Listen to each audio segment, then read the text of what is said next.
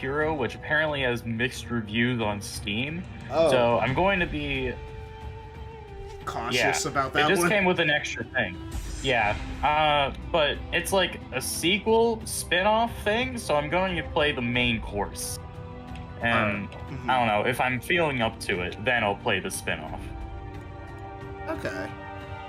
But yeah, alright, so locking in with Ascension. I actually haven't beaten Ascension. I only played the intro because I bought this game used, so I need to see if it worked. So, yeah, 20 years of God of War. Let's start in chronological order, just so I don't have to play God of War 1 again so soon. Because I did that on stream already. I heard that God of War 1 was good, though. No, it's not that God of War 1 is bad. I think God of War 1 is very frustrating on harder difficulties. Like, it's not... I personally did not like the end of the game on a harder difficulty because it just felt kind of bullshit. Like, it just felt kind of bullshit. When I played the game again on normal, I enjoyed it a lot more. God of War 2 is great. Like, it's really good. And God of War 3 is my favorite of the original trilogy. They got better as they went along, you know, like a good series. And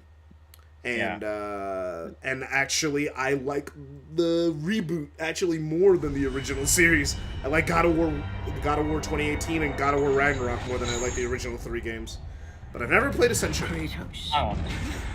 I did hear from somewhere, and don't quote me on this, but I heard that some people think that the God of War reboot series has better story, just not as good gameplay. It has a dramatically better story. Like, oh my gosh. Personally, I think the gameplay is still really good. I think it's different. Wait, games get better as they go along? What is this witchcraft?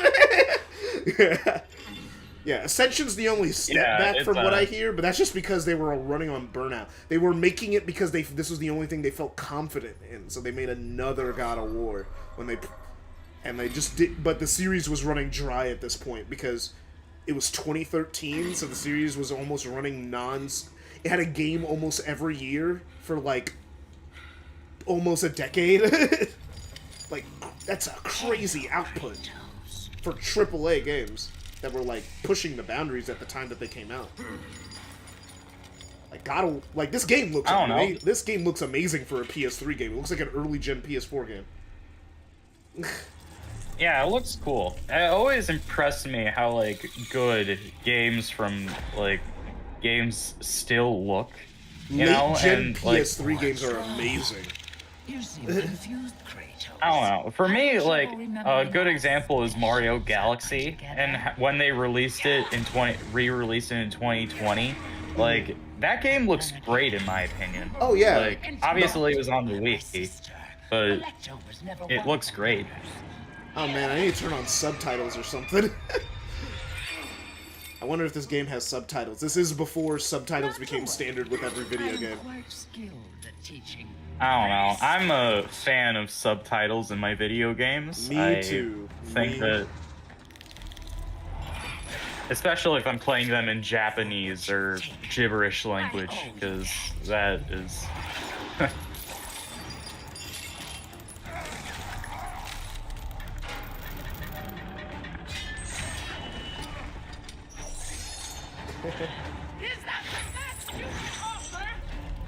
Use the left stick to dodge. Yeah, it's God of War, so we gotta start off the tutorial, which is gonna be super cinematic. Sometimes the tutorials of a God of War game is kind of like the highlight in terms of hype in a God of War game. Because they just it's like, alright, let's just do something crazy so you go like, damn, let me play the rest of this game. Which, to be fair, that is, like, the direction that most modern Sony games go for in their entirety of... Oh yeah, continue, sorry. I keep cutting you off, I'm so sorry. I don't know. You're fine, man. It's your YouTube channel. It's but I don't want to be rude. Live stream. I don't know. To be fair, like, that is the direction that most Sony games go nowadays. So, like, to have just the tutorial be, like, something, and then, like, the rest of the game is gameplay, I don't know. I think I would prefer that more than just, like, you know, a bunch of flashy camera angles, and at least in my opinion. A thing I will say, God of War actually is basically what created the Sony formula. Like, it started it. Because before PlayStation history, mostly I've been learning about PlayStation history through this channel called Golden Bolt. He's one of the few channels I've been, like, going through, like, PlayStation as a brand and, like, how it's developed as a company. Because PlayStation didn't become, like, a real gaming company until, like, the end of the PS2 era. Because before then, they kind of just were making stuff. And, like, they didn't even have, like, real game directors, which led to a lot of creative stuff. Because they just would have people doing things, and then didn't know what those jobs were, because PlayStation wasn't a gaming company. They were, a tech company. Software.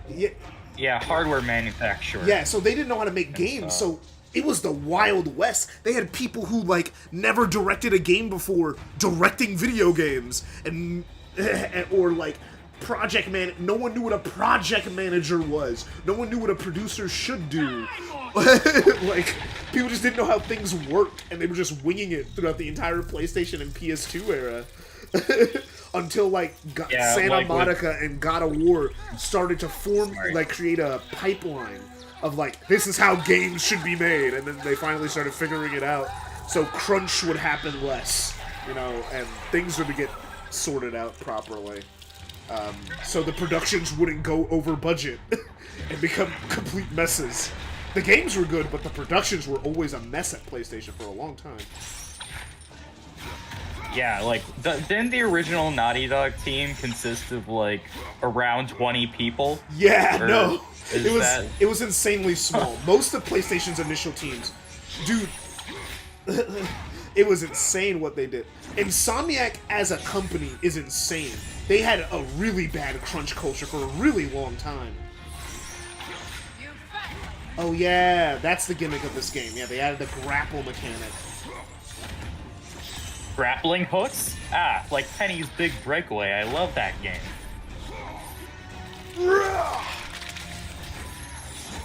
But yeah. Yeah, the bit of this game was, yeah, because they couldn't make Kratos more powerful than he was in later games, because this is supposed to be him at his weakest. So they, like... Yeah, it's a prequel. Yeah, so they gave him a lot of new mechanics. Like you can grab enemies and then start hitting them while you're grabbing them. Which is pretty cool. It's a pretty cool addition. Look at that PS3 gore. This will be the only game that we play at 30 FPS, because all the rest of them have 30 FPS versions. I mean, 60 FPS versions. But this one's locked at 30, because it was a late-gen PS3 game, and they weren't trying to even reach 60 anymore. But the game looks great. I don't know. But that was just that entire gen. Frame rate was... Yeah. Frame rate is something that, you know, I used to not really, like, in the case of games on my Switch, like, I don't really care about it being 30 FPS. Like, a game like Pikmin 4. Like, no. Like, Pikmin 4, would it be, like, I don't think I would really notice or care if it was at 30 FPS or compared to 60. But in the case of, like, games where I can easily notice the difference, like a speed-based platformer like Sonic, like, yeah, no, I don't know. I'm not a fan of 120 FPS. Really? What's wrong with 120? Well, in the case of, like, frame rates over 60, for my computer, it feels a lot less consistent. Like, it's technically a higher frame rate, but it feels, like, choppier. Yeah, that's because you're probably getting crazy frame drops. Like, it's dropping from 120 FPS to 90 FPS, so you're losing 30 frames. So even though it's at a higher frame rate, it feels worse. because frame timing is way more important than frame rate. So if your frame timing's off, it's gonna feel like ass. You will see how we treat it feels bad. Here. Like with Crash 4, like that game has you automatically at 120. I started up the first level, and I was like, why does this look bad? Then I just turned on 60 FPS, and it was instantly better, and I was playing one of the best 3D platforms. Yeah. So, oh, you're gonna hate me for this take. I did not love Crash 4. I did not. I felt like if I wanted... Really? Like, I didn't like it. It just didn't click with me. I played all the Crashes, like, back-to-back, and my favorite is Crash 3. That's the one I like the most. But I don't really like any of the Crash games.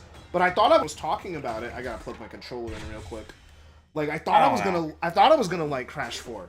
I really did, but it just didn't. Was it the level design philosophy? It was collecting everything felt like such bullshit that I didn't want to do it. But if you're not collecting everything, the game feels like a baby game. It had no balance. I guess Crash 1 does have a more difficult game, even though you're not going for like all the collectibles and such. In the case of Crash 4, that game is difficult whether you go for the collectibles or not. Really? At least in my opinion. Yeah, no, for me, I just felt like I was like I was just getting through it after a while. When I wasn't collecting anything, I just didn't feel like I had any motivation to get better at the game. But like, I'll say I don't know. I also didn't like Crash 1, by the way. I didn't like Crash 1 that much. I played it quite a bit because it's short. So, like, I played it, but I don't really like Crash 1 that much. Because I think my problem with the Crash games is that everyone says it's the most fun when you're collecting everything. But I don't like collecting things that often. It doesn't appeal to me, you know? But then I really like Spyro. Like, I really love Spyro. I haven't finished Spyro 3. But Spyro 1 and 2 are, like, really good. Spyro 3 is peak. I only played the beginning of Spyro 3. I haven't played much of it. Like, I plan to. It's peak. But, like, Spyro 1 was amazing, and Spyro 2 was, like, this is a perfect sequel. And I'm like, man, it's like, why don't I like Crash? It just doesn't click with me. I think also, like, it's because it's a precision platformer instead of a flowy platformer, and I just don't love precision platformers. I just don't love precision platformers in the first place. That's completely fair. I completely understand your take. Yeah. I still love Crash 4. Oh yeah. You can never stop me. No one's trying to take it from you.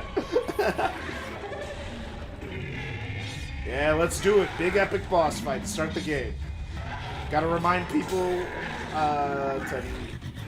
because this was kind of a send-off for the PS3. This and Last of Us were one of the last big first-party games that came out for the PS3. Which was kind of quite a way to go out. Because again, quick time events, of course. It's God of War. They created the quick time event. Not actually, but like God of War and Resident Evil came out in the same year, and they both like started the craze of quick time events, which is kind of weird that they both came out at the same time. Just that kind of surprised me because, like, because Resident Evil was on the PlayStation. Was God of War originally on the PS1 or PS2? It's a PS2 game. So the PS1, like, lived for a way long time, didn't it? It existed from 1994 to 2000. That's how long the PS1 was around. The PS2 was 2000 till 2006. God of War came out in 2005, and Resident Evil 4 came out in 2005. I don't know. I think I'm mostly just going off the fact that not based off different console generations, just when the console was discontinued. Oh, discontinued? Oh. Because the PS2 wasn't discontinued until for, like, 2014. What? how many years? It wasn't discontinued until the PS4 gen. That's when they stopped making PS2 games. Up until then, they were making PS2 games that entire time. It was actually crazy. Because Madden was still coming out till like 2013, and there was a few more PS2 games that were coming out. Because the PS2 is the best-selling console of all time. And what extended its lifespan was the Wii. Because the Wii was only slightly more powerful than the PS2. So then people would release Wii games and go like, well, we might as well also put it on the PS2. Yeah, like Sonic Unleashed on the PS2, which is kind of a terrible port, really. Yeah, the PS1 didn't get discontinued until like maybe halfway through the PS2 generation. PS3 lasted till like 2017 because Persona 5 came out on the PS3. Because it was supposed to come out on the PS3, but then they took forever to make that game. Cool. It's like a giant. You're like on top of a giant person, and that was like a... Yeah, we're fighting a giant... Yeah, this is cool spectacle. Oh yeah, because it's God of War. Yeah, this is cool. I hope it's cool. That's like half this franchise. They literally said when they made God of War, the idea of God of War, the core idea was, we don't need to have combat as deep as Devil May Cry, but we want you to feel cool while doing it. Like, it was just like, we wanted to make a cool action game that's like Devil May Cry. Devil May Cry has always been deeper than God of War, but God of War's always had a more broad appeal. You know, God of War's always had more broad appeal because it's been easier to get into. Has a lower skill ceiling, I will say. Yeah, and you're playing as a god, so there is that. Hey, in Devil May Cry, people you're playing as a gods demon. in their game. You're playing as a demon in Devil May Cry because Dante's half demon, half human. Where do they want me to climb? There we go. I was like, level design. Mandatory climbing sections. It's been here since the first game. This is the... My sisters are too I just want to go from God of War 3 to God of War 2018. So I was like, let me just get this out of the way now. The thing is, I haven't really played God of War, so I'm sorry if I sound ignorant to a lot of the tropes in these games. Oh, that's completely fine. I'm sorry if I sound like an idiot. No, you don't sound like an idiot. You're fine. I promise that I'm not an idiot. I like hearing new people's thoughts on things that I actually know quite a bit about. I like introducing people to things more than I like discussing things that I already know, like with people who are already into the same things that I am. That's just a personal thing. I like going like, ooh, you haven't experienced this thing? Bro, let me put you on. Alright. Health. Yeah, I'm seeing this gameplay and I'm thinking, wow, they really did just rip this off for Sonic Unleashed. It's like, huh, this is very similar. It's like... Yeah. Wow. Oh, lever. Okay. Yeah, it's the tutorial, so nothing's too complicated, because it's just trying to introduce you to all the controls. Oh, yeah! Okay, we still have that. Ooh.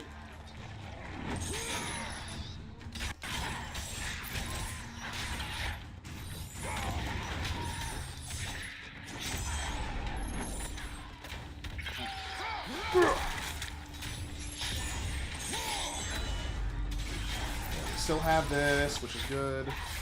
Hey, hit him with the... Get him with the...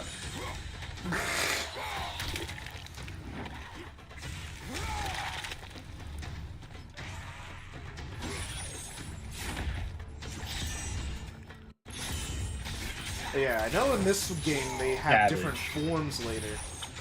Which I'm interested about that, because some people like it, some people don't like, because they don't give you multiple weapons.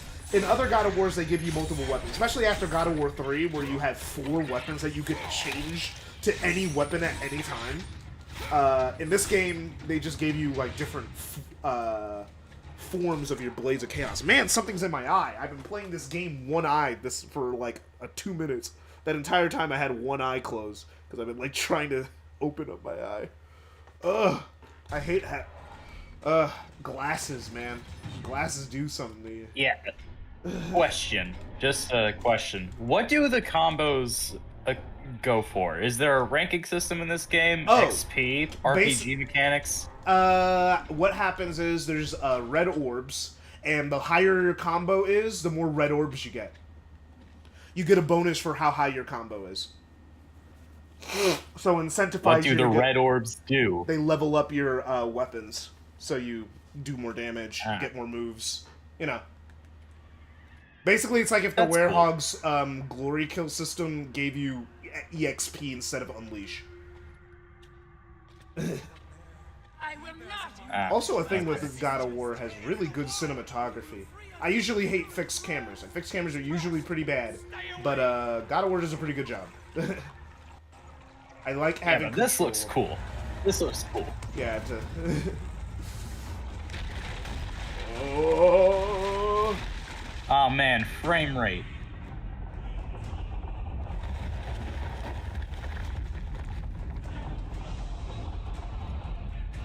Yeah, internet's actually holding up. I'm glad I changed my name. It's getting a few frame drops every here and there, but you know, it's not the worst. Oh.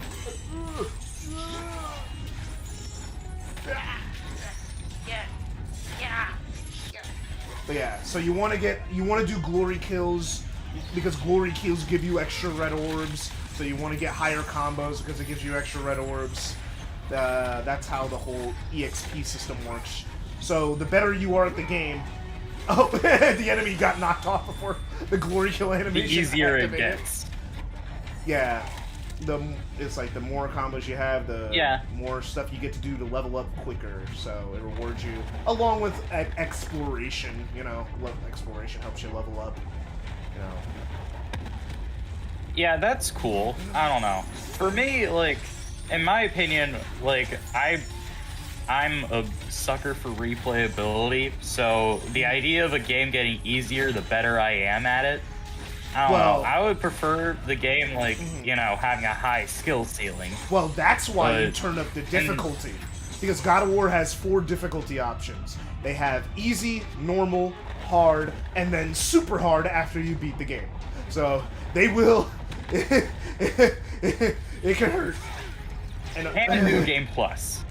Which... The first God of War doesn't have New Game Plus, and God of War 3 doesn't, but this game and God of War 2 do. I don't know why it's not a consistent feature. And the reboots have New Game Plus, of course. Oh no. What, did you expect the sequels to have consistent features with each other? I don't know why God of War 2 has New Game Plus, but God of War 3 doesn't. It's so weird.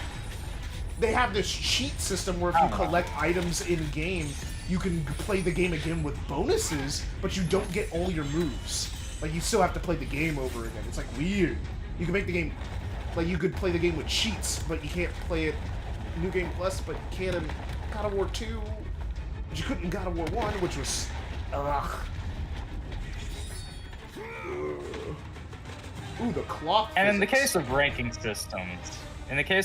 systems, I just generally think that, like, ranking systems add a lot of replayability for arcade-inspired games. They do. I agree. Yeah. Which is why Devil May Cry is so good. Which Devil May Cry, I think. Yeah, I heard also DMC3's S ranks are insane, and like what you have to do for them is. Yeah, DMC. Devil May Cry 3, especially the base PS2 version, is the hardest Devil May Cry game, basically.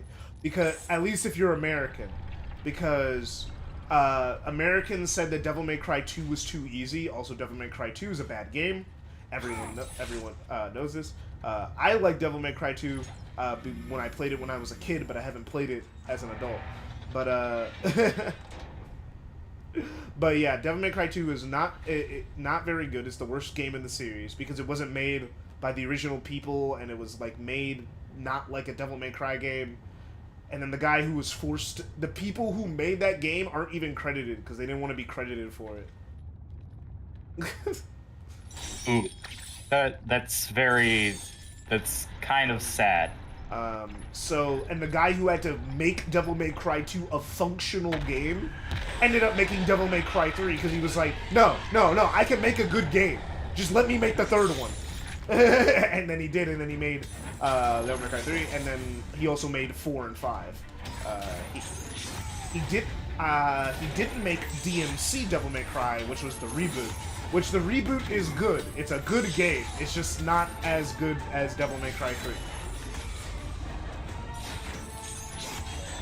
Yeah, DMC 3 is like the fan favorite. It's between 3 or 5. They're both like really good. Man, where was this mechanic in Sonic Unleashed? Where was this? I wanted to, the Titan boss fights would be really fun. You can dodge Sonic Unleashed. You can dodge in Sonic Unleashed. Oh, no, you're about to see what I mean in a second. When the stream catches up. Oh, you can ride on enemies? Oh, that's sick. Okay, that is genuinely really cool. I don't know. I'm not sure if I'm going to be able to play this game, but I will say that it looks really cool, and you can definitely emulate it's probably the first really two. fun. Yeah, you can emulate the first two. It's the PS2 emulators, and that hard to get your hands on. Now it does require some level of you gotta setting sail on the seas. Yeah, you gotta ride some oceans. But Sony hasn't re-released these games since 2010, so that's their fault.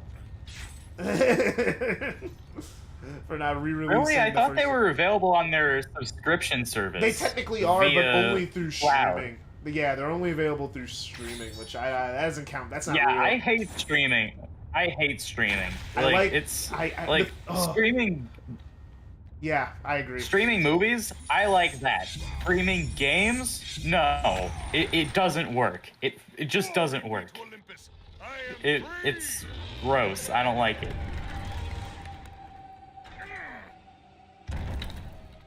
Oh no! Oh, he dodged it.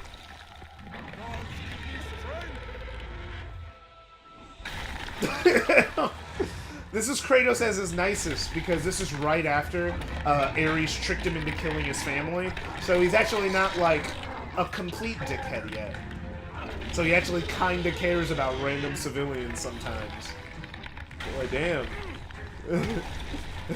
Old Nuke, because like Kratos by God of War 1 would not care about that random dude. Yeah, this is the nicest The God of War. I do find it funny they do continue the thing about him not really talking. Kratos hasn't really talked yet.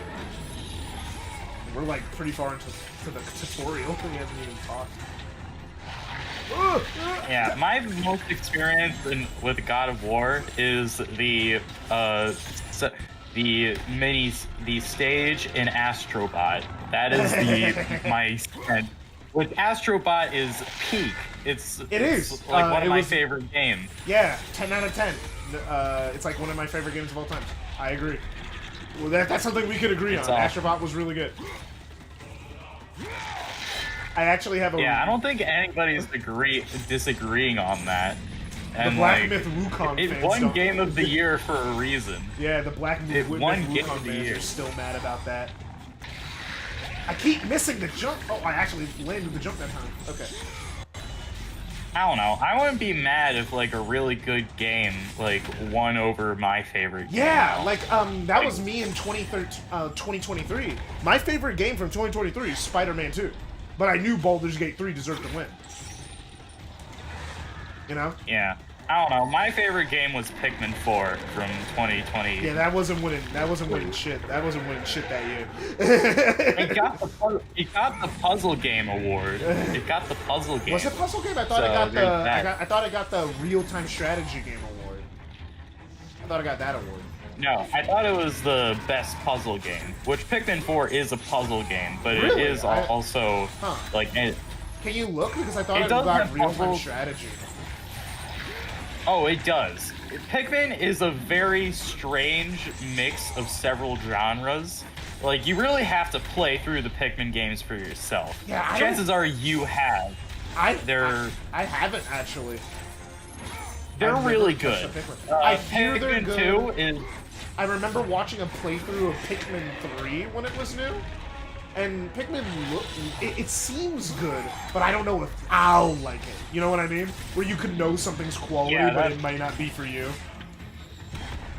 Yeah, that seems good. Like one of those. If you're gonna play it, I don't know. If you really want to get into the series, like play all of them. If you want to just try them out, do not play Pikmin 2.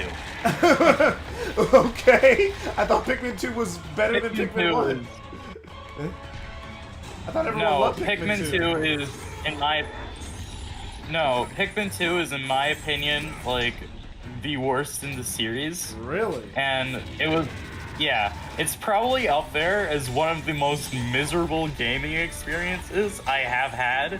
100%ing it, because it is just like a complete like train wreck of a game. Like, okay, let me just explain this to you. Like, Pikmin is a game with real-time strategy elements in mind, right? You know, with the idea of strategy in mind. So when I say that the game has randomly generated stages, the idea of strategy is kind of thrown out of the window, right? You have to improv. The game has... It's all improvisation. Yeah, it has randomly generated stages, and, like, it's not good. It's not fun. It's not a fun game. At least in my opinion. I don't know. Maybe it'll get canceled on like several social media platforms for saying that Pikmin 2 is not good. Yeah, because I hear that like that one's one of the best ones. Dang. Ooh. I don't know. Ooh. Pikmin 4 is my favorite one. It basically like takes all the cool ideas that Pikmin 2 had, doesn't do them badly, and does like a bunch of other cool stuff. It's Pikmin 4 is my favorite one. Pikmin 1 and Pikmin 3 are also great. Like those, I really like those. Yeah, I hear nothing but great things about Pikmin. I just don't know if it'll be for me. Yeah, that's fair. That's fine. It's like, but yeah, it's because I like, it's like the reason I never ran into it is because I didn't really have many, like the only Nintendo console I had was a Wii, and I only had a Wii to buy Sonic games. And to play Smash Brothers Brawl. That was it. So like, I didn't really... Oh yeah, and Mario Galaxy, which I thought that I beat, so I thought that I was getting close to beating, so then I sold it so I could buy Uncharted 3. I had skimmed through that stream. So you heard the story. Like, yeah, and I can't like say, and look, I can't say that like it was a dumb mistake because I myself have made really stupid mistakes in my life. But, like, you saw the rest of the hub world, right? You saw that there was, like a whole hub world, right? Or was that, like, not on your mind? I thought I thought that galaxy was I thought that was the whole game. I just thought that was the whole game. It didn't I mean, it was a cool 30 minutes. It was a cool 30 minutes. I thought the first Galaxy was the full game. Because I was fighting Bowser. And Bowser was the final boss. And I just was like, oh, so the game must be over. Or at least close to over. Because I'm fighting Bowser, right? I thought the first boss was Bowser Jr. No. I got to a point where I was fighting a Bowser. Or at least... there was a Bowser planet or something. All I know is that I saw in the distance that, like, I thought that the final boss was right around the corner or some shit. So I was like, oh, you know, I'm almost done with the game. That was a kind of good time. But I need money for Uncharted 3. So I sold that, a bunch of other Wii games, and Wii Sports. Because I had Wii Sports on Wii Sports? But Wii Sports is like, why would you ever sell Wii Sports? It's... because I wanted like, Uncharted 3. You know, everybody likes... See, you haven't played Uncharted 3. I mean, I'm guessing that it's really dang good. If you sold Mario Galaxy and Wii Sports, it's probably really good. Funnily enough, I actually think it's the third worst Uncharted game. Dang. There's 4 Uncharted games. Dang. It's the third one. Because the worst Uncharted game is Uncharted 1, then Uncharted 3, then Uncharted 2, and then Uncharted 4 is the best one. But when I was a kid, Uncharted 3 and Sonic Generations were my favorite games. I played Uncharted 3 on... People say those games have no replayability. Bruh, I played it on easy, then I played it on normal, then I played it on hard, then I played it on crushing. I kept replaying my favorite missions over and over again. I played the shit out of that game. I mean, hey, like, I completely understand. Like, not... Like, some games are, like... Some games have replayability. I just like games that, like, focus content on, like, being specifically something that I'd want to go back to. At least in my opinion. And in the case of cinematic games, like, say, you know, Uncharted, Last of Us, like, God of War, or at least the reboot, they don't seem like the type of games that I would want to go back to. For you, they seem more like one and done, so yeah. Yeah. For me, I've replayed all... Like, dude, Last of Us 1 is so fun to replay. Dude, it's so... dude. Because New Game Plus is in that game. And, like, playing it on higher difficulties, dude, that game's so good. Last of Us is so good. As a game. Forget the story. The encounters, the gameplay. That game's so good. That game is so good. I've heard mixed things about the sequel. The sequel, people really just don't like that Joel died. They just don't like that Joel dies. And they go like, oh, the game's bad. Yeah, oh no! Oh no, I forgot! There's boobs! It's God of War! Oh no! Ah! Ah! Ah! Oh, ah! shoot. I forgot. Yeah. I forgot. I'm going to see you later. I forgot. God of War. There's boobs. Man, I don't know what's happening. Let me turn on the audio so I can hear. Because I don't have subtitles.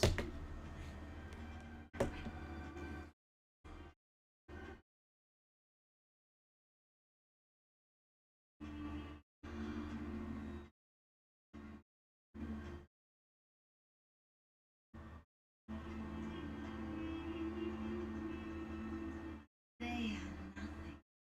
Come with me and experience the great.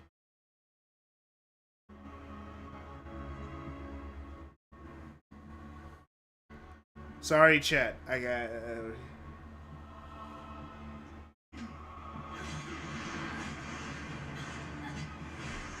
Okay, the boobs are gone.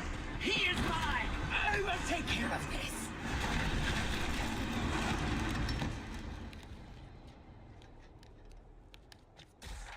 Okay, there's gotta be subtitles. Somewhere, right?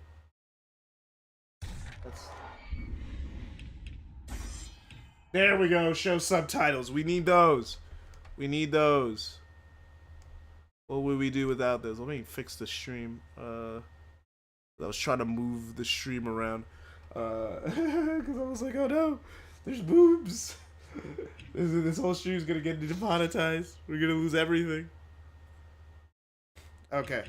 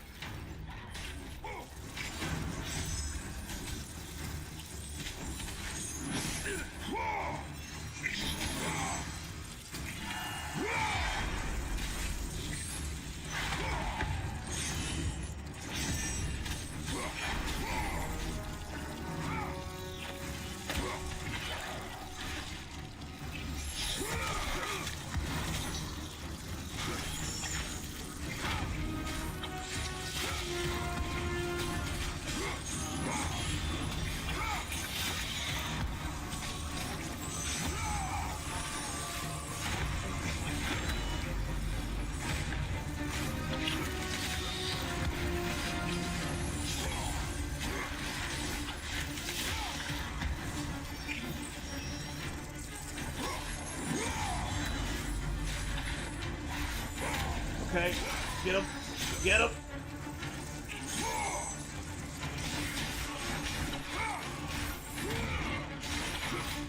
Get him in the air.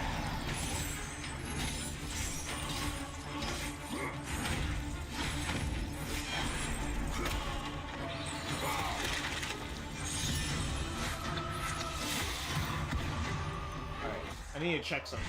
What's my moves? Respect. Okay.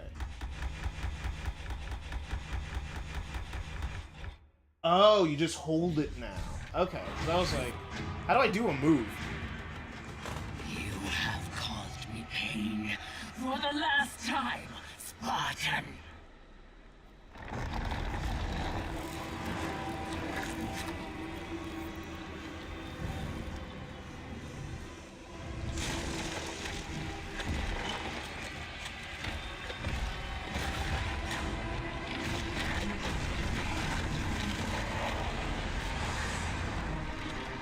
Oh, that's so gross. Oh, that's so gross.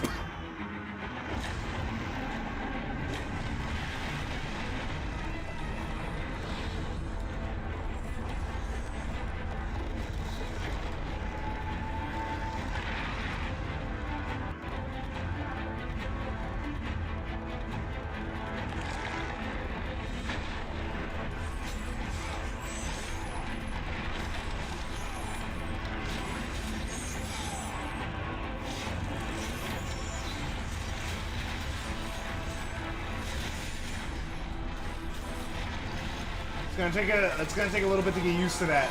I'm not used to the.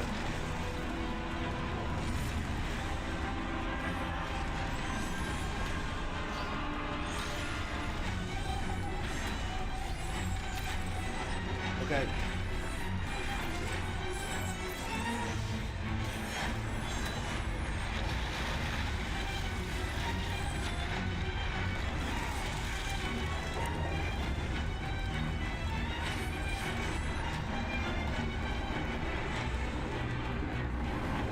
Where am I? Where am I? I'm so small.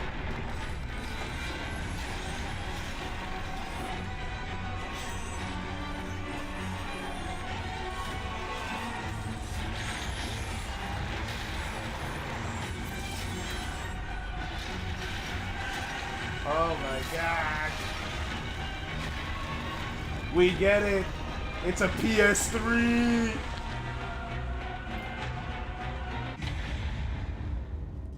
Alright. I got a trophy for that. Okay. So, I'm on a time limit. Alright, now I know.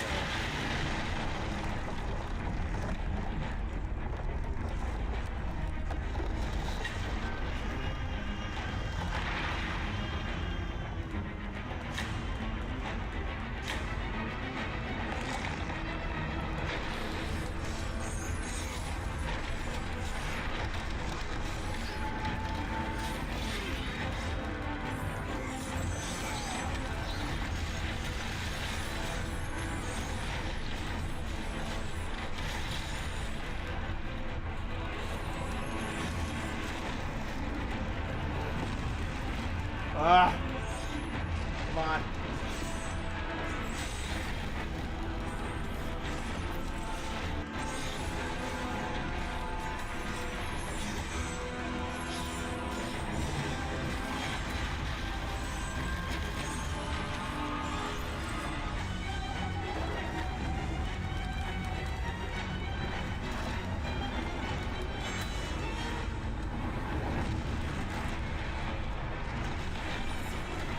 Come on, I just need.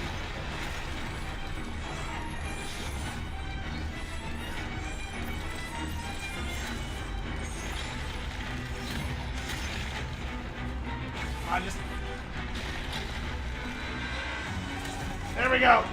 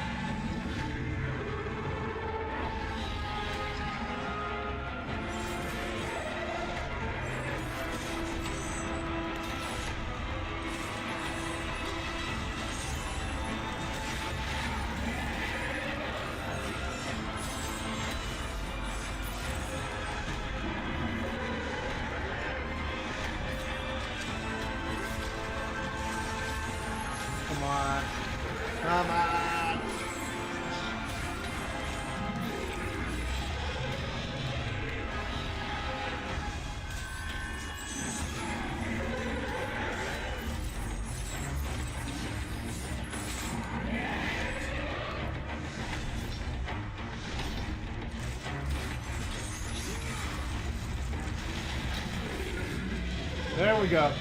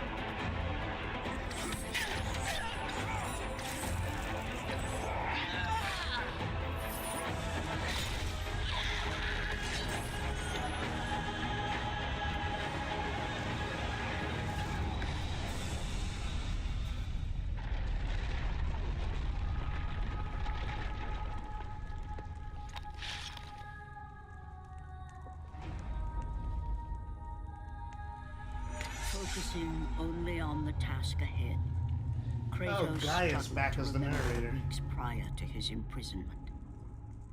To the time when he set out to break his bond with Ares, the god of war.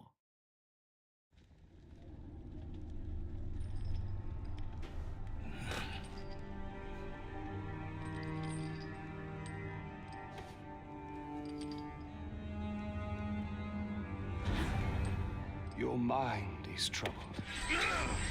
Your skills are still without equal. Do you have business with me? I do. But this is not the manner to discuss it. I see no other way. You have no reason to trust me, Spartan. I only ask that you try.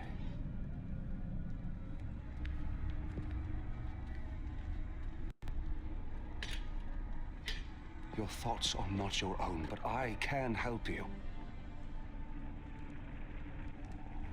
I believe these belong to you.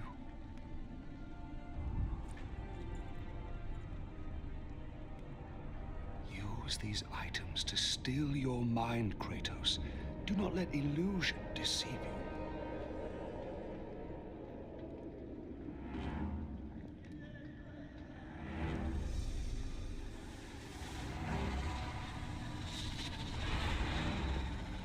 The visions ceased. I see only you. Good. You will need this skill for the path ahead. And what path is that? The path of freedom, Kratos. Freedom? Yes, freedom. Freedom from the Furies who relentlessly hunt you in the name of Ares, and ultimately, freedom from your bond to the god of war himself. Break an oath with a god. Of all the minds in question, mine is not the one to worry about.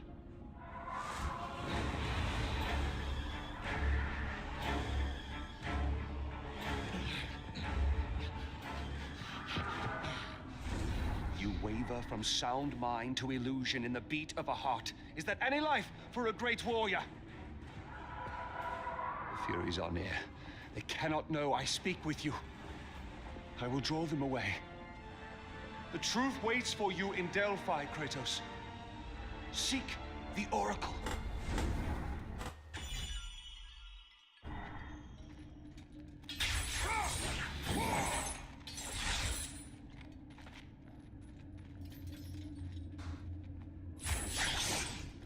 Yeah, it's weird that they made it hold the button. It means that it takes a second to come out. But it means that you could also do it mid-combo easier, I guess.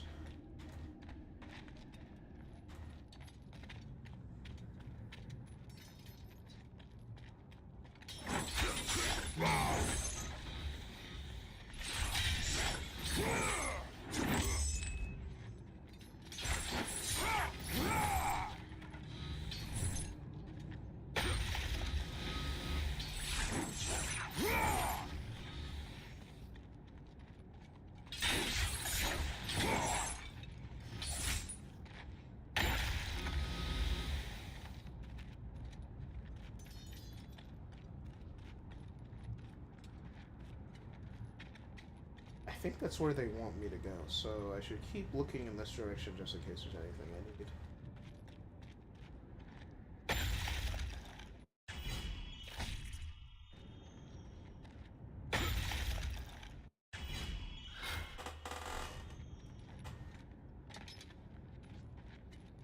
Alright, got some upgrades.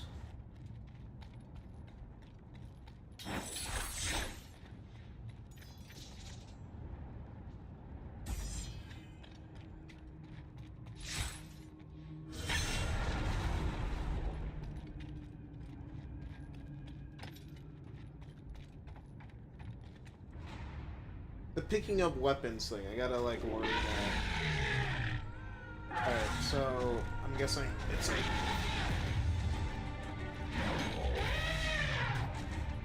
Can I incorporate in my combos? Okay.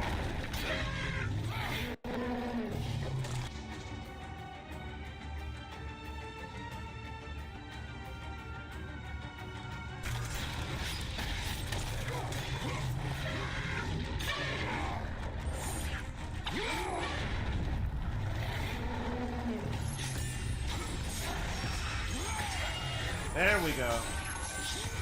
I gotta get this new parry timing down.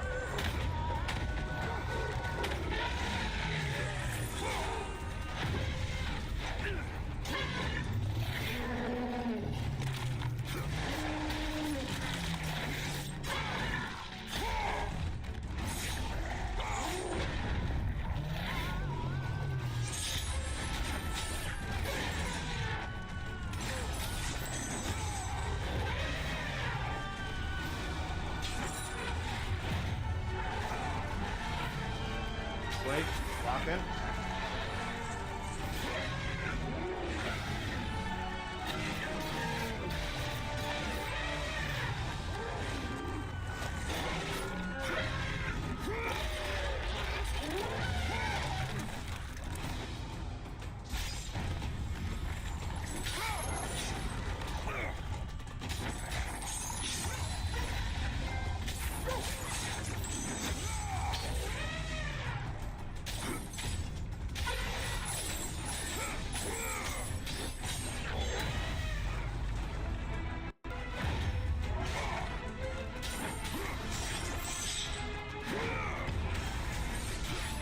Okay. Getting used to the new combat.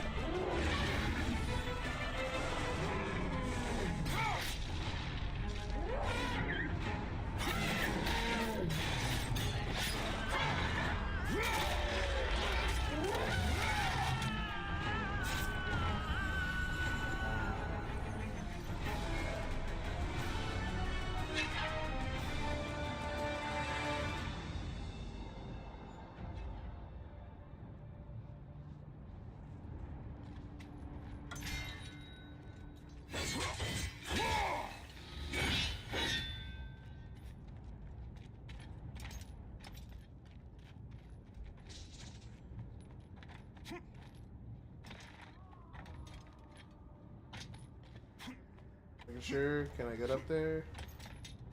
I can.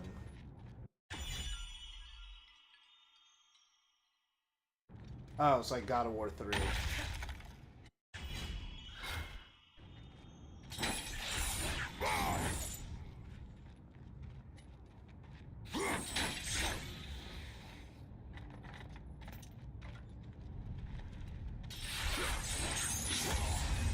You thought you could hide this door from me.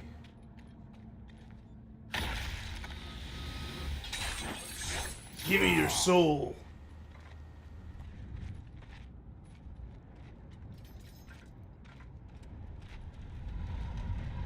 Oh good, they kept the block pushing from 3.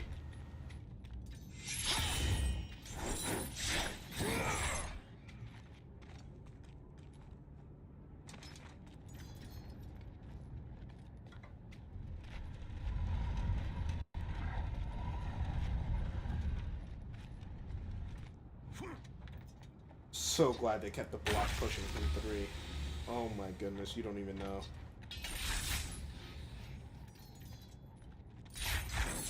Little things can get so deeply underneath my skin. Oh my goodness.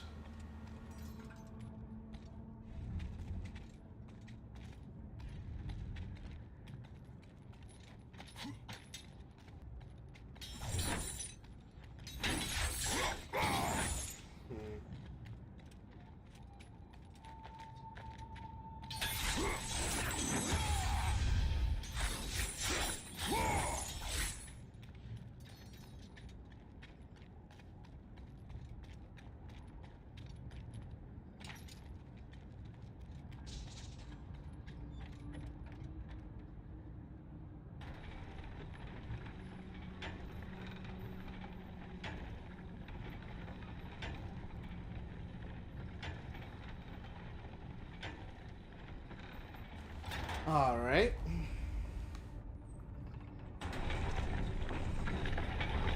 Let me check something, because I don't think anyone's in chat, so I have to check it manually.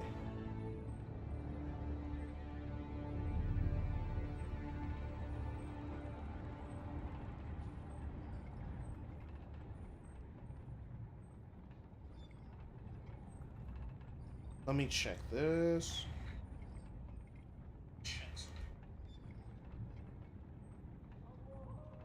Okay, I just had to check if the frame rate was like, cause on OBS it's showing me the frame. I'm not. Oh, I look like I got some crazy frame drops quite a while ago. But it seems mostly it's fine. It seems like it's mostly fine. I was just checking because like when I look at OBS, when it shows me the video playback, it's like not 60 at all, so I had to check. And the game's 30, so I'm like, okay, it looks really choppy. Let me check out on that.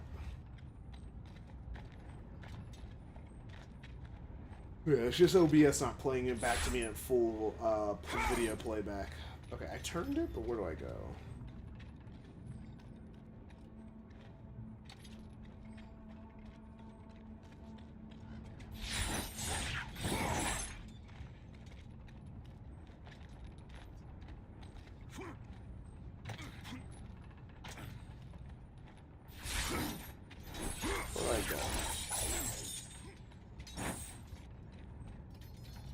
I got distracted and now I don't remember where to go. Oh no, this happens.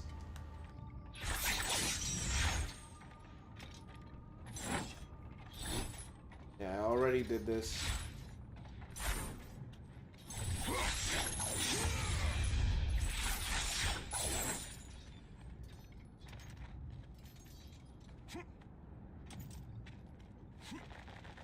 Oh.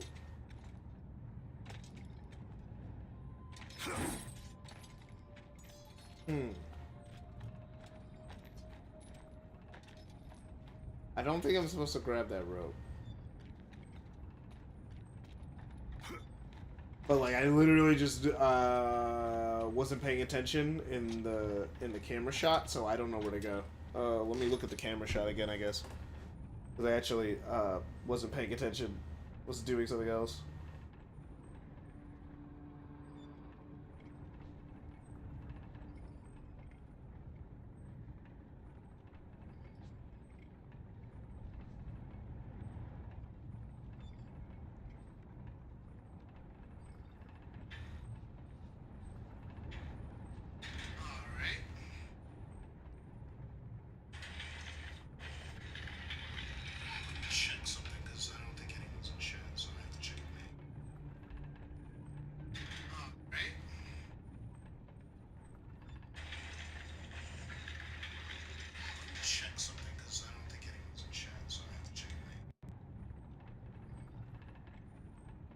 Okay, so that's why I didn't know where to go. Okay, that makes sense.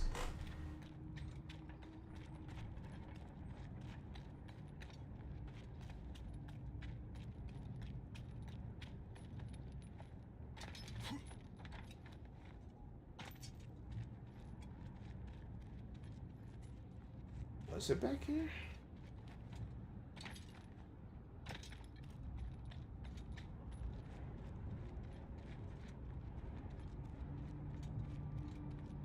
I need a new camera angle. Okay.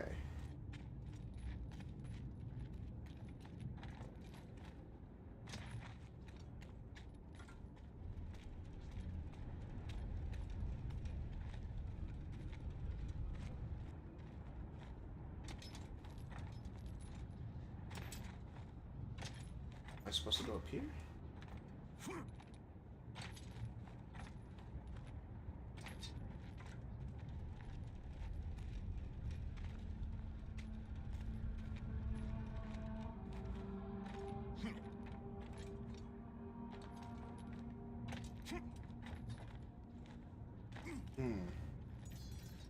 I must be mistaken. But I saw the thing, the camera did like a little whoosh.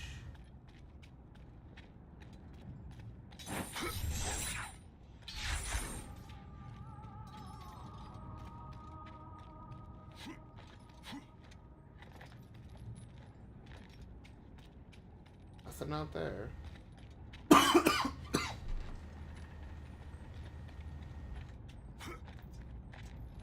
And nothing over here. Like, I saw that the thing went down somewhere else through here, but I, like, am not completely sure where I have to go. Instructions unclear. What's up, bro? Oh, hey. I'm playing God of War right now on stream. Wow. Ekoro wa Ekrato. Okay. Yeah, what I'm doing is downloading RetroArch. Oh yeah, RetroArch. I don't usually use RetroArch. I prefer to use like one specific emulator for whatever because I don't like the UI of RetroArch. It's kind of confusing to me. But I'm downloading it, hoping to find a Sega Saturn emulator because I don't find any reliable working emulator for PC. Yeah, It is free, right? RetroArch does. Yeah, RetroArch does have a Saturn emulator. I think I used it to run around in Sonic Jam a little bit one time, and that was about it. That was and then I said, okay, I'm good. I'm done. I'm wondering which game I'm going to play first because I just want to try out Saturn games, you know. But I'm wondering which game should I try first. Burning Rangers, I hear things about Burning Rangers. From Sonic Team, I'm thinking about it, but I heard that the game's pretty clunky and has like pretty bad controls. Well, to be fair, that's all Sega Saturn games are pretty clunky. Like, that's just because they're early 3D games, you know, they just don't have it like that yet. Well, Jet Set Radio is not really an early 3D game, and it also controls like shit. Yeah, that's a Dreamcast game, which is still early 3D. So, you know. No, but Jet Set Radio is big. Don't mess with it. I mean, I like, I haven't played... Oh, that's what I have to do. Okay, I was like, it's somewhere around here. Like, I just couldn't figure out where. Alright, figured it out. Finally. Yeah, but the game that I really want to play is Daytona USA just because the soundtrack. Oh, yeah. That makes... That actually makes sense. Yeah, if I'm playing a Saturn game, it's only for the aesthetics. and also, Daytona USA. For what I've seen, it's like it looks like pretty good, like in action. It seems pretty fast. And, I don't know, breathing. Okay. Yeah, so to me it looks like it's really stuttery, but on stream it looks fine, that's good. Alright. But, yeah, no. Yeah, Saturn doesn't really have a lot of games that personally interest me. Like, I played Sonic Jam, and I was like, alright, that's it, I'm done. But if you end up liking Daytona USA, I definitely recommend. This isn't a Saturn game; it's a PS1 game. But I definitely recommend checking out Ridge Racer 4 if you haven't played it. Ridge Racer 4 is so good. No, haven't. Yeah, if you end up liking Daytona USA, definitely check out Ridge Racer 4. If you like racing games that are all, play Metropolis Street Racer. It's a very good game. But Metropolis Street Racer is pretty much an arcade game where you it's more like a score attack game where you have to perform really well in the game, in the races, to get the highest score possible. The game has like 300 like beasts to run through. Okay, getting used to I mean, it sounded like a lot, but they just like vary up the patch that you take. And also, have you heard the soundtrack of Metropolis Street Racer? No, I've never heard of it until you mentioned it. Well, hear this out. You know Richard Jacques, the composer of Sonic R? Yeah. Okay, you know T.G. Davis, the singer of Sonic R? Mm-hmm. Yeah. So well, those two are... Yeah, those two are back in Metropolis Street Racer. And I tell you, Metropolis Street Racer is Sonic R2. For real, I mean, it's just like extremely good. Yeah, they changed how the parry works in this game. It's like, it doesn't automatically parry if you just guard at the right time. They changed it to where now you have to press a parry, but like you press block and another button to parry, which I'm not too sure how I feel about that. Because the parry system worked perfectly fine before. It didn't really need to be changed. I understand why there were people who didn't really like this game that much. It did change a lot of the basic God of War mechanics for the sake of being different because they just wanted to innovate, but it's not innovative, it's just different. I haven't played any God of War game. My brother has played this last this last PS4 God of War games, the other one and the Ragnarok, and he really likes them, but I have never found the appeal on them. I find them like the combat very basic and stuff. The combat, I don't know, is really fun in those games. In my opinion, anyway, because I like it's like it starts off basic. I will say that. I will never say that they start off super intricate. It starts off really basic, but it gets, the more you play, and then by Ragnarok you have 3 weapons that you can switch between, and weapon switching is always makes a action game better. Yeah, of course. And by the 3rd game you just got, like the first game you get 2 weapons, and then the second game you have 2 weapons for the entire runtime, and then you get a 3rd weapon in the last half of the game, and it's a completely different weapon style, and it was really good. Game changer, basically. Honestly, for me, I played now, besides this one, I played God of War 1, 2, 3, and 4, and in my opinion, the games just get better each time. God of War 1 is worse than God of War 2, so on and so forth, to the point where, I think God of War 2018 is better than God of War 3, and I think, ooh, wow, this combat room's lasting a while. Oh, I think they want me to unleash the magic. Oh, I messed it up. I messed it up. I didn't know it was going to do a whole quick time event. I didn't know that was the thing in this game. I'm like, why is this room lasting forever and I'm getting no red or... Oh, I'm supposed to do something.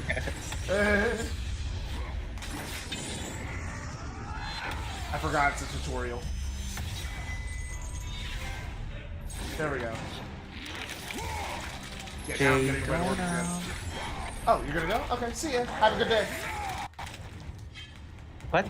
I thought you said you were gonna go now, so I was like, oh, see ya. Have a good day. No. No, what I say was Daytona, let's go away. Daytona. Guys, I'm just cannot save us from ourselves. The fate of the I need to universe accept a is contract with Microsoft DirectX, and I am reading all that. Yeah, you know, we could have signed our souls away at some point because these companies make the like so long that like, and no one has read them. I don't know a single person who's read that stuff. We've probably signed away our souls at some point. We don't even know it. Yeah, basically, you know that when you buy a game online, you aren't buying a game. You are buying the license to play the game. That's why I and like that buying my license can games expire. Yep. A perfect example is the Crew. The Crew, like Ubisoft removed the game, like, and you just can't play it if you bought it. I can't have that kind of luxury. It's like, I think that's really annoying, and that's why I love my physical ownership.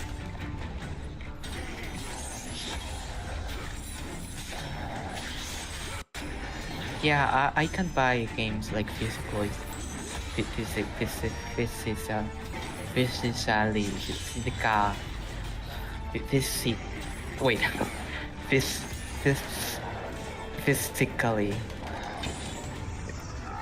I think I'm messing it up. Yeah, you got there. You got there. Okay. Okay.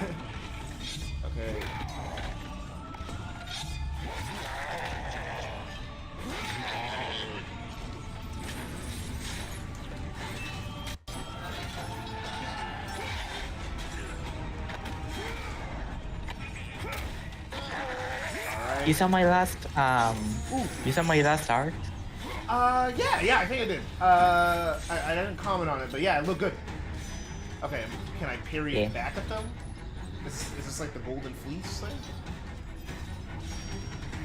Oh, okay, so I can hold the block, but press it. Okay, so it is like the Golden Fleece. Even though it's not supposed to be because Kratos doesn't have the Golden Fleece yet, but whatever. Ah! Okay. There we go. Come on, one more. This is good for me. This is so I learn the parry timing. Parries are always fun in video games. I'm bad at them, so it takes me a lot. And like, well, I start parrying off of if I mash the parry button at the right time. After a while, and sometimes because I'm just really bad. Like, it takes me a long time to intuit the timing of a parry. It takes me so long to learn it. I do not pick up parry timing really quickly, unless it's really. I mean, it depends on the. It depends on the game because there are video games that have the parries and attack patterns very well telegraphed, but there are other games like Sonic Frontiers that really don't work. Yeah, well, which is why they just made it infinite. With the parry because yeah, in Frontiers the animations weren't made to tell when the attacks were going to be made, so that plus the that's why the boss was the bosses in hard the final the final rush of the tier DLC sucks completely because the bosses weren't made with the perfect parry in mind. Yeah, that was the only part of the DLC. I did it in a few tries, but like it still was it was still kind of frustrating. I eventually did end up doing it, but so far I haven't really needed magic. Usually in God of War, magic is like a fucking essential, but like so far I've been handling the combat pretty okay. In this game, which is pretty good. It's just that you have a lot of options. It's like because you only have the Blades of Chaos in this game, they try to give the Blades of Chaos kind of like a lot to do, which is interesting. Ooh, nice shot there. Good cinematography.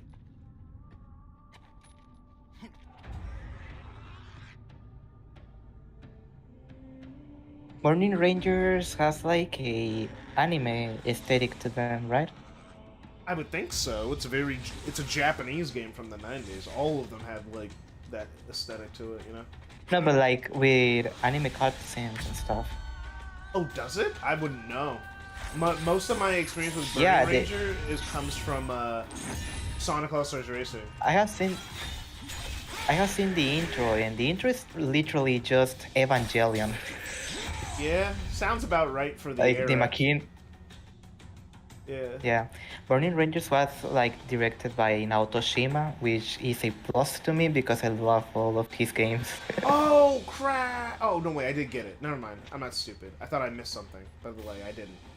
I just forgot that I did it because I have short-term memory loss apparently. I'm watching screenshots of like the game Burning Rangers, and they look like Bomb Rush Cyberpunk characters, kinda. Like the polygonal characters. They have like jetpacks or something. I do have Bomb Rush Cyberpunk. I haven't really played it much. I bought it physically like a while ago, and I just never got around to playing it. I actually bought Bomb Rush Cyberpunk 3 days ago, and I'm having the blast of my life. Yeah, like I planned to get to it. I played it at like I brought it to my cousin's house one time, and I played it a little bit while I was there, but we ended up just doing other stuff, and I just never got around to picking it back up again. I'll pick it up eventually. Yeah, but it is pretty good. It is pretty good. Yeah, it'll probably, when I play, will probably be 8 out of 10 or something like that. Yeah. For me, at least, it is already like a 9 out of 10. Damn. Like, it could be. It is a simple game, but everything works like so well, and there's little to no flaw in. But again, the game is pretty simple. The game doesn't ask you much for you, but the game is not like a challenging kind of platformer or score attack game. It's more like a Super Mario 64 kind of game that it throws you to a stage and says, "Look, you have an amazing movement and mechanics. Go do stuff." And moving around is fun enough by itself. I mean, it's the kind of game that being there and moving the character is fun. Oh, So yeah. all these challenges and all the stuff that the missions that you have to do are just an excuse for using the character. Yeah, like that's well, that's why I like Sonic Frontiers. Yeah, because moving Sonic is fun, and I said it before the game came out. I was saying it like, and I stood by it. I'm like, if Sonic is fun to control, I will like the game, because that's really all I'm asking for. And Sonic was fun to control, so I had a good time. I would say that Sonic is really fun to control in Frontiers, but the level design in Frontiers is not really that good. I think that's the thing that I had fun in the open zone. I think the cyberspace stages. I think what annoys me is that I know that they're not very high quality, but I still have fun in them. Like I go like, yeah, because the thing is they're based off of levels that are good.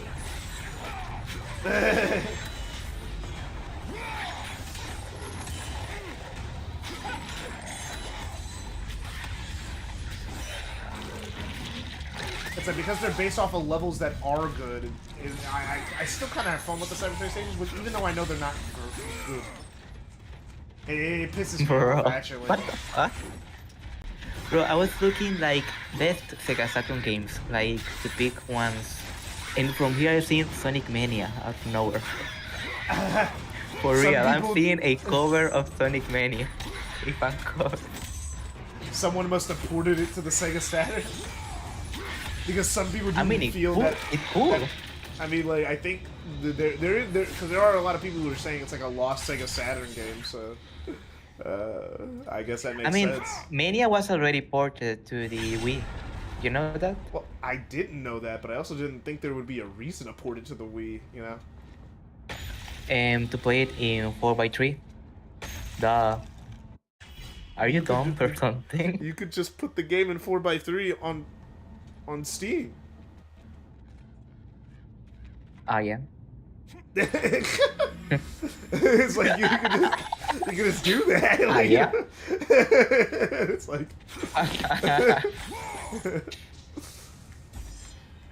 That's what I was like. I'm not going to play Nights into Dreams because I already have the game on Steam, and I think that the game is like superior.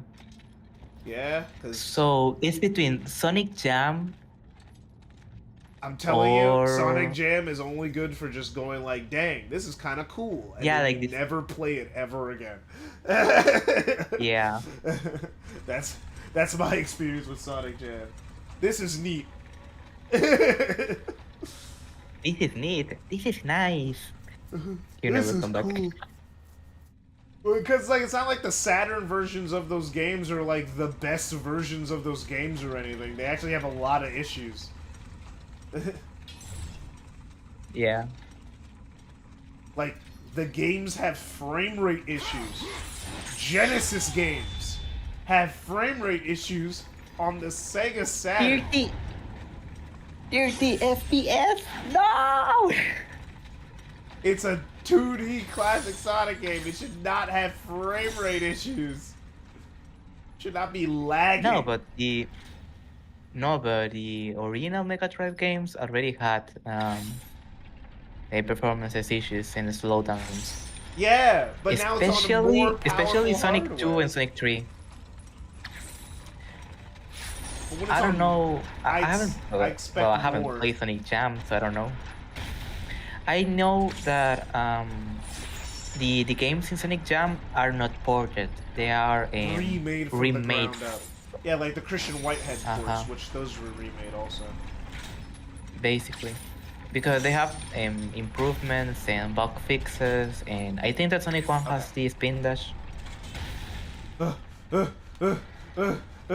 God of War puzzles, God of War puzzles, God of War puzzles.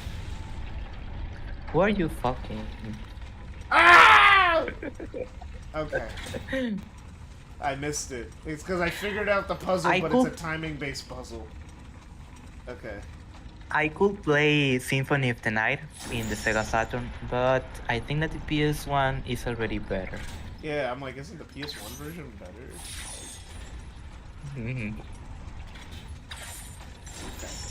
Man, the more I see the catalog, I think that I don't want to play. Also, you don't even need to play it on a PS1. Symphony of the Night is available on like everything now. Yeah. We made it. Resident Evil 1 was in the Sega Saturn. Yeah, it wasn't a PlayStation exclusive. It's just everyone just played it on PlayStation. So everyone associates it as a PlayStation exclusive, even though it never was. You know? Just how it worked out. Because no one had a Sega Saturn, so everyone didn't know that it was also on Saturn. One thing that the new generations of video games are losing are the like video games or exclusive franchises. It's one thing that is killing them, like very hard. I mean, PlayStation and Nintendo still have exclusives. I mean, PlayStation ports their games to PC after like a year or two. But PC is like a different market. Tell me how many people who play exclusively on PC were ever going to buy a PlayStation? No, they what's the name? They pirate the game and emulate it with a PS3 emulator. Well, because they have PCs of the NASA. It's like, yeah, no. Most PC players weren't going to buy a PS5 to begin with, so it doesn't really change too much. I personally think they should wait longer between releasing it on PC, but I understand why business-wise they would, because PC is just a separate market. It's free money, because PlayStations are still selling. Like, the PS5 is still selling really well, so they have, like, for them, there's no downside. But yeah, PlayStation still has exclusives. Xbox doesn't, because now Xbox games are coming to Xbox. I'm coming to PlayStation and Switch. So Xbox has no exclusives, and Nintendo is still a closed garden. No one has Nintendo games except Nintendo.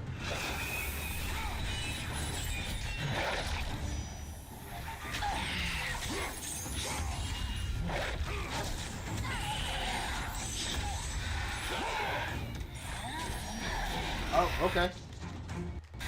Oh, they reused this from the Medusa enemy. Oh, that's a little lazy. Now that we are talking That's a about video games, that's a reused takedown animation. what is your favorite like Sonic game? Generations. Hands down. That's my favorite Okay. one. Yeah, that's what. My favorite one is CD.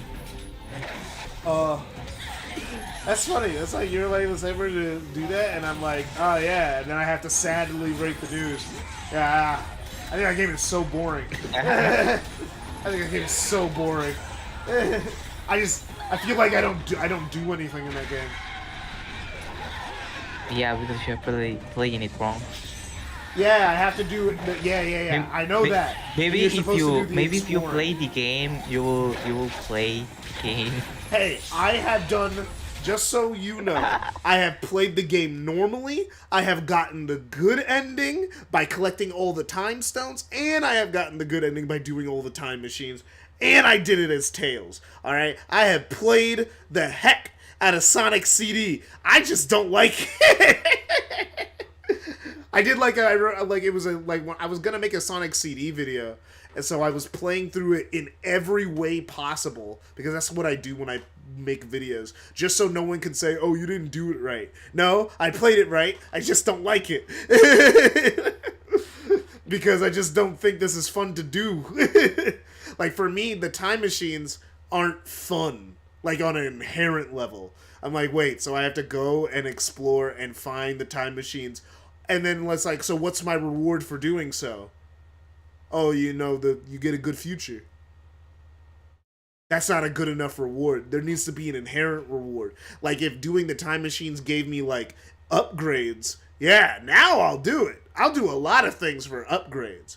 But if it's just for like a cosmetic thing, like, oh, when you fight the boss, the music and the level design is slightly different. No, because also you can go to the good future in the Act 1 and 2. Yeah, you can, but why would you? There's no benefit. I would say that I enjoy Sonic CD very much in a artistic level, like what they were trying to do with Sonic. Oh yeah, no doubt. Artistically, musically, they cooked. They cooked so hard. Like I will not take that from that game. I also think that Sonic CD has like the best story in the classic games because hear me out. Yeah, because the point or the idea with the classic games is like Sonic versus Eggman, but they represent different things. Like Sonic represents like the nature and how it fights against the pollution of Eggman. And Sonic CD does this kind of idea way better than the other classic games. Like you see that kind of topic more in Sonic 1, that you go from a very natural places and fantasy, ancient ruins, and how it slowly becomes a Eggman metropolis. Yeah, and they even push into Labyrinth Zone again, but it's all destroyed such a color, so you see what Eggman is doing to environments. You know, like you can see what they look then like. Then the other Sonic games, Sonic 2 and Sonic 3, don't really intersect really with this kind of idea of pollution and environmentalism, because these games weren't made by the artistic creator Sonic Naotoshima. Yeah, it was made by the in guys Sonic City who made the gameplay, so they weren't thinking about cool things. So they were thinking, yeah, bro, Star Wars, Death Egg, that'd be so cool. Wouldn't that be so cool? What if you could turn super? Oh my god, dude, that'd be so cool. Because we love Super Saiyans. Oh my god, that'd be so... That's basically what the other guys really thought. They wanted Sonic to be cool. Yeah, but I like more the ideas of Sonic City because, well, I think that the backgrounds and the way that they are met tell very well the story of each zone.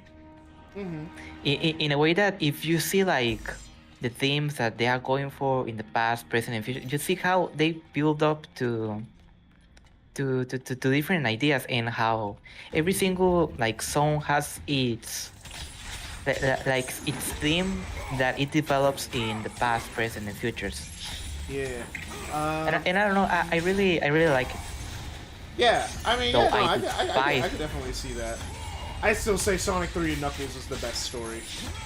In my opinion. That's always going to be my stance. For at least the classic games. 3 and Knuckles always will clear. I don't know, because really, while it the doesn't story have of the... Sonic 3, Okay. what is...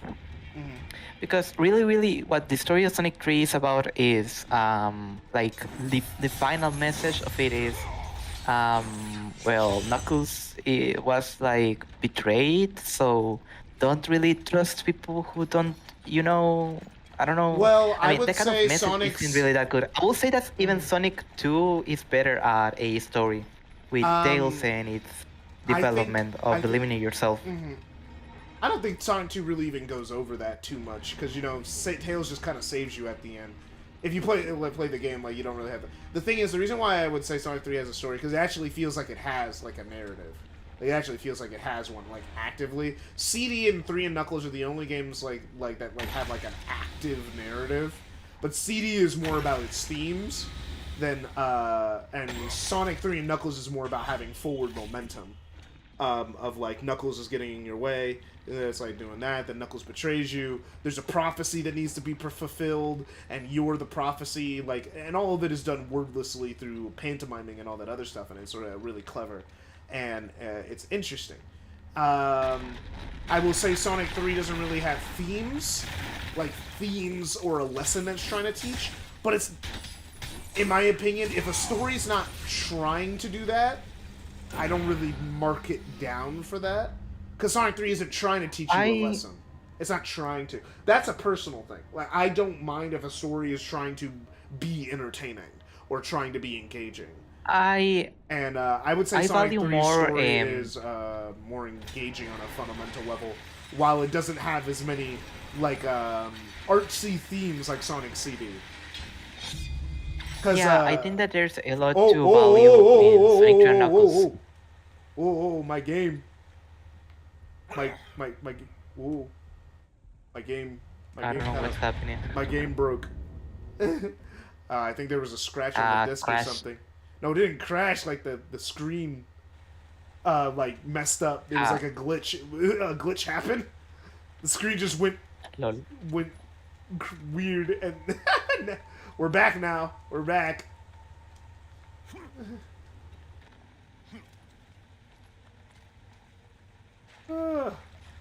Alright. I just died, I guess. Well, luckily I'm not doing a no-death run or something, so... That was weird. The cutscene just broke. And your favorite 3D or 2D fan game is Sonic GT, right? I think. My favorite Sonic fan game, I guess, is GT. Yeah, that would be my favorite fan game project. Maybe Project 06 on like a sheer effort level. But if we're talking about original ideas, there's like, let's be so for real, there's only like 2 really finished 3D Sonic fan games. Sonic Omens and GT. Like, I can't think of any other finished 3D ones. You know, everything else is like a demo. Oh, I guess Robo Blast 2. I forget Robo Blast 2 counts as a 3D game. So Robo Blast... Well, isn't Robo Blast 2 not done yet? Aren't they still making it? They're still making it, but like the game is finished. Like, it has a lot of stages, and you can play it like from the beginning to the end. It was considered finished more. Yeah, it was considered finished when they added slopes, right? That's when the game officially was like kind of finished. Yep. Yeah, my favorite 3D Sonic game is Robo Blast, actually. Yeah. But yeah, I can't think of... I think there's only like a few 3D Sonic fan games that are finished, that are of quality anyway. And Omens isn't... I don't know what was the problem with Omens. I think it was something with the creator. It just wasn't... The game wasn't good. It's besides the drama of that, I just think the game's not fun. I made a whole video just talking about the game. I didn't bring up a single bit of drama. Well, I did bring up, like, the music ceiling thing. But that was about it. Everything else, I was just criticizing the game. And, I think the game's just not very good. I think it fundamentally misunderstands what makes Sonic fun. Damn. But like, momentum increase Sonic or boost Sonic? But like, what kind of design? Like, I could do either or. As long as it's designed well, I could do either. Because I grew up on all of them. I grew up on 2D, Boost Sonic, and Adventure Sonic all at the exact same time when I was a kid. So I don't have I would say Boost is my favorite, but I could do either or. I will say that if we had more momentum, like penetrative breakaway Sonic games, it will be very good. I will enjoy that more than the boost. I think personally, the boost gameplay, if you really look at it, is very, very basic, and there's not much to evolve in it. I think you just have to make fun levels, and that's good enough for me. If the levels are intricately designed, and you make them engaging, and make them about reaction time, and make the difficulty higher, like, yeah, I think I can play boost games I could play boost games forever, but I will say they're the hardest to design well out of all the gameplay styles of Sonic, which is funny why they stuck with the blue boost for so long, because it's the hardest to do right. It's easy to do 2D classic Sonic. Fan games have been doing that forever. 2D classic Sonic is piss easy to do well.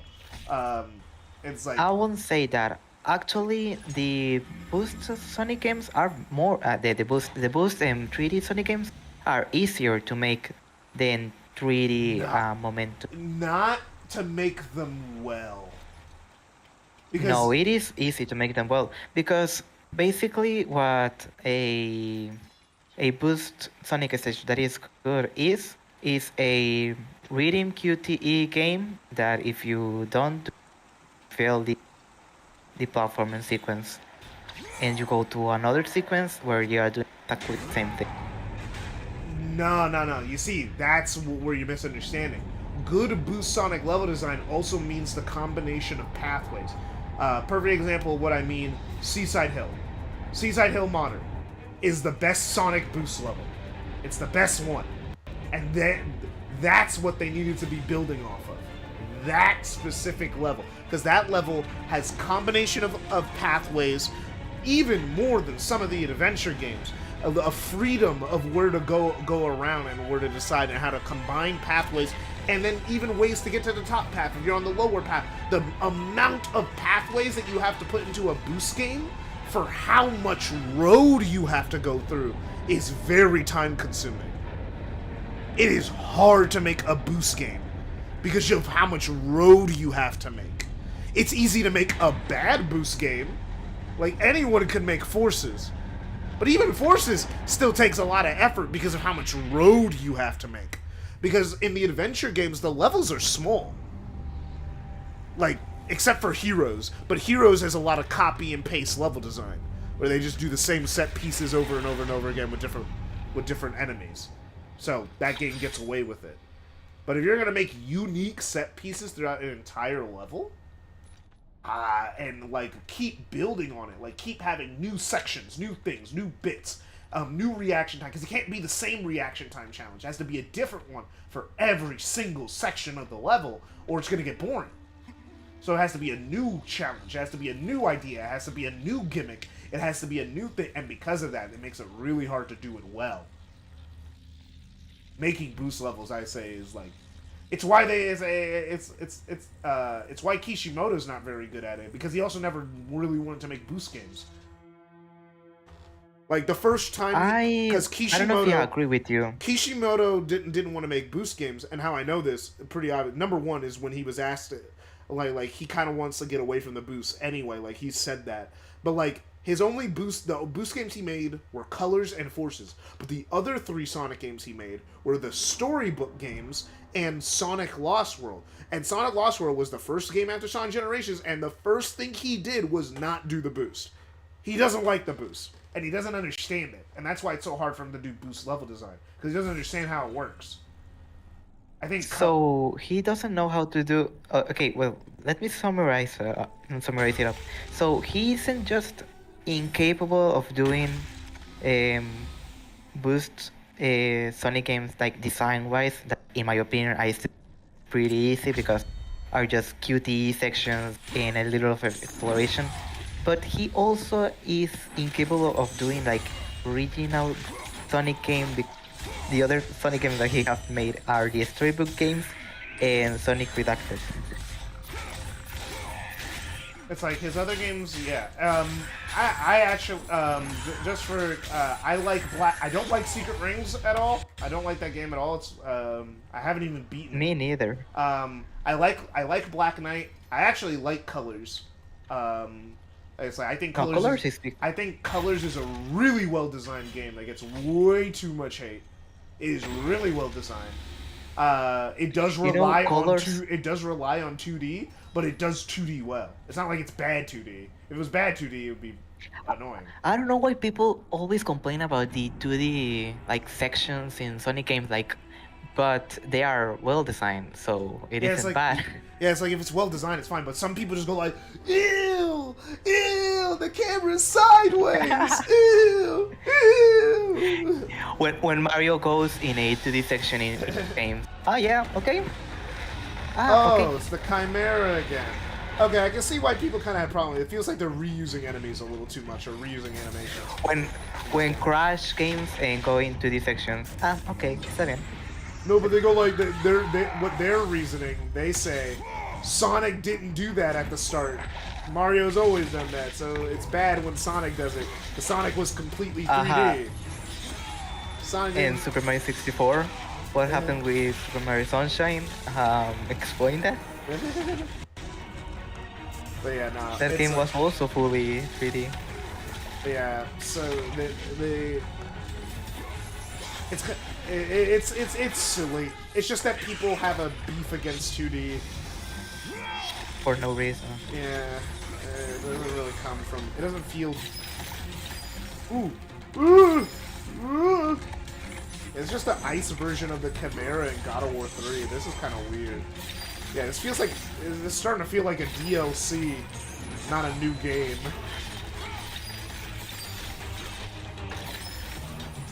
I'm understanding why the lower review scores. It's making sense now. It's not bad because it's God of War. It's kind of hard to make God of War bad.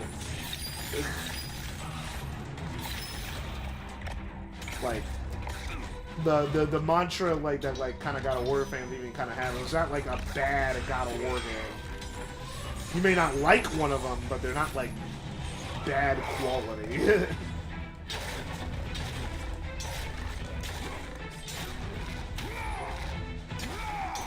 Have you played Spark the Electric Jester? Yes. Spark the Electric Jester 3 is in my top games of all time. Yeah, I think.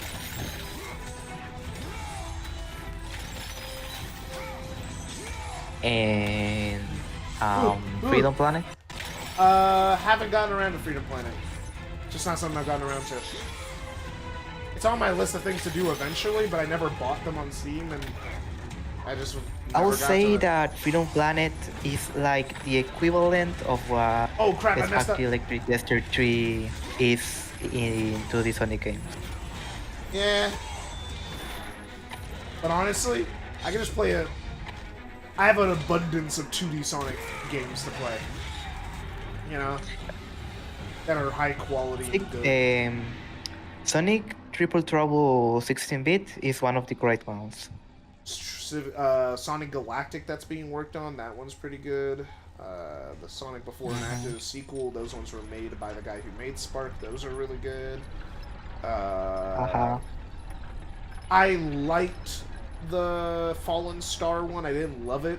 I thought it was good, not great. I didn't like it either. I would say that like design-wise, it is pretty meh. Yeah, the design was just kind of a little. I would rather play the other classic games over Fallen Star. Yeah, I gave it like a 7. I thought it was good. I thought it was quality.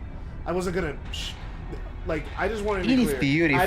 I don't oh yeah, the art style is great. But yeah. I don't make a habit out of crapping on fan games publicly.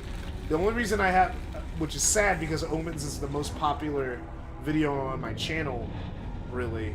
And the thing is, I don't want to make a habit out of crapping over fan games. Usually, they're fan projects. They're made because people love something, so I'm not going to crap on it too hard if I don't like it that much. I'll usually just move on. The only reason I made a video about Omens is because the guys were charging money for stuff. They were, like, trying to make money off the game. I'm like, if you're going to charge money for something, if you're going to try and make money off of this, then, I'm going to shit on you. And also if you're going to be a dick about it.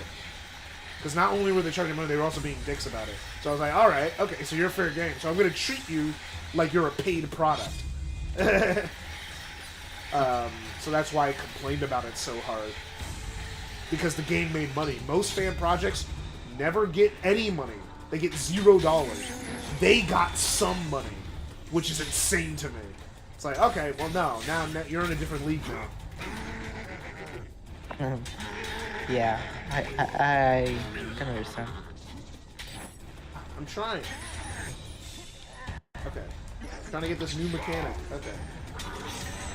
Oh, so I can pick up the shield.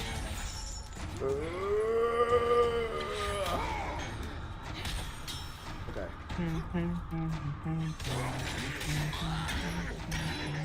Dang! Dang! I like the idea of Kratos picking up weapons that other people drop. I like the idea. But it's kind of messing up the general flow a little bit.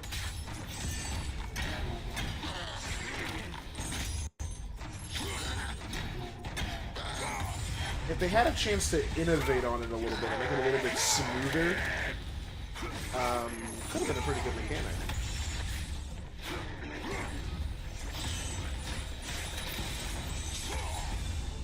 Yeah, they're really trying to de-emphasize. It's because it's de-emphasizing magic. I think that's why it feels weird.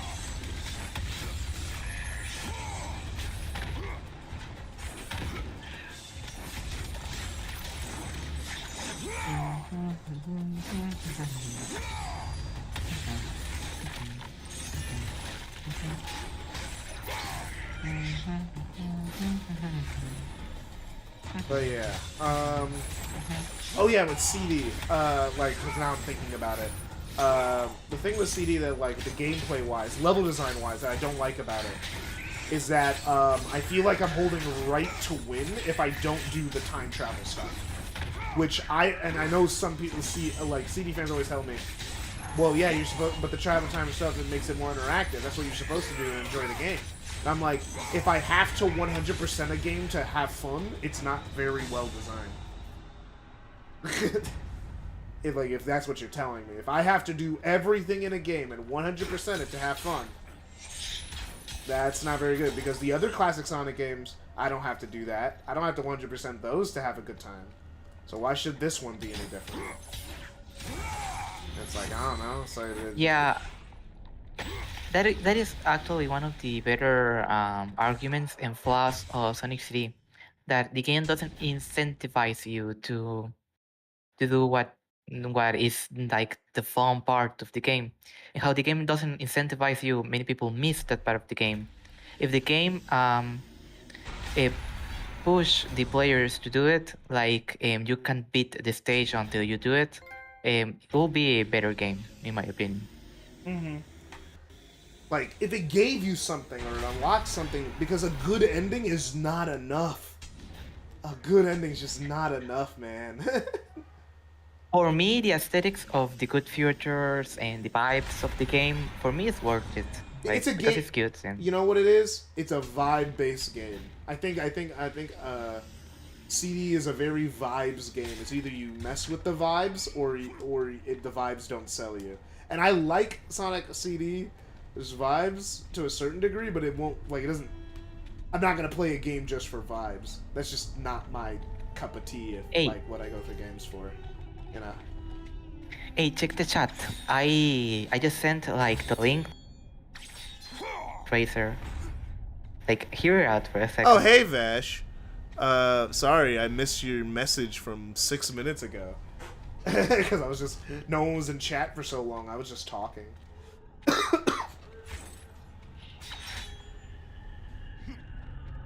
Alright. What?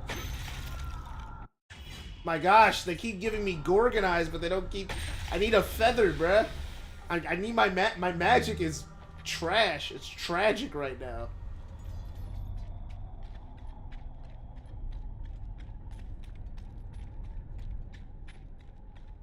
Okay, I'm not gonna lie. This is the first time in a God of War game where I feel they have failed in one specific aspect that they normally don't fail in. Oh, dang it! I can't go back up there, can I? Of Zeus. Oh my gosh! I don't know. I think I was gonna say was usually in God of War is pretty good about direction. It's usually good about like knowing where to go. Like you have a clear idea of why you're doing something.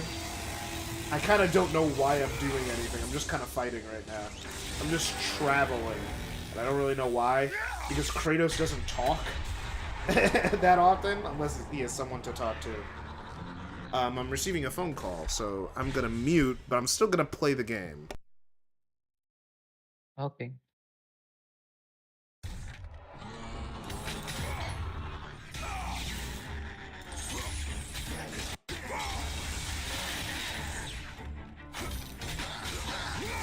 Alright, they understood I was streaming. Okay, let me try and lock back in.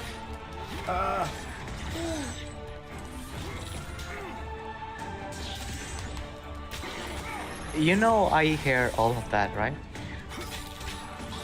No, you didn't. I muted. Okay. I muted my mic, so I don't. You can't trick me. I make sure about that stuff. XD. I've had to take many phone calls on these streams that would be really bad. I have an English homework for my next class, like in next week, and I need to use like American idioms. Oh, I can help you with that. Not only am I Yeah. American, I'm an English major. Wow. Who will tell? Maybe the fact that I write essays in my free time, gives it away. If you didn't tell me, I would never guess that. Yeah, I'm an English secondary education. My profession goal is English teacher. So, yeah, I can help you with English. Oh my god. Okay, so okay, so teach me like some obscure American idioms. I know some, like, come on. Oh, an obscure one? Like teach me like the obscure one. Oh, the obscure one that probably outside of America you wouldn't know because it's exclusive to the South. When it's sunny and it's raining at the same time, a thing that they say in the South is it looks like the devil is beating his wife. Oh, okay. That's an obscure one. That's one's pretty. It's like, yeah, the devil's beating his wife, and that's when it's sunny and when it's raining at the same time. I don't know why that's an idiom. It's pretty bad. One that we have here in my country when it is like about to, like when you see the clouds that are like gray and you know that it's going to rain a lot. What we say here is, here comes a bucket of water. See, that makes sense though. Yeah. I understand that one. That makes sense. That correlates. Yeah. Actually, well, it isn't like literally like a bucket of water. It's more like a baldazo. Like balde is bucket, and baldazo is like a bucketon or something like that. That means like it's going to fall a big bucket of water. You got it. Yeah, that's clever. Okay, another one. Another rare one. The thing is, like, I don't know what's rare for you and what's rare for me. It's like I don't know. It's like, because I'm like, something that might be super easy or commonplace to me might be actually rare for you. Cats and dogs. It's raining cats and dogs. Do you know that one? That one's a basic one. That's what we say when it's raining. Yeah, I don't know that one. Well, that one's like, yeah, well, it's raining cats and dogs, yeah, which is an idiom, because it's, which it's actually like something weird is happening, right? No, it means that it's just raining pretty heavily. Because it's loud, so cats and dogs fight, so it's raining cats and dogs. Because it's supposed, yeah. The thing is with the cats and dogs, it can be used in 3 different ways. It could be an idiom, it could also be a simile, depending on if you use the word like. If it's raining like cats and dogs, then it's a simile. But if it's raining cats and dogs, then it's an idiom. Fuck. Because the thing is, similes use like. Similes use like. If you say the word "it's like something," like then it's a simile.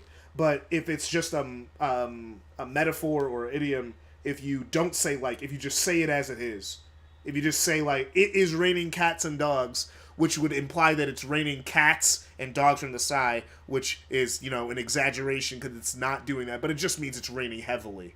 But if you say it's raining like cats and dogs, then it means that it's then you're saying it's raining like cats and dogs fighting. It's English is very hyper specific. No, English is very weird. Like sometimes, like for example, words, they use the same words for different meaning for different things. Yes. That doesn't happen in other languages. Yes, synonyms. No, not even synonyms. Just the same word. Some words that just have like 5 different meanings depending on how you use it in the context. Oh, I accidentally just jumped to my death. Yeah. Kratos hit the ground and it paused for a little bit before it got to the death stream. That's funny. But it's English is stupid. It's stupid, and I'm an English major. Trust me when I say English is stupid, and the reason why it's stupid is because English is lazy. All right. So what basically a lot of like, you know how you've probably had frustration with this. Spelling our words doesn't make any sense because one word will sound one way and then another word will sound a different way, but they'll be spelt the same. Right? Like it's like a problem with English. Or the grammatical, or worse, it is when you are reading a word that you haven't read in your life. Like, for example, let's say that I don't know how to read the word door. Okay, so I see the D, I see the 2 U's, the two O's, and an R. So I say, the word wood has 2 O's, so it is door. It's door. Can you open the door? Yeah, that can happen in English, and that's because English is lazy. No, wait. It could be. Wait. A real situation is that, okay, the door is closed, and there's come my American friend, and what happened? The door is closed. What? Yeah, like there are things like in the like grammatical rules of when writing words that don't really work well. Can I restart from last checkpoint, please? Please restart from last checkpoint. I missed something. I saw some stuff that I need to grab. Anyway, but yeah, no. English is dumb like that, and the reason... Oh, no! It saved it! Dang it, I can't go back. This sucks. I can't go back. There's stuff I missed. I'm mad. Dang it. There's stuff I missed, and I can see Let's go it. goblin. I hate when they do that. I hate when they lock off it. It's like, you can see it. I literally see stuff right there that I can grab. But I can't grab it because I can't go back up. And they won't let me. I hate when that happens. Oh yeah, Vash said a few minutes ago. Maybe it's me, but I feel like 2000 Sonic fans are the current day classic fans, but at the same time, from what I hear, not as bad as them. Kinda, yeah. The classic fans used to be... yeah. Oh my gosh. The crashing out over Sonic 4 was legendary in that time period. Yeah, I remember that. This is a complete turn-off. This is very misleading. Remember, they started it with the whole green eyes thing. But the thing is, classic fans also had their own factions and stuff back in the day, because they were arguing over which canon mattered more, the game canon, Sat AM, or Adventure. Because there were Sat AM believers who cared way more about Sat AM and the Archie comics than they ever cared about what was going on in the games. Because, you know, there were so many different versions of Sonic in the 90s that you could like Sonic for a completely different reason as someone else. And that led to so much fracturing of the fan base at such an early level. There's a reason. It's like, but back in the day, everyone just went to their own forum sites. You know, everyone had their own sites that they went to. But now that everyone just uses the same sites, we're all forced to interact with each other. Yeah. Before they would just, like, you know, the Japanese classic Sonic fans who, like, or Japanese Sonic fans who hate everything American about the franchise and see it as an abomination and that only the Japanese franchise, you know, those people have always existed. But usually we wouldn't hear from them because they would all just be complaining to each other in a private forum, you know? But now they complain on the public stage and we all gotta hear it. And we're like, we do not care, bro. Well, some of us are like, we do not care. I don't care. Sonic can be 50,000 things. Sonic is like a billion things, and that's fine. He's always been like this from the exception. Yeah, I think that it is pretty worthless. Like, I am also in the side of liking more the Japanese stuff and despising everything that is American from Sonic.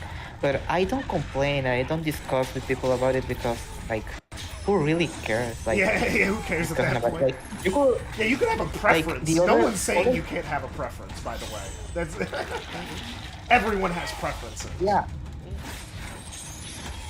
Yeah, but discussing about which objectively better color is your favorite, like discussing which color is objectively the best one and why blue is the best favorite color of them all is like stupid. It's a dumb argument after a while because it's like, what are we arguing about? But yeah, it's like, yeah. The thing is with it's like the reason why I get like so frustrated with those people is because like people go like, how come Sonic like because my argument has always been kind of like, hey, Sonic can be multiple things, and the thing is they'll go like, no, Sonic is supposed to be one thing. He's not Spider-Man. But I'm like, okay, yeah, I understand that idea. But objectively, he has been multiple things. He was made to be different in every single market. He was different in Europe than he was in Japan, than he was in the US. He objectively was 3 different characters at the start, depending on where you live. He was made to appeal to a wide demographic. So he's supposed to just kind of be whatever you need him to be, as long as he follows the core tenets of liking freedom and liking speed. Like if he follows, as long as he follows the core tenets of Sonic, I can accept pretty much any version of Sonic unless it's just like wrong. Like if he's wrong, like I don't like Fleetway Sonic because he's a little too mean. He's too mean. Sonic's supposed to be a little bit of a jerk, but not that much of a jerk. You know what I mean? yeah, but even like with how different the different versions of him are, I would say that if this character really is whatever people want, that makes him a nothing character because he's a white canvas, and white canvas are white. You know, you can paint whatever you want over it, and that's okay, and people can have whatever interpretation of him, but that doesn't make that doesn't like change the fact that it is a one canvas. Like the majority think that connect these characters are all of them are blue, all of them use shoes, thankfully, and all of them roll fast. Thankfully, those original Boom designs, he wasn't going to use shoes for a little bit till Sonic Team told them to put shoes on them. I would prefer Sonic without wearing shoes, just to see like what kind of design that will be. But it's like the thing is, you can say that, but like, you know, Spider-Man is different depending on who's writing him. As long as he follows the core tenets of Spider-Man, most people will accept that version. You know, great power comes great responsibility. You know, he makes quips. He has to take a lot of L's in his personal life. You know, as long as he's doing that, it's Spider-Man to people. And, you know, and because the thing is, I think Sonic has existed for too long to be just one thing. Because he's existed for 30 years. He's a legacy character now. You know, this isn't like Breaking Bad, you know, where it's one character written by one person, show that is over in a period of time. You know, or like he's a forever character. He's a character who's supposed to last forever. So Sonic changes with the times that he's in. Like, and it's like he changes with the times that he is, but he's still the character at the end of the day. It maybe with some alterations here and there for the sake of. Oh, I remember we talked about this a little bit where you were like, they're not the same character. Like, and it's like, and I'm like, well, I see them as just different, the same character at different points in their life because the core tenets are the same. As long as the core tenets are there, then it's like then I can pretty much let a lot of leeway slide. It's like as long as the core tenets, as long as you're still Sonic. If he does something cocky and makes that stupid smirk and does something like after doing something cool, you go like, it's like, you know what? You know, close enough. Welcome back, Sonic the Hedgehog. I'm joking, of course. It's not that simple, but yeah. But it's just like there's some core tenets that I think all versions of Sonic have, and then have to kind of follow to be Sonic, which actually makes Sonic Prime Sonic kind of annoying, actually. In my opinion. In my opinion, this Sony different version of him is like the most annoying of them to me, because Really? it's the one that least represents like who Sonic really is.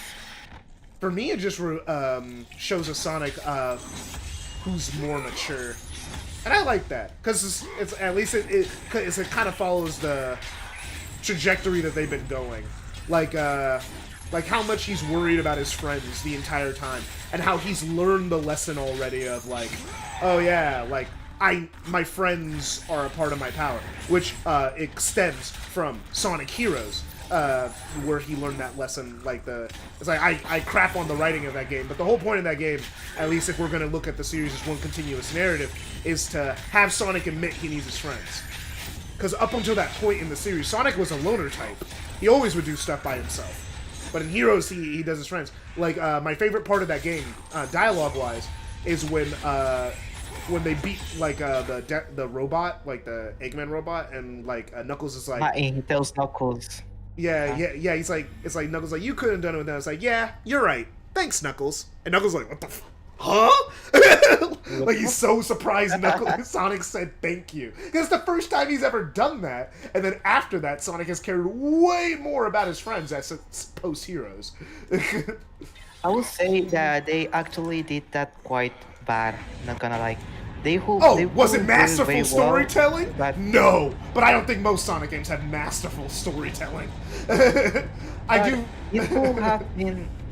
will have been very easily to solve with just adding dialogue in between the stages, like this blue guy is saying, I don't know, like messing with Knuckles and telling him that I could do this all by myself. I don't need you guys or something. Yeah, like that.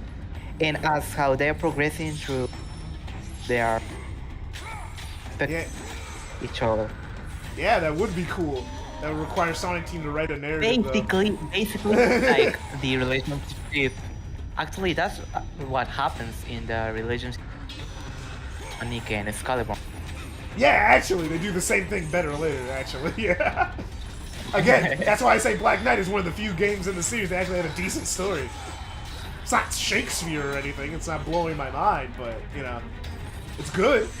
It's decent. Yeah. Let's talk about something else.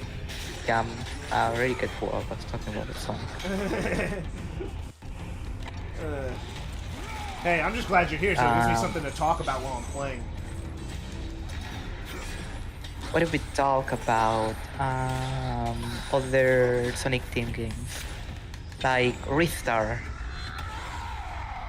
Yeah, they really put him as a referee in Sonic All-Stars Racing. They really did that to him. Yeah. Okay, let's just stop talking about Restart. We can stop talking about Restart. It's like, oh yeah, there's not much to talk about. No, well, but there's a lot to talk about from Restart. I played Restart, like, I think for like a little bit. Or is it Restart or is it Rystar? I thought it was always Rystar, actually. I don't know what I call him Restart because that is easier to me to pronunciate. Restart. Oh, I'm supposed to Also- wait. Okay, I get it. Also, I think that Restart, like the philosophy behind the name, is that it is like a wrist, like his arms, like a wrist, and wrist star. I don't know. I think that's something like that, like Maybe. like Restart. I don't know. Yeah, it could be. But no, but like Restart is a really solid 2D platformer. Yeah, but that was, yeah, it was like a late stage Genesis game, so nobody played it. Yeah, sadly. And the OST, man, the OST is thick. It's really good. Which is kind of impressive because the Genesis had a worse sound chip than the Super Nintendo, right? But there's so much good Genesis music, despite having a worse sound chip. Uh-huh. And there are soundtracks that are really trash, like, for example, Sonic Spinball. Yeah, because that person didn't know how to make the Genesis hardware work, which, fair enough, the Genesis sound chip was really bad. It just, there were just a bunch of really talented people that made everyone think it was good. Shout out. They tricked Shout everybody. Out, Streets of Rage. Shout out to the composer of Streets of Rage. Yeah. You know what was a Sega franchise that didn't really have a great soundtrack? I never liked Golden Axe's music. It always sounded kind of like butt to me.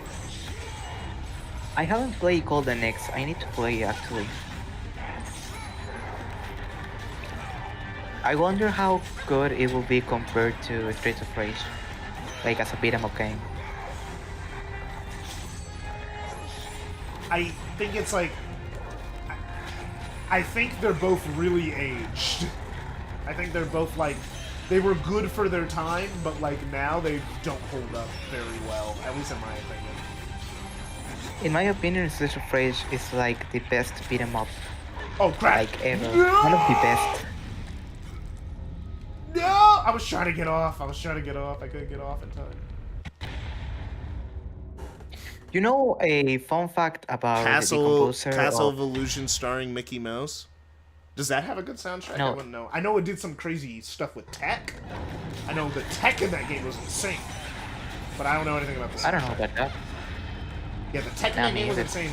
I think I only know about that because I think like the guy who did 3D Blast had something to do with that. And he explained a lot of the stuff that they did to get like a lot of the parallax. They did some really technologically groundbreaking stuff on that game, considering it was just a licensed game in the 90s. A lot of Yeah, the earlier tales were ahead of this time. And they made Lego games forever. And Sadly. now they don't know how to make anything else except the Lego game. That's sad. Oh my gosh. Okay, they're getting really, really greedy with these really far-out camera angles at the expense of gameplay in this game. Usually the camera doesn't get this far out in God of War. You wanna know about... You wanna know a fun fact about composers from Sega? Oh, come on, I'm trying to steal your weapon. Come on, give me your weapon. Give me your weapon. Come on, man, I know you want it. I know you don't want your weapon anymore. Come on. Come on.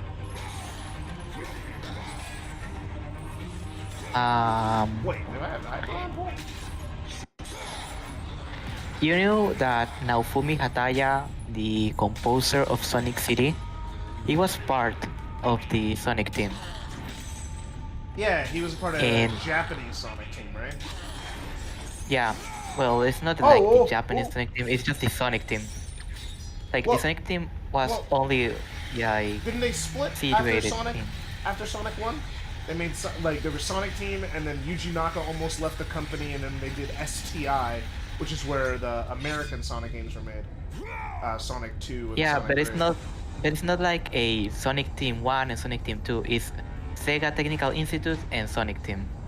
I guess, yeah. Which is funny to say that Sonic Team didn't make the other games. I mean, they were still credited because they were still Sonic Team. Because I think, just like now, Sonic Team is more of a brand name than than an actual team. Everything's Sonic Team, you know? Because before it was like, we are the guys who made Sonic, the Sonic games, but we don't just make Sonic games, no? We make Knights, and we make Burning Ranger, and Ristar, and this stuff. Because... Well, the point with Naofumi Hataya is that, well, him and... Well, there's the other composer of Ristar, that is a girl, and she made a whole soundtrack. But Naofumi Hataya helped her to make songs and stuff to make it work for the Mega Drive.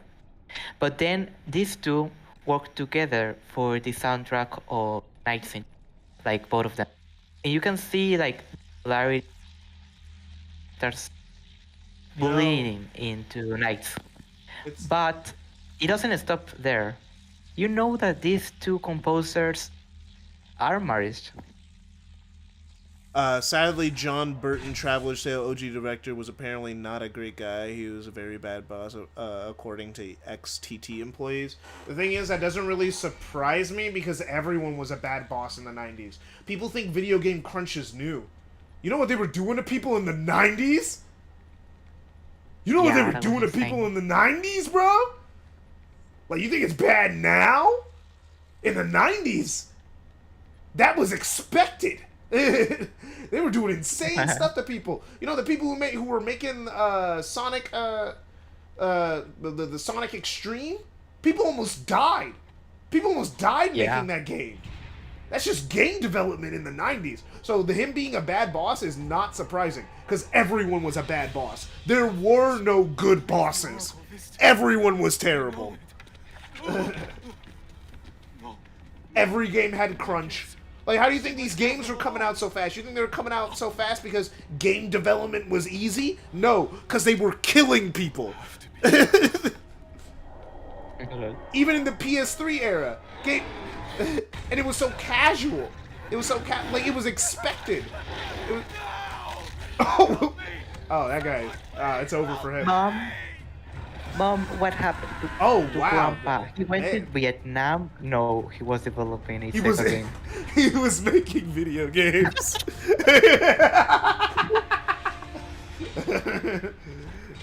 Nah, he was working in the video game industry in the 90s. And the grandpa is like, you don't know what we went through during Shinobi 3. Yeah, no, it was bad. Everything was so bad back then. That's why, like, even good studios, you know, good studios with good intentions who made some of your favorite games, crunch. Really bad crunch. Like Insomniac. Insomniac is known for, like, their early eras, they crunched like crazy. And not because they forced anybody, that was just the studio culture. Where, like, you crunched. You stayed up all night. You stayed up for days fixing a problem. You didn't go to bed. You didn't go home. You didn't see your family. That was just how it was. It was terrible. It was bad, and it was terrible for business. But up until recently, that was just how games were made. That's how games came out. How do you think they were making PS2 games in 2 years? Or a year sometimes? Crunch. So when a game takes forever to come out now, and they weren't crunching, I do not care that it takes 5 years to make a game if the people who made it actually got to see their families. You know? I do not care. Sorry. Oh, it took them 5 years to make the game. Did they see their families? Alright. That's all that matters.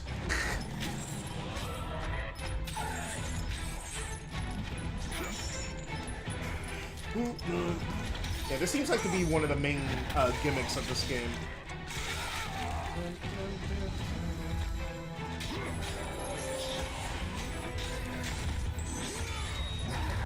You know, know, I'm glad we're starting with which is supposedly the worst mainline God of War game.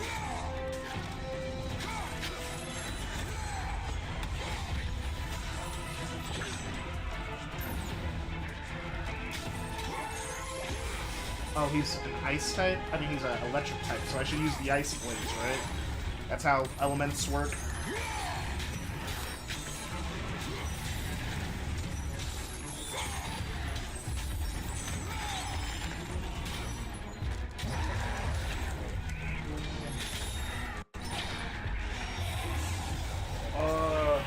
I can't block the fire. Makes sense.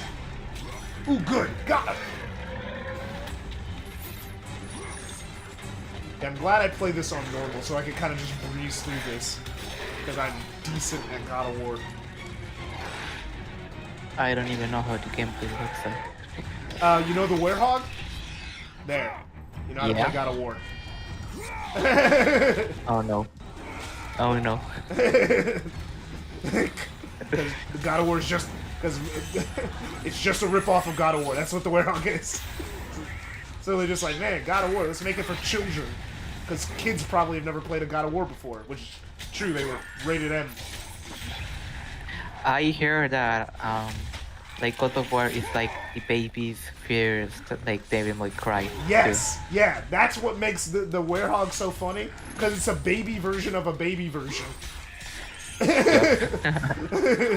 It's like 2 versions removed. It's like there's Devil May Cry, and then Sonic Unleashed is most of the game. And the game is basically a baby's version of the baby's version. A game that is good, and a mini game of 10 minutes that you play. There you have it. It's just kind of funny how it's like that's why people were complaining, because it's like God of War is already easy Devil May Cry in terms of mechanics. It has a good amount of mechanics. I mean, the games can be hard. The games can be hard. Turn up that difficulty. These games will kill you, but like, you know, it's more it's a lot easier to look cool in this game than it is in Devil May Cry, which requires you to be like weapon switching 50,000 times, doing a half combo, animation canceling, to do everything, which is, it's deeper.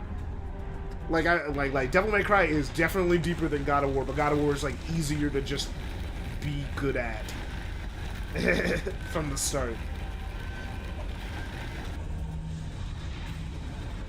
What's really funny though is that the Devil May Cry I've played the most is Devil May Cry 1. I haven't played any of them. I really love Devil May Cry 1. I don't know why. It's just fun to play that one. It's very. Is it true that like it's a classic. Shin Megami Tensei characters appear in Devil May Cry? Sorry, I didn't understand what you said. That if Shin Megami Tensei characters appear on Devil May Cry. Oh yeah, it was Shin Megami Tensei Nocturne. They did a crossover with Devil May Cry. That's where the meme comes from, featuring Dante from Devil May Cry 3 and Knuckles. Like, you know, that meme that comes from that. Yeah. Yeah, I don't know about that really. It's a yeah. But yeah, Devil May yeah. Funnily enough, I've only beaten 3 Devil May Cries, 1, 2, and 5. I haven't beaten 3 or 4. I was playing 3, but like I just never got back to it. Oh, another enemy that's a reskin of an enemy from God of War 3. A lot of reskins. See, God of War gets to get away with reskin because it's the first HD.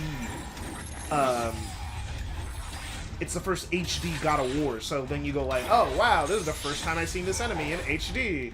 You know, so that's where you get a lot of the wow factor from. Here they're just reusing the same enemy. Kinda lame.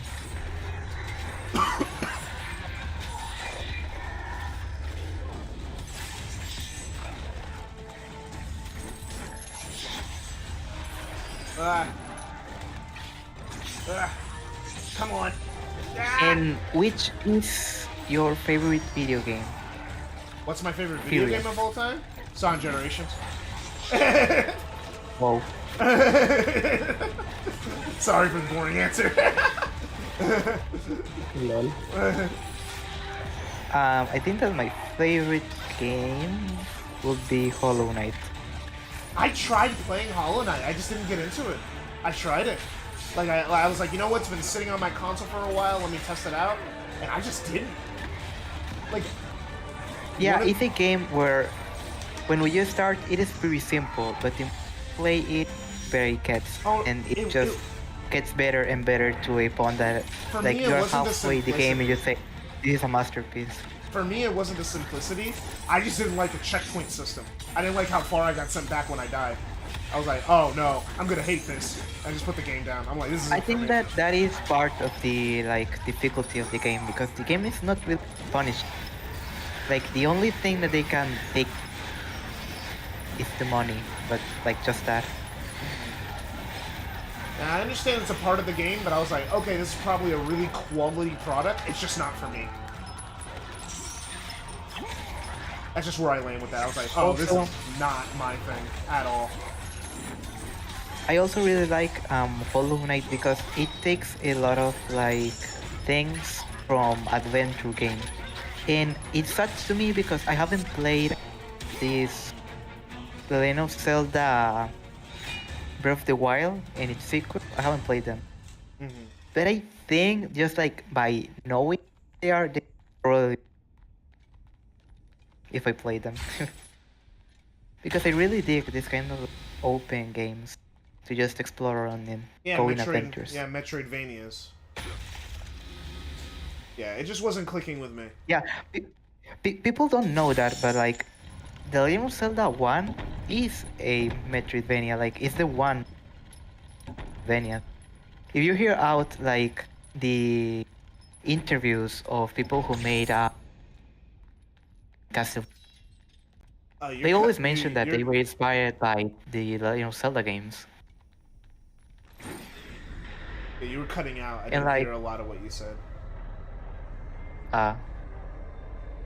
Well, I was saying that the Legend of Zelda games are basically the origin of the Metroidvanias. Yeah, it's just that's what people who named it, you know. Even though I think that's stupid, you should not name a whole genre after two other games. It should have its own name. I prefer the search It's like action. Platformers. Mario. It's like Mario likes. Mario's. Oh man, yeah. Not just Mario.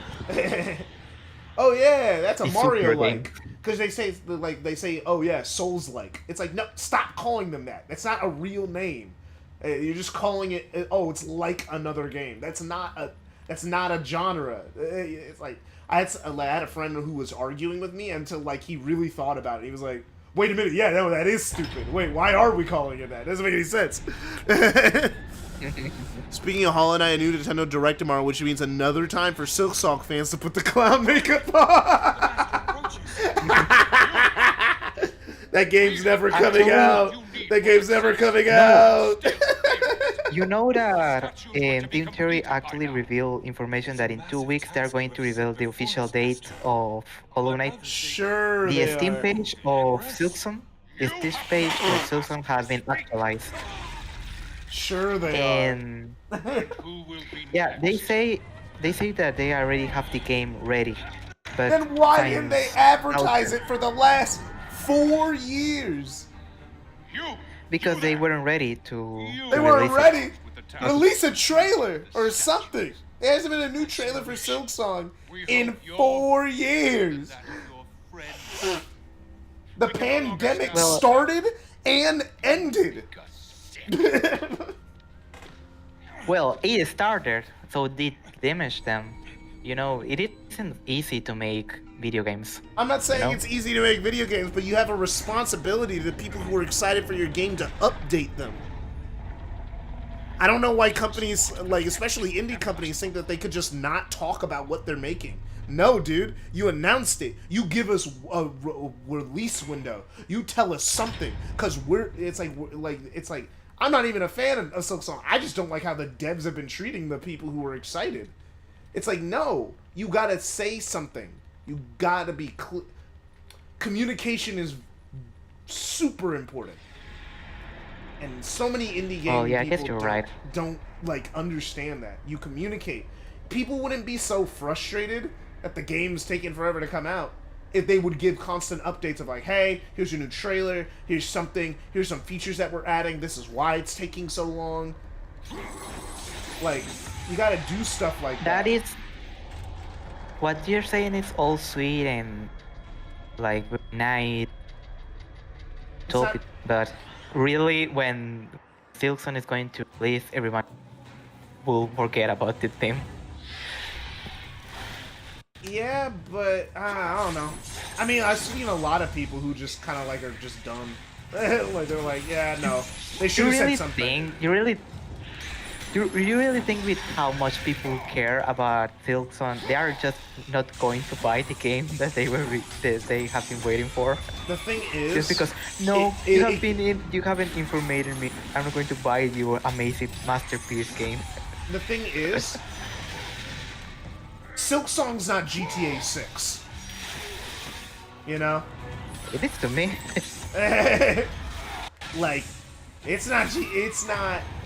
doesn't get that type of clout where you could just drop a trailer and like leave and like everyone's gonna be okay. I mean, I think the game will sell fine.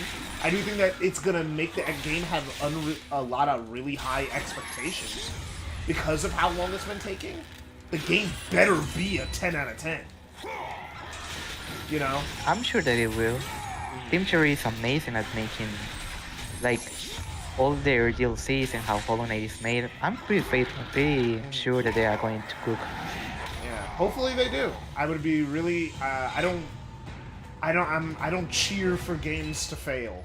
You know, unless it's like. I will recommend you. Unless it's I something will recommend bad, you like actually. I would recommend you to play Hollow Knight before playing Silksong, because Hollow Knight is really that good that if Silksong is better than Hollow Knight, there will be like Hollow Knight. So yeah, I recommend you that if you want to play Silksong, play Hollow Knight, because Hollow Knight is like really amazing. It's like it's like thinking of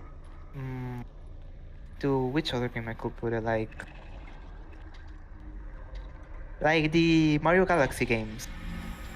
Well, no, Galaxy 1 is better. Well, I don't know to which other game like to compare it with. It's like Sonic 1 and Sonic 2. You know, like I actually like Sonic 1 more than I like Sonic 2. Okay, you are based. Okay, you are based. But let's imagine that we are we are beta males and that we like more Sonic 2. Okay, when Sonic 2 releases, there will be like no reason to come back to Sonic 1 unless you are a based Sigma male. My Sonic opinions sometimes are really basic and then sometimes really weird. Like that. Like the Sonic 1 thing. It's just like, I don't know. Sonic 2 just kind of falls apart for me after a while. You know, after we get past Casino Night, I kind of like start tuning the game out. Like the levels become more unfun. The longer they In my opinion, where the game stops being fun is in the Sky deck. Oh, so from there, everything else is like trash to me. Like, no, I don't like any of. Yeah, Sonic 2 kind of like starts off really good. It starts off better than Sonic 1, then it becomes just as good as Sonic 1, but by the end of it, it's worse.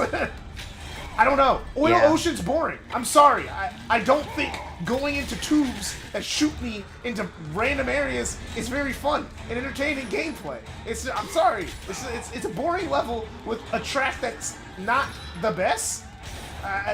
Yeah. Mystic Cave you're right. is interesting, but you know, I don't love it. It's fine. Like I don't. Hilltop is boring. I like Mystic Cave. I like Mystic Cave, like I said. I'm not saying it's a bad level, it's just that, you know, Hilltop is just boring. Hilltop isn't really good either. It's just, It's a leftover from the time travel mechanic that they cut from Sonic 2.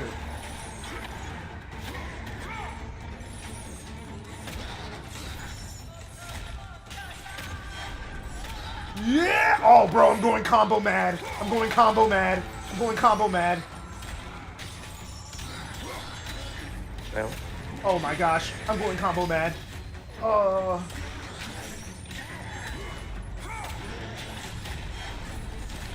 bro. Oh, bro, I'm locked in. 70, 78 hit combo.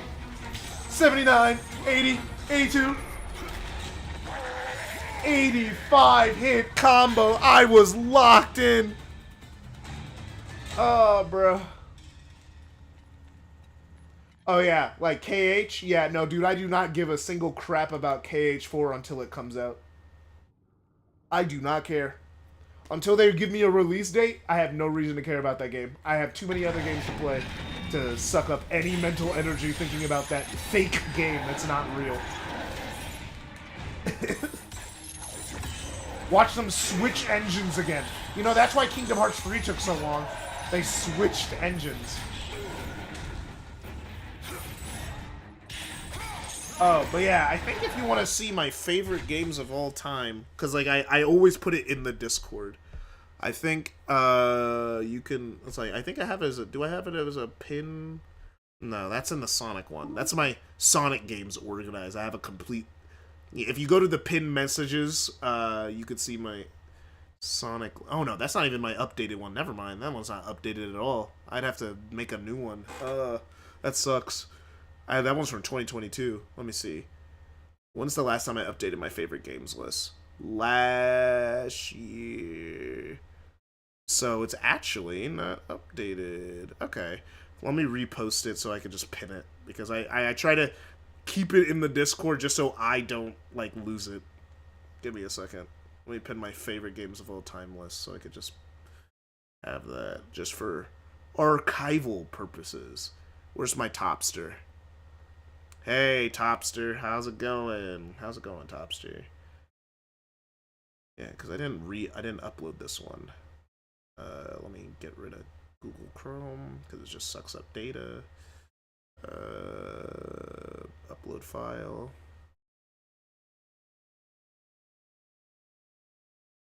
Bro, this UI sucks. It does actually. I'm not gonna lie. What the heck, Discord? What did you do? Yeah, no. Anyways. Yeah, this is it. Oh, were you talking about Discord? I thought you were talking about the game I was playing. No. Look, Okay. it's one thing when you know something's going to be bad UI, and it's another when it updates on you and it looks absolutely Discord looks terrible. the same for me. Did they change the UI or something? The mine got updated. It looks so weird now. Oh yeah, mine looks about the Here, same. I'll just take a. I'm not looking forward to that. I'll take a screenshot of what it looks like. Okay. Classic favorite games list. Yeah, I forgot to pin my most recent version, which includes God of War. Ragnarok. Oh, your gradient? Is it your color gradient or something? No, the color gradient is fine. What's weird is the server you're now in shows on the top. Everything's a lot more like rounded. Oh yeah. And then all your icons on the side are a lot smaller. And you can actually, what's also weird is you can change the width of your sidebar. See, you can make it like really long or short if you wanted to, which is like, how did they do this? Yeah, no. Why is it so small? Everything does look small. I thought that was just the picture you took. I thought it's just what it looks like on your monitor. But like, oh no, it just is like that. It's just like that. Anyways, that's your PSA not to update Discord on PC. They're gonna do it automatically. I guess because I've been on Discord all day, so they haven't had a chance to update it on me yet. Hi. Hi.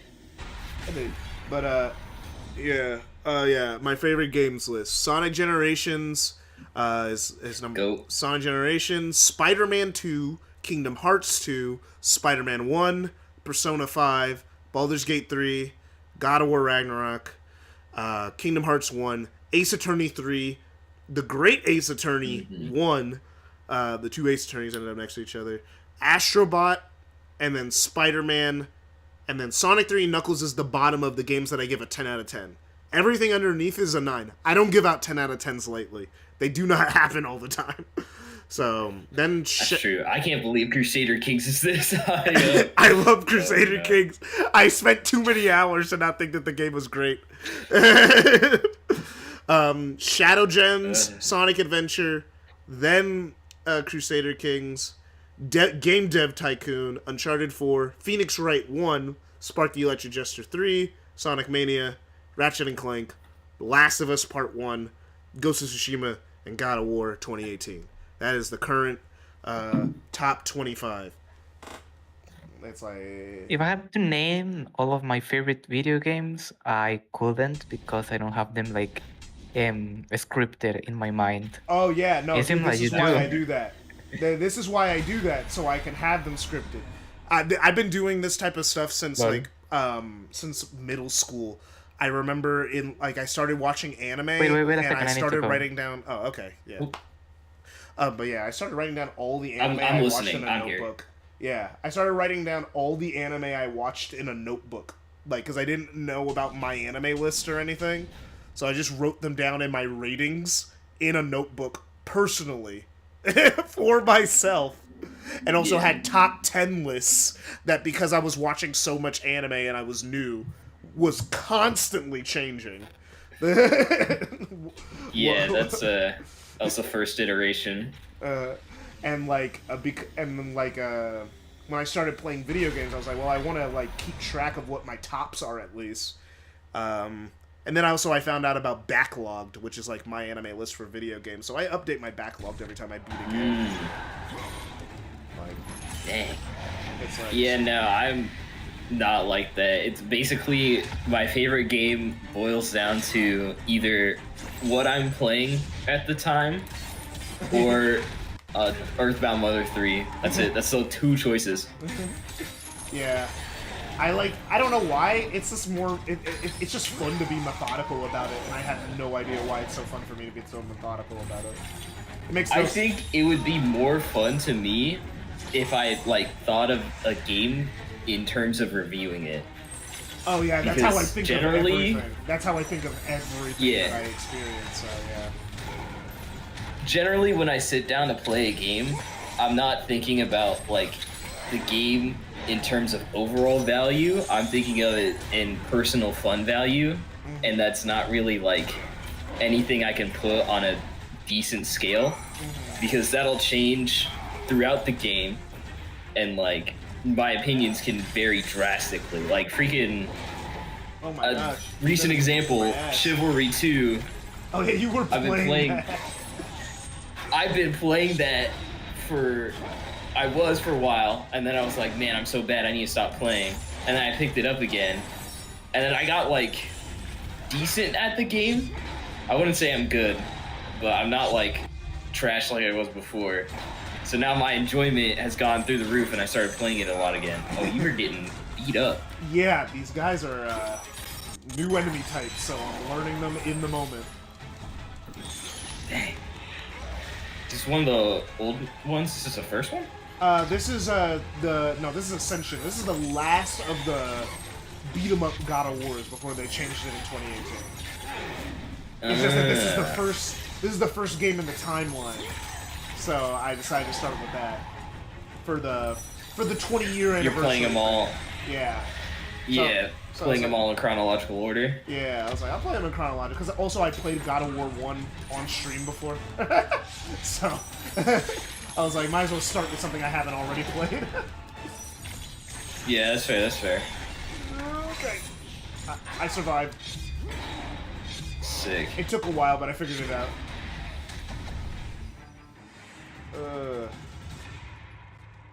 Alright. Time to push block puzzles. People try to talk about the new God of War games, and they're like, oh my gosh, this is God of Puzzles, not God of War. And I'm like, you've never played the old games, huh? Because they also have a lot of puzzles, especially the first two. Yeah. It's like God of Puzzles. Yeah, that's the series. The series has always had a bunch of puzzles, to the dismay of many dude bros. It's the perfect gameplay loop of kill the guy, solve the puzzle, and then kill the guy. and then that's it. That's the game. That's the game. Oh, and then some light platforming. Yeah, True. Yeah. You beat up the guy to go to the guy to beat up the guy until you beat up every guy ever. Yeah. That's you basically win. that is basically the structure. Oh, you cut out. You cut out where you're about to finish your Rip. sentence. Like that is the structure of a boss rush. I mean, yeah, That's the true. character action games are basically just long-form boss rushes, when you really think about it. Yeah. They're just... God of War 3 is the most boss rushy, because you're just killing Just all the data. gods. That's the bit. That's God of War 3. You just kill all the gods. So, you end up just going like, Hades... You fight Poseidon in the opening, and it's the most epic thing ever. And that's how they start the game, just because they gotta go like, guys, we're on the PS3, baby.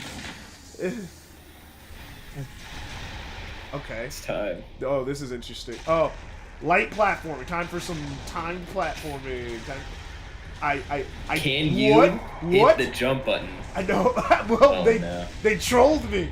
They trolled me. I didn't know what to do. I didn't know what to do there. All right, I'm gonna watch this in real time. I'm gonna see what happened. Oh, the button. I forgot. I wasn't supposed to jump. That was on me. Oh, you did get trolled. That's pretty good. I like that. I like having the 20-minute delay. Oh. You got pineappled. Yeah, I'm sorry. Okay, let's try this again. Alright. This time I know that it's gonna come up later. Okay. Man, what am I supposed to do there, actually? Oh, so I have to jump down and wait for that to reform. Alright, we're figuring it out. We're mathing it out. They gotta stop announcing games so early? Yeah, but what about the shareholders? Think about the shareholders. They need to know what's coming out in the next 5 years because they have long-term investment. Think about the shareholders, Bash. Why else? And what's funny is that gamers are so used to games being announced so far in advance. Okay, I actually genuinely don't. Okay, so like, I gotta like just jump like a leap of faith, and then hope that the thing comes up in time, or I die. That's the bit. Okay.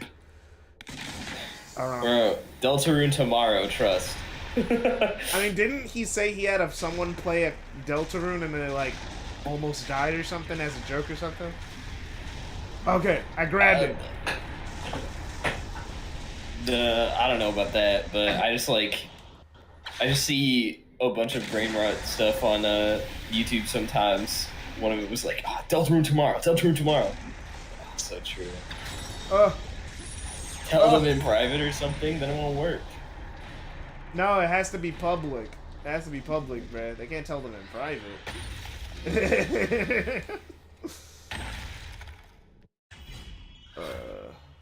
Oh, I finally got another Phoenix Feather after 20 hours. Too bad magic seems to be pretty much useless in this game. Like, usually magic is It's all about beating them up. Magic's usually so integral to a God of War game. Like, it's actually, like, one of the most valuable resources. But, like, you just never seen the magic so weak that you don't really have a reason to use it. Mm. Ooh. Oh! I got trolled. I can't wait to see how that plays out. Oh, you'll see it. You'll see it, and you go like, damn, I got trolled. Nothing I could have done about that. I mean, like, I could have done something different. Bruh. How was I supposed to know? How was I supposed to know? The floor was literally falling away. You were supposed to know. All the floor was falling away. I was just moving forward. I didn't know that specific piece of floor would fall away first. Well, I was trying to... Okay. I was trying to jump back onto the platform, but I missed it. Alright, that was on me. Oh, did it send you back to the snakes? Oh no, it sent you back here. Okay. Yeah, it's a modern. It's the end of the PS3 era. They understood how to do checkpoints by this point.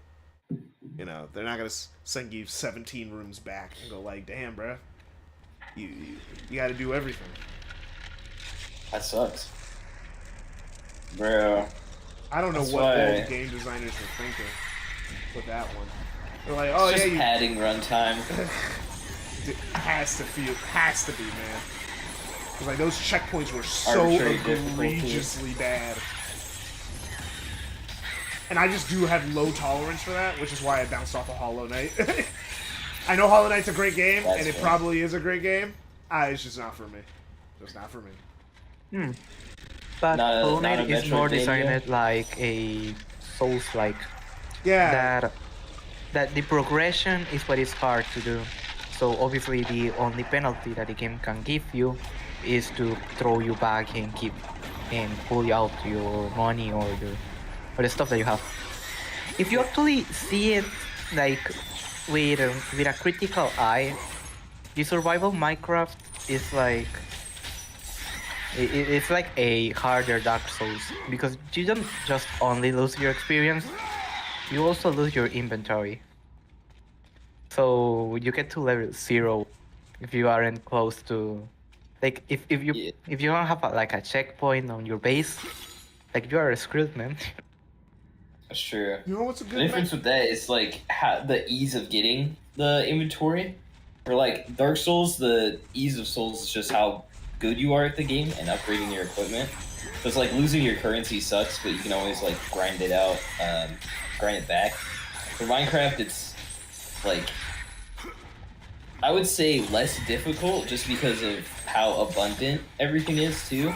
With Dark Souls, you have to like actually find an enemy and fight them. With Minecraft, you can just like, oh, I need to find a tree and start from ground zero again, which is not that hard to do. What do I do? Oh, do I have to go back to the original room and then just go through all 3 rooms back to back to get to that door? And it isn't just like that. If you lose all your loot in Minecraft, you only have like 5 minutes, like, to get all of it. Yeah, that is true. So basically, if you lose something, I don't know, the Nether, say goodbye to your diamond equipment. All right.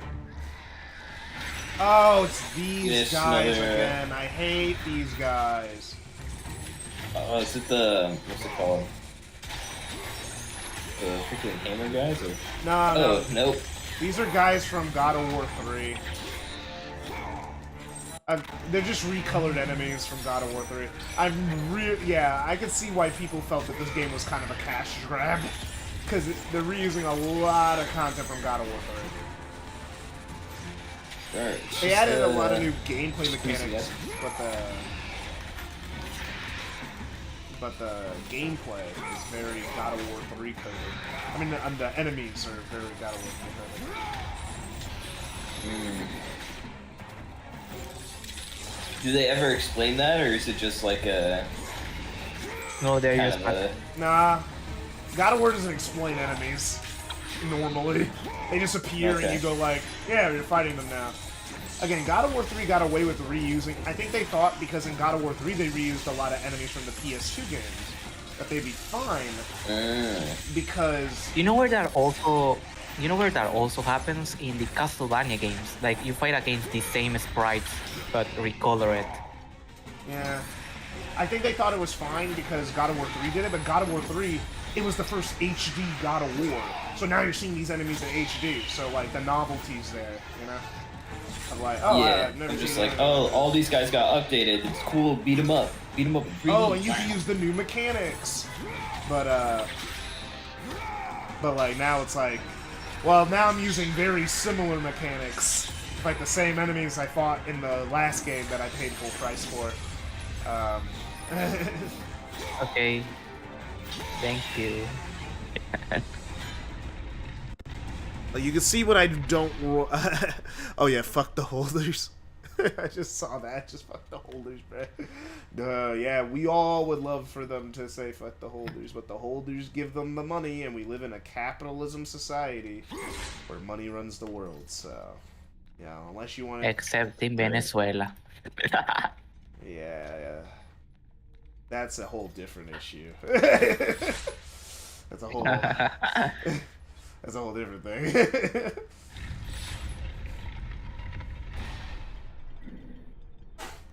Let me blow my nose.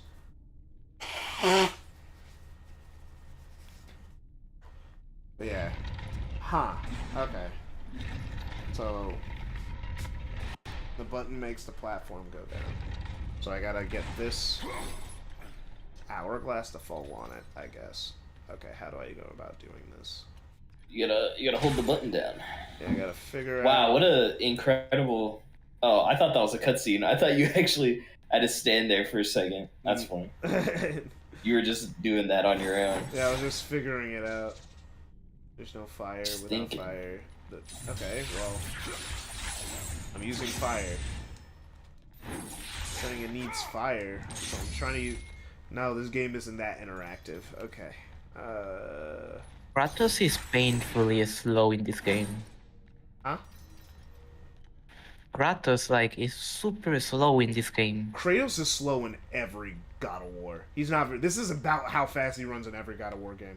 In God of War 1, the only way to go fast was like to roll, and then there's a little charge attack you can do with where he shoulders, and that's how you move fast in that game. That's the only game where you're able to do that. God of War, Kratos just isn't very fast. He's not a fast guy. Bro, he skipped leg day. Don't worry about it. He's not fast, but he can double jump. Look at those hops.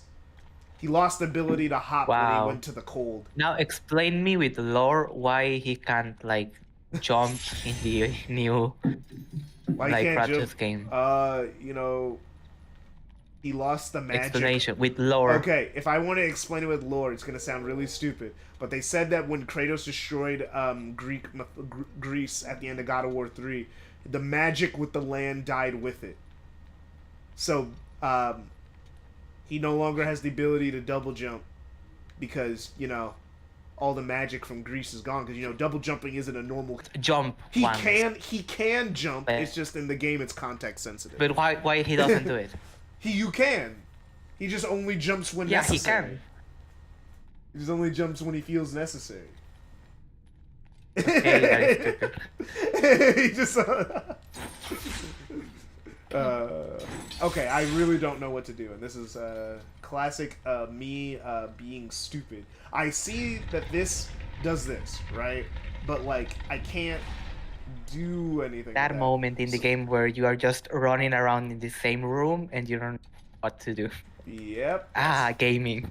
Yeah, it happens. Oh, wait, I just noticed. There's another thing over here. Alright. There's 2 buttons. But the time window is too small for me to get anywhere. So something must be movable in this room, right? Oh, wait, that door closed, but this door still stayed open. I guess we're going over here.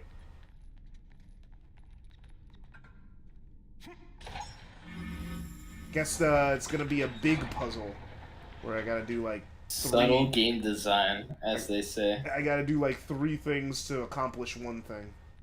Oh, because that door's stuck. I think you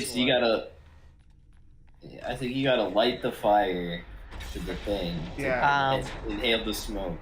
Can't you hit the big clock to make it like press the button? I think so. I think that's what it's trying to tell me to do now, because when I did this, the clock cracked. Yeah, so I think I gotta swing that thing into the clock, maybe. I don't know. There should be like some kind of way, because like that button that is in front of Kratos that lowers the platform there, like it's just over it.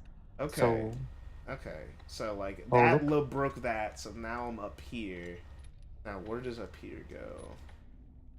Gotta climb. Alright. And then I come up here. And then Da-dee-da-dee-da. Da-da. Da-dee-da-dee-da. Alright. Da-da-da. Okay. And this is just okay. So that's just for me to get. Okay, so it doesn't crash into the thing yet. There. I have to.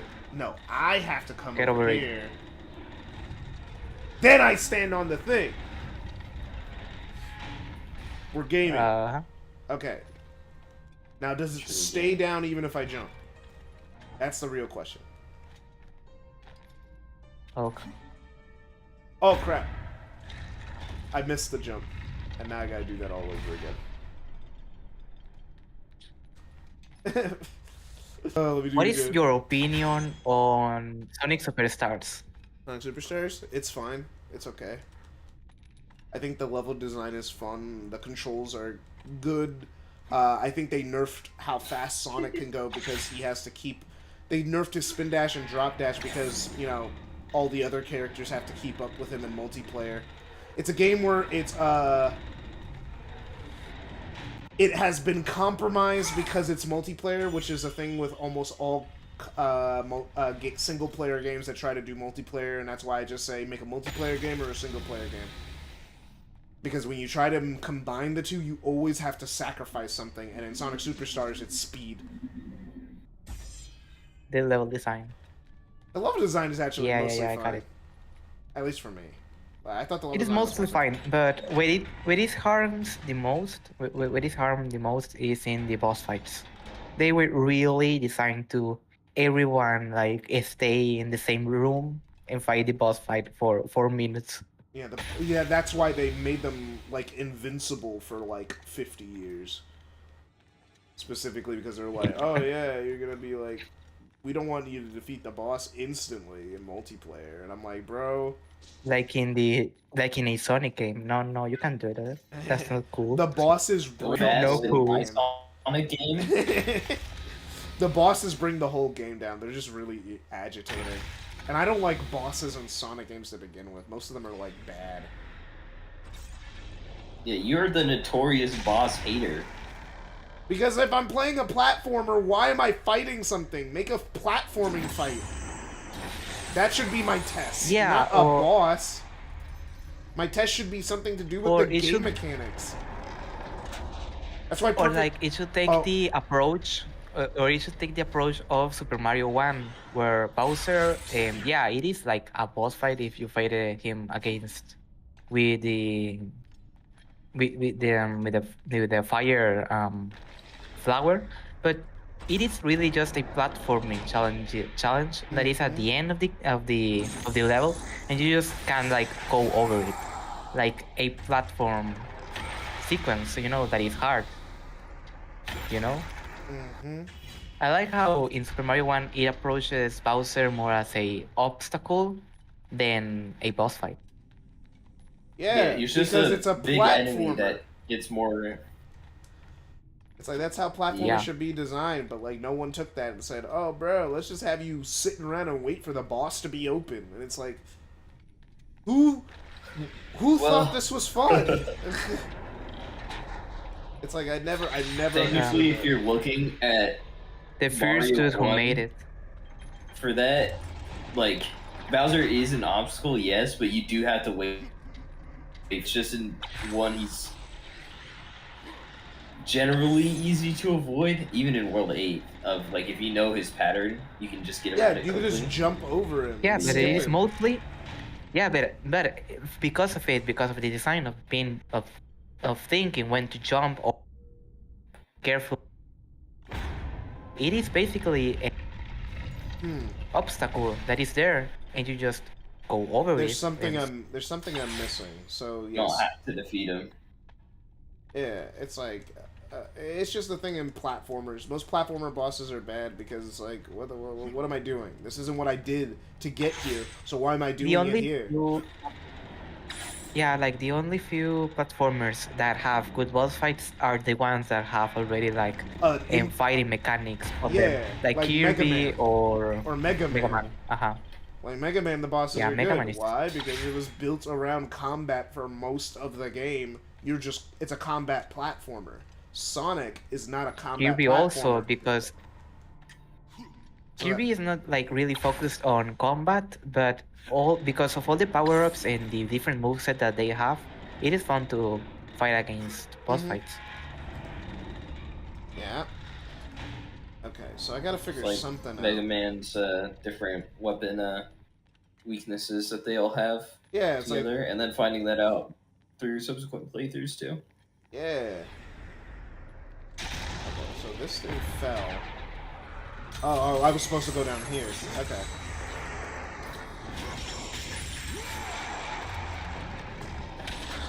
Come on, give me your shield. Come on, bro. Just give me your shield. Come on, just give me your shield. Oh, that wouldn't think. In this game specifically, you could steal weapons from enemies. Dang, he's not wanting to give me a shield. Yeah, it's a mechanic they introduced in this game and this game alone. That was them trying to innovate on basic God of War combat. Because you only have the Blades of Chaos in this game, because it would make no sense for Kratos to be getting weapons. So they had to come up with a reason for combat variety, so you're not just doing one thing the whole game. Yeah. Sonic Unleash. That's my werehog you're talking about, bro. And the possibilities. Alright. What is happening in the gameplay? I don't know. They've been pretty vague about that. There hasn't been a cutscene in 3 hours. So... Okay. I don't know what's going on. That is bad. You booted up the game, is like, here you go, have fun. Then you're just like, oh, okay. Usually God of War has a little bit more forward momentum, but not this one. We went through a really hype introduction. We fought a giant monster. Then it said 3 weeks ago. And we've just been in 3 weeks ago this entire time. I'm not even sure Kratos knows what he's doing. He's just moving forward. It's like they built the game. Do you think he can break those statues? Oh! Maybe that's the thing. Maybe that's the bit. Because there's this time stop thing up there. So it would give me enough time to do that. Because before I was like, I can't platform up there fast enough to break the hourglass. But like, it's like, which I thought was the initial thing. So that's why I was like kind of wandering around. But yeah, you're actually completely right. Maybe I could break the statues. Now, really? Maybe. No idea. But it is now more of a possibility because it connects to this room back here. So, might as well experiment. Nothing ventured. Nothing gained. Nothing gained. Okay. Can I... Huh. The statues are already destroyed, it looks like. Like, or I can't reach them when that happens. Like, I was looking around because I go... I'd have to jump... Maybe if I jump on the thing and then destroy them while I'm standing on it, I guess. Let me try that. I was like, I can't see them. I'm like, did they get destroyed? No, I just... it's a fixed camera angle, so I can only see what they want me to see. Yeah. They usually God of War would explain what's happening in here. They have not, which is out of character for them. What the heck? No. The only other thing I can think of was that wooden platform falling down, and then like the statue where that wooden platform fell down was cracked too. But I think that was just a product of the yeah, that one was me going down snake there thing, and not like I fought some enemies down there. So like, yeah. It's like, but it didn't progress anything. So I'm like, I guess I'm supposed to be here. I think I'm supposed to go there later after I finish all this.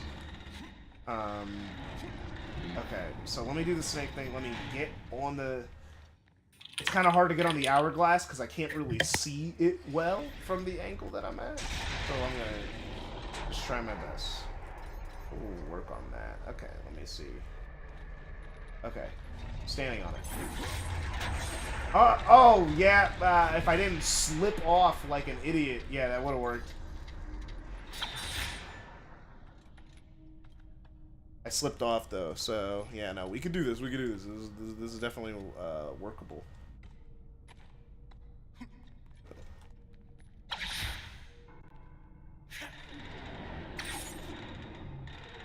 Yeah, this is again. People who say that the new God of Wars have too many puzzles didn't play the old ones. This is just a whole elaborate environment puzzle. Just the new ones, they just tell you how to solve it a little too quickly. At least in Ragnarok.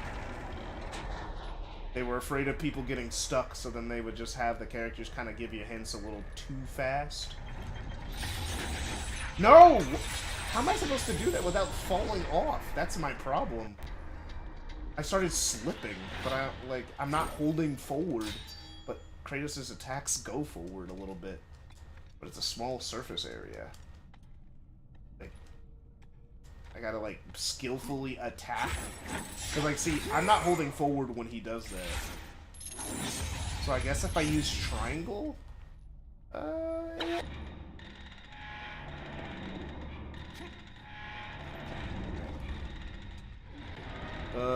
Okay.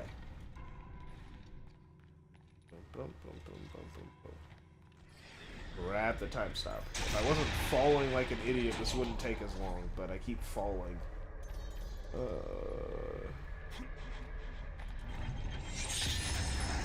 What? He just slips so easily.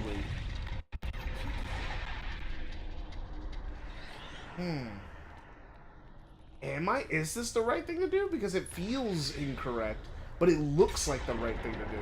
But I might just be bad. Yeah, I have felt the same thing, like seeing something instead of but then thinking, no, that is...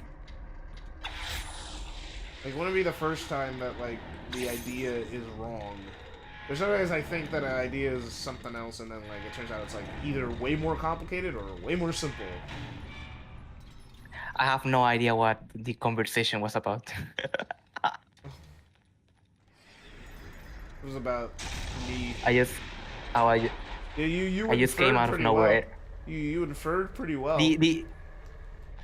The last thing that I heard was yeah, like I saw something and I thought, oh yeah, that is really good, but you deeply inside no, that is bad. And the first thing that I like related to was like real beautiful. It's like I think you're right, Joel. We're supposed to destroy the statues, but I keep slipping off. Like, it's like really hard to do. Because Kratos moves forward and it's a really small surface area. Okay. Oh. I was wrong. My eyes. You're not? My ears. I saw you hit them, and it didn't, like, work at all. So I don't think this is a skill issue. I think this is literally not what they want you to do. It's a skill issue. Oh yeah, I finally didn't fall off and it didn't work. I finally figured out a way to hit him. You told me right when I figured out that didn't work. Man, now I really don't know what to do. I was trying to tell you, like, 3 cycles ago, but my mic was muted. So I, like, look over, I'm like, why isn't he reacting to anything? And I was like, oh, my mic is muted. And I just saw it on stream. Okay. So, next cool idea that I was trying to say, you're going to have to find something else that can weigh it down. I don't know if there's anything like that, though. Let me see. Well, maybe when you went back to that room, you fought enemies down there, right? So there must be something down there. Oh! That you I can remember. Use. Yes, I actually do remember. Wait a minute. There is something down there. I just didn't know it would have the use because I used it for a different case earlier. But it's maybe used more than once. Okay.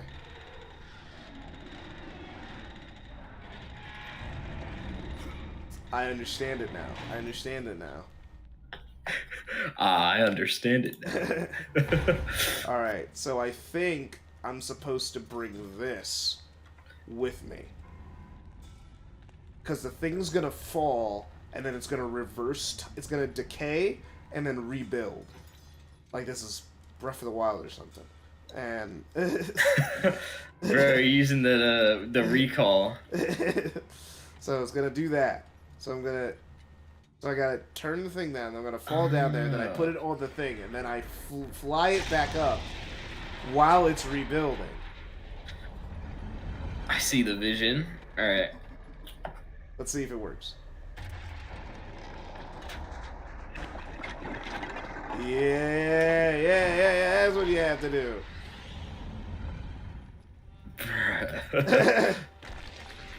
Pushing from God of War 3. Because in God of War games before God of War 3, when you push stuff, it was super slow, no matter what.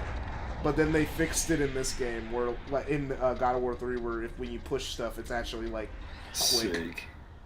It's like not super slow, unless you're pulling it. But if you're pushing it, like he moves kind of fast. Okay, now the real question is, how do I get it over there now? Okay. I'm decaying everything. Let's see if that... Because they're showing me the crap. Oh! I know what they... Okay, I get it now. I understand it now. So it's not to get on the placement. It's to get on the thing to destroy the clock. I have to use this to get on that. That's the idea. Ugh. This puzzle... Quite elaborate little puzzle. And then in the time window. There we go. Knock it down. Sick. No, wait. No, I don't want to go down yet. Bro, no, you're gonna miss the other door. Yeah, no, there was stuff. There was stuff that I actually wanted to grab. I offer Nothing. You presume to seek audience with the Oracle. Trolled. And yet you bring no offering. Oh my gosh, they locked me down here. Bold. Stupid, but bold. I hate when they do that in this game. They've done it 3 times now where I'm like, oh no, I want to go back. Here's your cutscene that you played 3 hours for. Return appropriate sacrifice. I have come to see the Oracle, and that is what I intend to do. I would have liked to hear your story, warrior. It is a shame you fail to see reason. Remove him. Not a very helpful cutscene. I at least now know I'm going to see an Oracle or some shit. We have to find a better slave trader. Okay, that was funny. Oh, that's comedy. gross. Oh, that's so gross. That is so gross. Oh my gosh. Why do they find new ways to gross me out in this series? Look at the motion capture. Yeah, it was late PS3. Man, I can't go back to that room. I just lost access to that room. It's gone. I can't go back. Dang, that sucks. What happened? It's like bugged the weapon that it was using. It's okay, you get it next time. It's probably just some collectible anyways. What it was upgrades. For my magic or my health. Well, it's probably magic, don't worry. Hopefully it was just magic.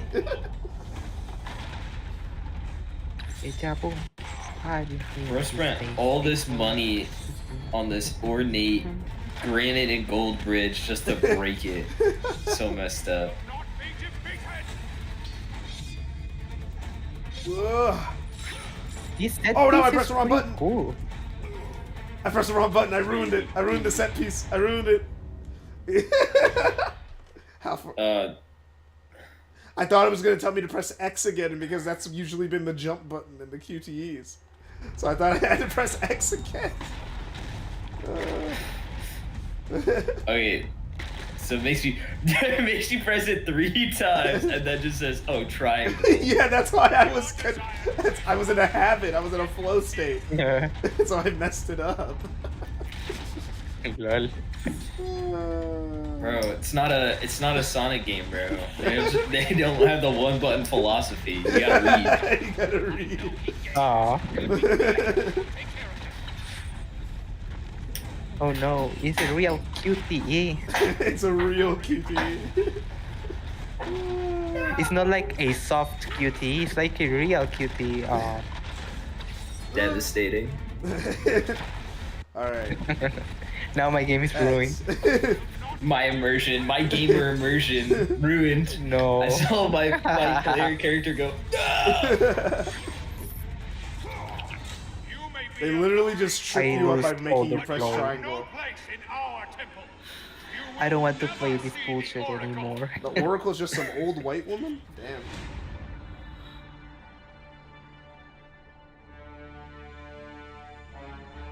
Deja vu. I've been in this place before. Quite persistent. I do find it funny the offer. Okay. I offer nothing.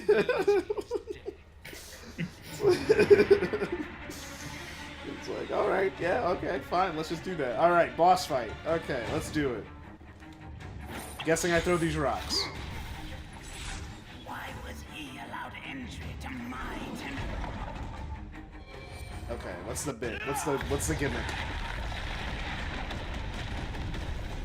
The gimmick is that he's actually two guys. Two guys sitting in the hot tub, 10 inches apart because we're not gay.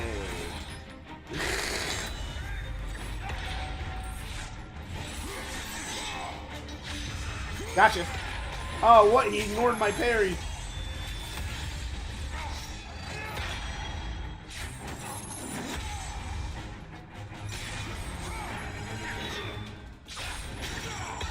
The thing I never liked about the God of War games is no health bar, because I don't know how well I'm doing in the fight. You don't have a health bar. Yeah, the bosses No. don't have health bars in God of War, except the first one. But really, they just took it out. Yeah, it was in the first one, Why? and they decided to never do it again. That's weird. You know which other game? You know which other game doesn't have like a health bar for the half faces? Hollow Knight. Hollow Knight Peak. What? Whoa! No! Bro, he's kind of rocking you right now. He's hitting you with the 1, 2, 3, bro. You gotta stop. You can't let him get away with it. You should see what he hits me with next. Oh, they put checkpoints in the boss fight? Oh, this game is too easy. That's too forgiving. They shouldn't have put a checkpoint that early into the boss fight. They knew kids were gonna die on the falling. This game is the rated falling, M. This game is rated M. They knew kids would die when the platforms start falling. No object permanence. I didn't know which ones were gonna come back. Once I realized the gimmick, I was already dead. Oh crap! I'm slowed. I'm slowed.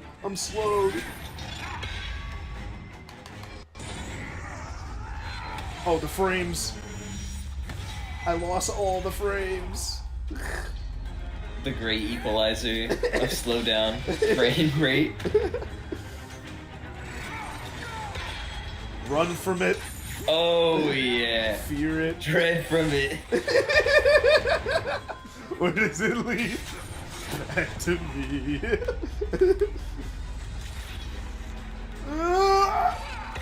No. Okay.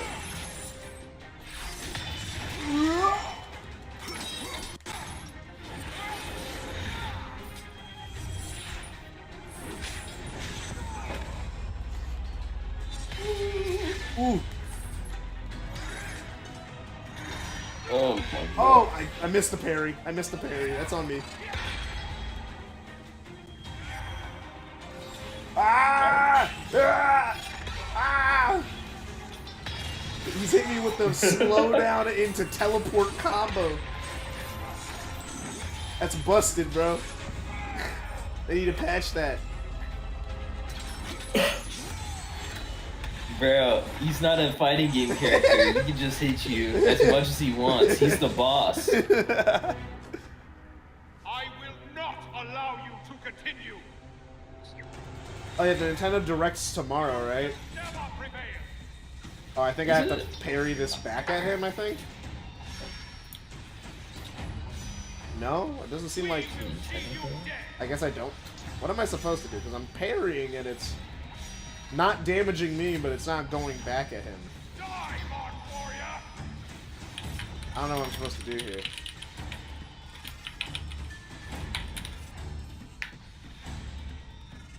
He's shooting at me, but I don't really have... tomorrow. Yeah, I guess I'll stream that, you know, just because it's 7 a.m. Oh, that's what I have to do. I have to... Ooh, no, Switch to tomorrow. Yeah. I hear it's supposed to come out in June.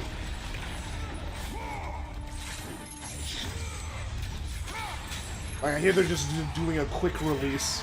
Because, you know, Nintendo doesn't want the Nintendo Switch sales to go down. So they want to release it at the last minute. So then they go like, oh man, there's a Switch 2. Too bad you already bought the Switch 1, right? So, buy both, I guess. Bruh. Look, I bought my Switch 1, like, forever ago. I can get the Switch 2 if I want it.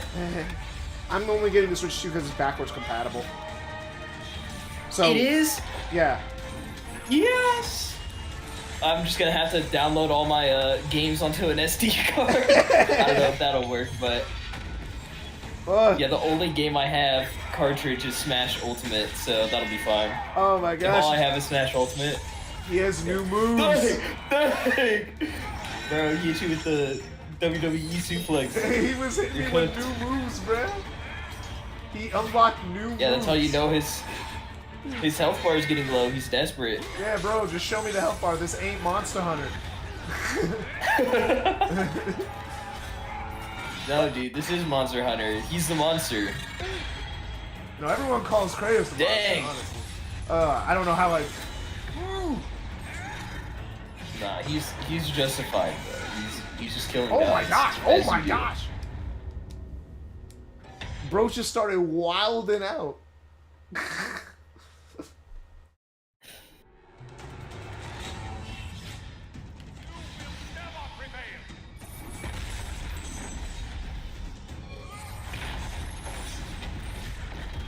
Oh, you got cooked. Yeah, no, you saw that, bro? Hit me with like raw supered on me, and what was I supposed to do?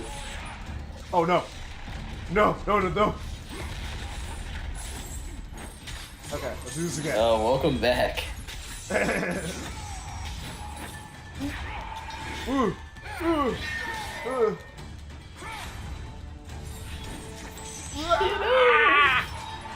I blocked it. I didn't parry it, but I blocked it. That's what matters.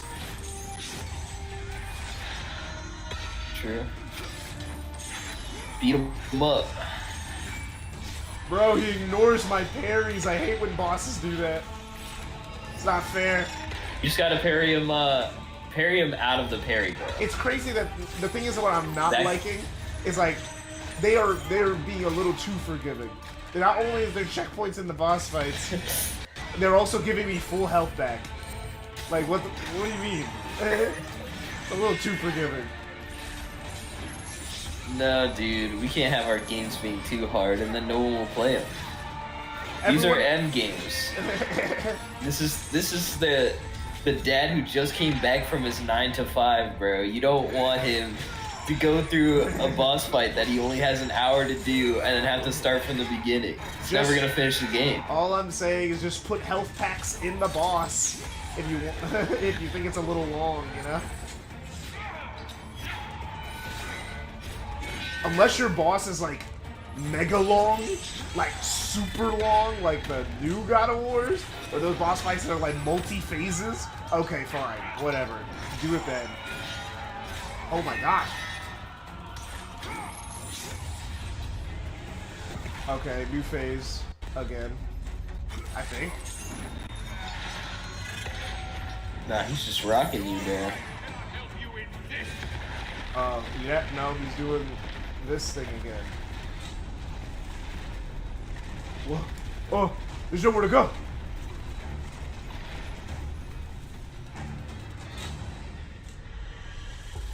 There actually was nowhere to go. see. Am I in first person now? That will...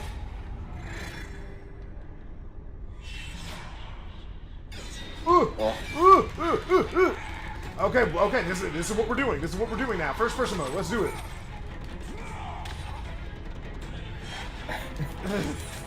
You are Kratos. Oh, finally a grab. I like that he turns into an old man every time you hit him. It's kind of funny.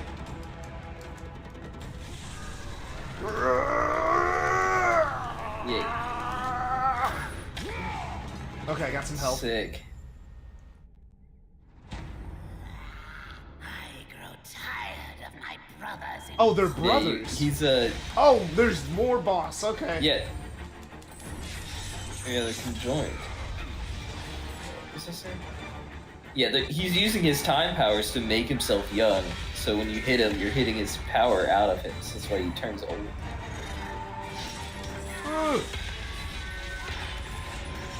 How many phases does this boss have? Oh, did he just like... He's like, alright, my turn on the wheel. Pretty much. So now I got a whole new moveset to deal with. Just learn on the fly, you got this. Oh, I can just block those, like, easy. Okay.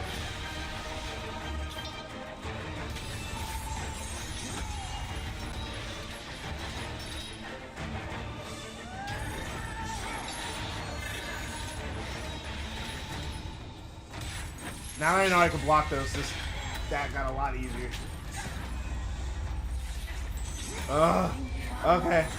Can you deflect them back with a parry or no? No, just if I just hit block, it'll happen. Sick. Ooh. What is he doing? I don't know what he's doing. I'm trapped. Bro, these platforms are really getting to you. Bro, they're stressing me out.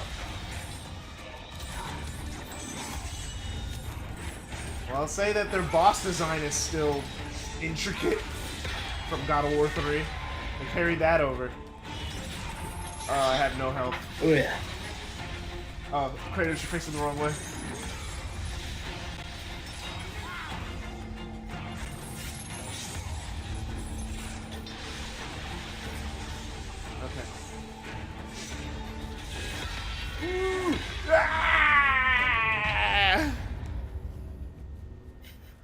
I was trying to dodge, but the slow-mo got me.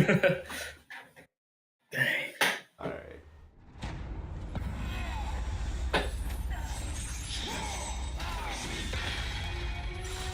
Oh my. Okay, that was fast. Okay.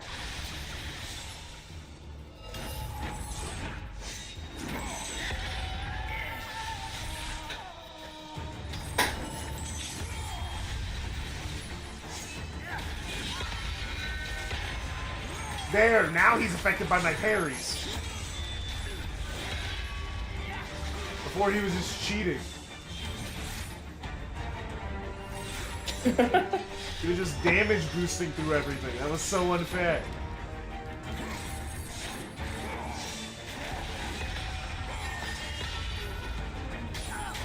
Now parrying actually takes his powers away for a little bit. Okay, that's good.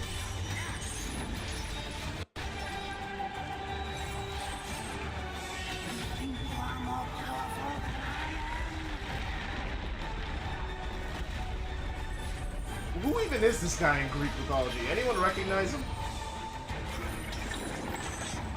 What's his name? I think Castor was a name I heard. Castor? Like C-A-S-T-O-R? I think that's what it was. I do not recognize this guy at all.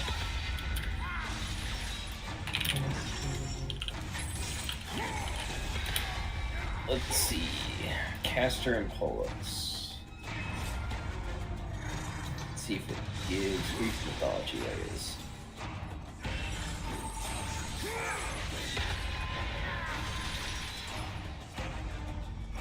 He's hiding in his slow-mo time, so then I can't do anything.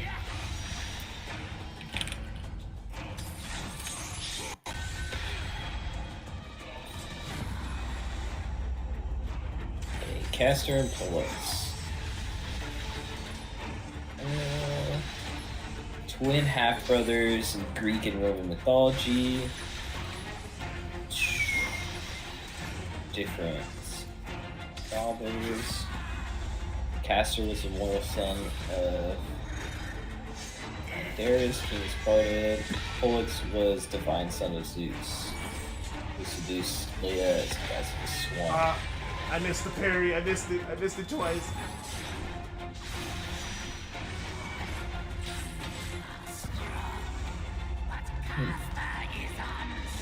Oh, they're the Gemini. What? Oh, is he gonna kill the Oracle? One of their names. Oh. Oh, I see.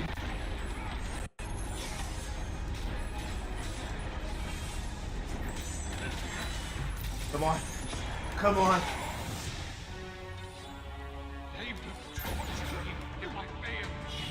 Oh no, I pressed the wrong button, no! How far do I gotta go back? Please, just to the quick time event. I actually pressed the wrong button. I was still pressing square from the earlier. Okay, good. It's just the quick time event.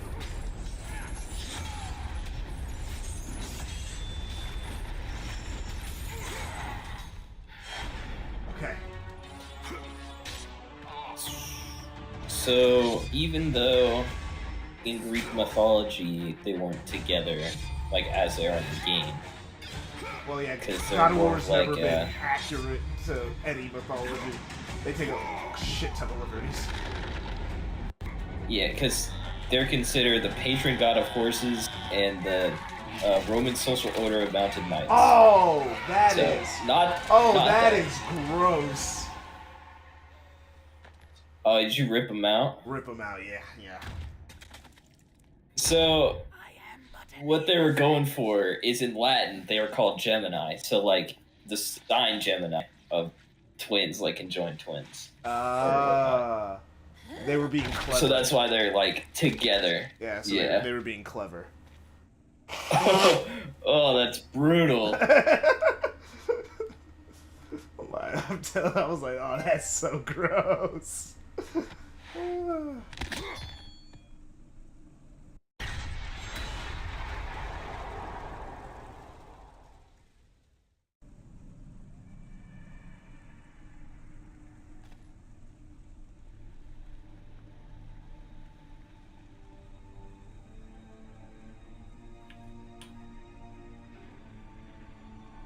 Oh, Oracle's dead as shit.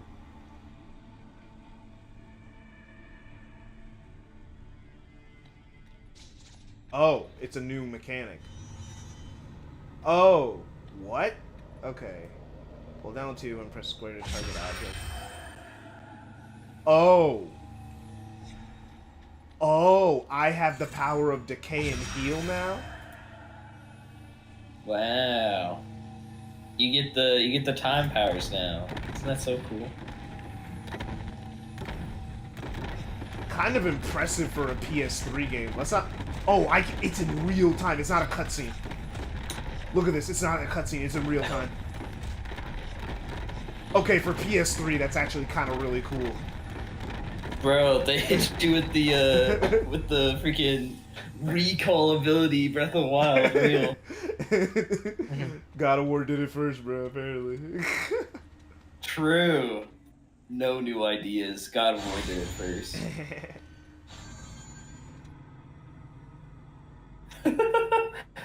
It's so funny. Messing with that. Okay, so like, do I have to have it half?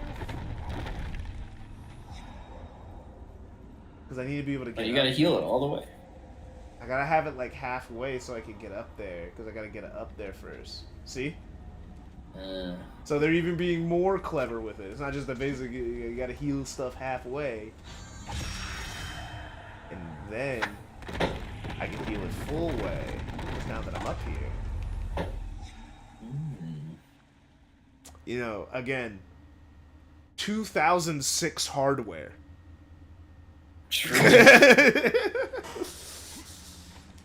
Kind of sick. Yeah, it's actually kind of sick to actually be able to do that. Because I was like, oh, it's just a cutscene. No, it's not a cutscene. It's real time. It's actively actually doing that in the real world.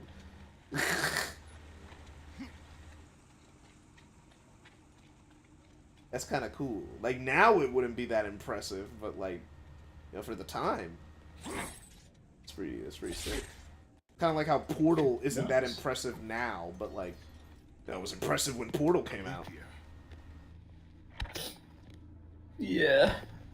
I still think Portal's impressive. I know what you mean, though. Then I fear you are beyond aid. Well, I gotta go to sleep so I can wake up to go to work. Well, good night, man. Nice seeing you. It's been a minute. Right. Yeah, I've been, some family stuff came up, and also I've just kind of been off. It's fair. You got, like, a life. Back on the... Yeah, back on the day schedule, so if I pop in, probably won't be for too long, but I'll at least try to pop in. It's always nice to have you around, dude. Appreciate that. Alright, have a good one. Alright, you too. Good night. Enemies. Good night. Innocent. Kin.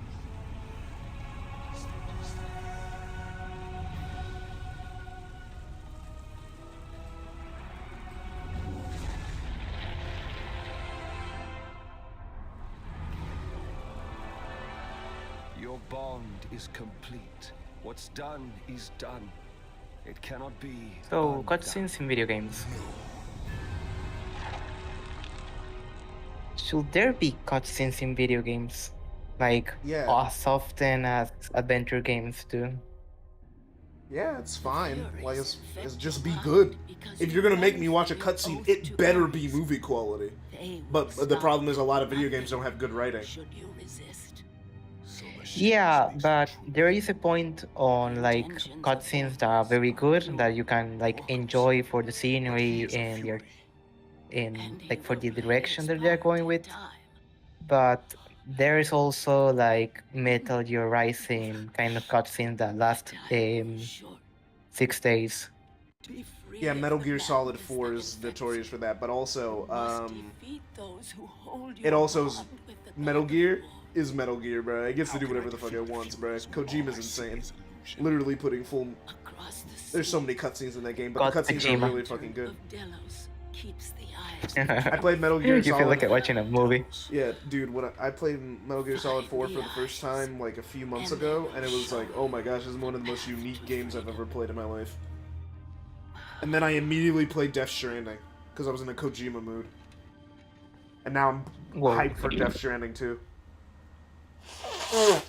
I saw the trailer of Death Stranding 2. I never been interested in Death Stranding, but like I saw the trailer of Death Stranding in a...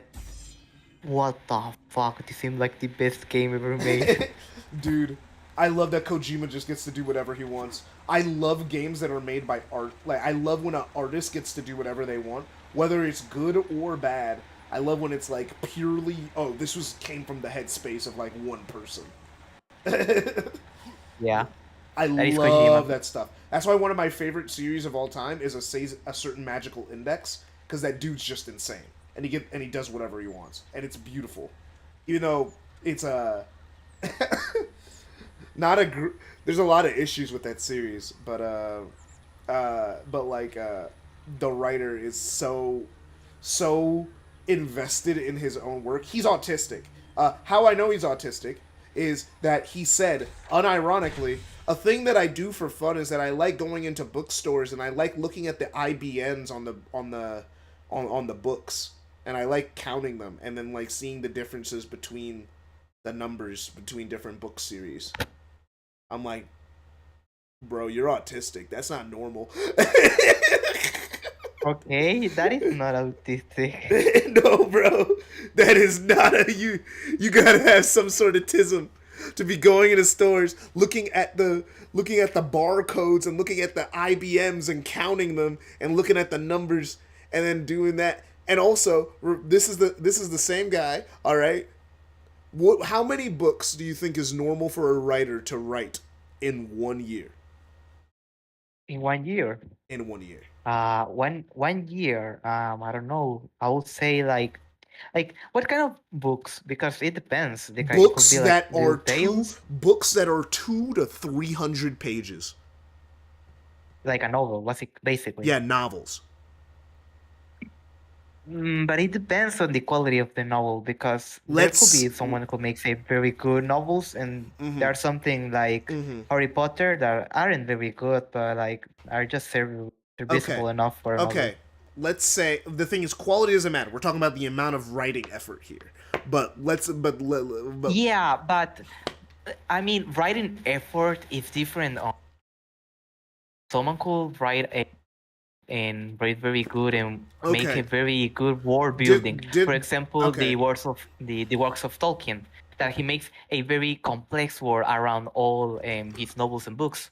But another books like Harry Potter, they build its story and world building as how the writer is making the story. So all right, let's say the world. Process. Okay, in this case, the world is incredibly well thought out and has magic systems and scientific systems based in reality and in religion. And that are really good. And it's a very well made systems on science and magic. 2 good magic systems in the same story. It is very hard to make good magic systems and in different books to make it like different. So I will say like 2 books per year. He wrote 5 in his first year. One of them was written in 30 days. 30 days. Because he wanted to see if he could. His second book ever, he wrote in 30 days because he wanted to see how fast he could do it, and he did it. And that story includes a whole plot about an alchemist, clones, and a bunch of other stuff in the second book. Oh, and vampires. That's crazy, man. And there's vampires in that one also too. And it all makes sense. None of it is an asshole. That's okay. And he wrote 5. And you want to know how many books he's written since he started? He started writing 25 years ago. He has, and the thing is, you know his goal for a certain magical index, which he is in the 3rd iteration of, because he did Old Testament, which was like 22 books. Then he did New Testament, which was like 24 books. And now he's in Genesis, which is so it's the 3rd part. His goal, he said his goal, what he wants to do is to write 100 book, the series to be 100 books long. And guess crazy. What? Majority of that. And also, by the way, the books have gotten longer. They used to be 200 to 300 pages. Now they're 300 to 500. And he comes out with 2 to 3 a year. While also writing a manga in the same universe. Well, not just one manga. Okay, yeah, stop. 2. Stop. He writes 3 mangas at the exact same time he's writing the books. And he also writes side stories. And when an anime is coming out, he's heavily involved in the productions and shows up to every single meeting. He writes so much, so fast, that his producers told him to stop writing because they didn't have enough time to publish the books. And if he keeps doing more, the books are going to get old and they can make And the crazy part is he keeps coming up with new ideas. What I mean by that is the first part of the series has 22 books. It ends in World War III, and it's a 3-book long arc. Because bro, it's alive. And by the way, again, he has his own cinematic universe, basically, and an intricate timeline down to the hours and to the minutes. He writes down the minutes in the book.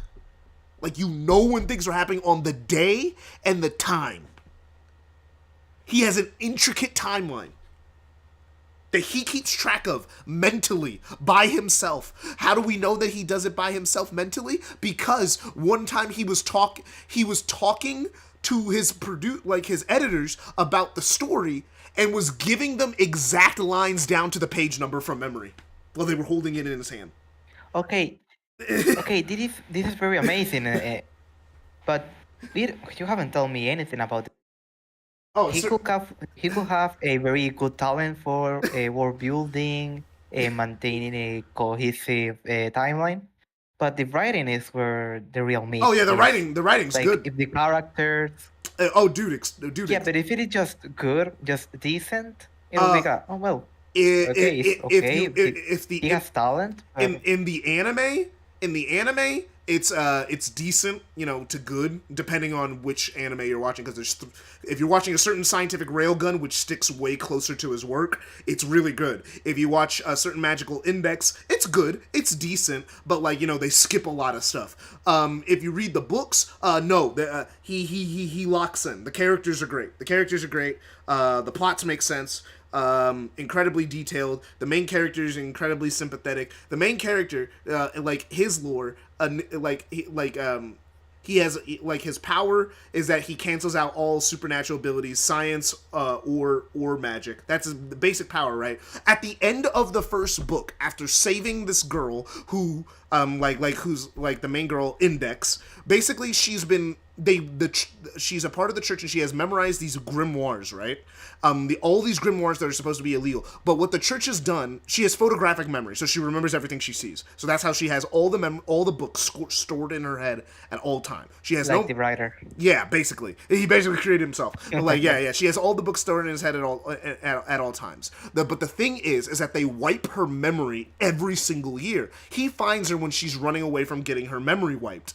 And then through the course of the story of trying to protect her and people trying to get to her, it's him realizing that they should using science. He goes they go wait a minute, that doesn't make any sense. There's no way that would work. It literally is just it's that's not how photographic memory works. Because basically your whole time you're reading, if you're smart, you're that doesn't make any sense. And the reason why is because it doesn't make any sense. They lied. The church lied because they wanted to keep wiping her memories every year so that she could never turn on them. So she would always start from zero every year. And she keeps moving from caretaker to caretaker to caretaker, usually having her memory wiped. So the thing is, so they do a big thing to try and save her, and they save her. She doesn't get her memory wipes this time, even though they have a self-destruct system placed in her in case her memories don't get wiped. Toma gets rid of it. Now, you think the story's over and we move on from there. No, actually, the plot twist, because every Index story has a big plot twist, and the plot twist is that he gets hit by one of the feathers and he loses all his memories. So from the rest of the series, Toma has no memory of his whole life. The main character has amnesia, but you met him when he didn't. For a full book, you met him, you knew him, and the entire time, he's going through an identity crisis because he doesn't know who he is. He people know him, people keep telling him he did all these great things, but he wasn't there. He doesn't know what he did. He knows what he did, but he wasn't there. He doesn't know who these people. So he's always trying to live up to this version of himself. Kind of. Yeah, it's amnesia, but but you saw the character before he had amnesia. So you know who he is. So when you see him beating himself up, he really feels like a piece of garbage throughout the entire series for going am I living up to myself? Am I living up to the expectations of who I was before I lost my memory? Because he keeps it a secret. Because, by the way, he keeps it a secret from everybody. He doesn't tell anyone he lost his memories. Because the thing is, when he first meets Index, when he lost his memories, he says, "Who are you?" And she looks so sad and devastated, he plays it off as a joke. But he doesn't remember her. And to not hurt her feelings, he does not let anyone know that he lost his memories and tries to pretend and LARPs the entire series like he knows what's going on. Okay, I have three things to say, okay? Number one, that sounds like a very interesting story, though you have already spoiled it to me. So, no, that's just okay. book. No, dude. That's two. book one. That's book one. Okay, out book of... that was book one. Number two, The thing with that you say that every book is like a plot twist, that's very Kisho Tenketsu from him. So that's respect from him. Yeah, You know every what every Kisho story has a Tenketsu is? yeah every story with him has a plot twist. The animes No, but you know what Kisho Tenketsu is? uh yeah I remember hearing something about that not too long ago. Well, whatever. And number three, the more you were talking, the more my brain was melting. And that's why I like Index because it's so complicated, but like he writes it in such a way where it all makes sense. Dude, don't even get me started on the Clone Saga. Oh, bro, they had this experiment, Okay, right? yeah, stop. Okay, hey, stop. Okay, and relax. Oh, it's so. Oh, dude, it's so. There's a lot of good because he just keeps coming up with interesting idea, and he plays it to like its complete endpoint. Well, the thing with Amnesia is not really an interesting idea. We have already seen a lot of that. No. Amnesia's not inherently interesting, but I think knowing the character before they got the amnesia is not very common. I don't know many stories where the main character has amnesia, but we saw him before he had amnesia.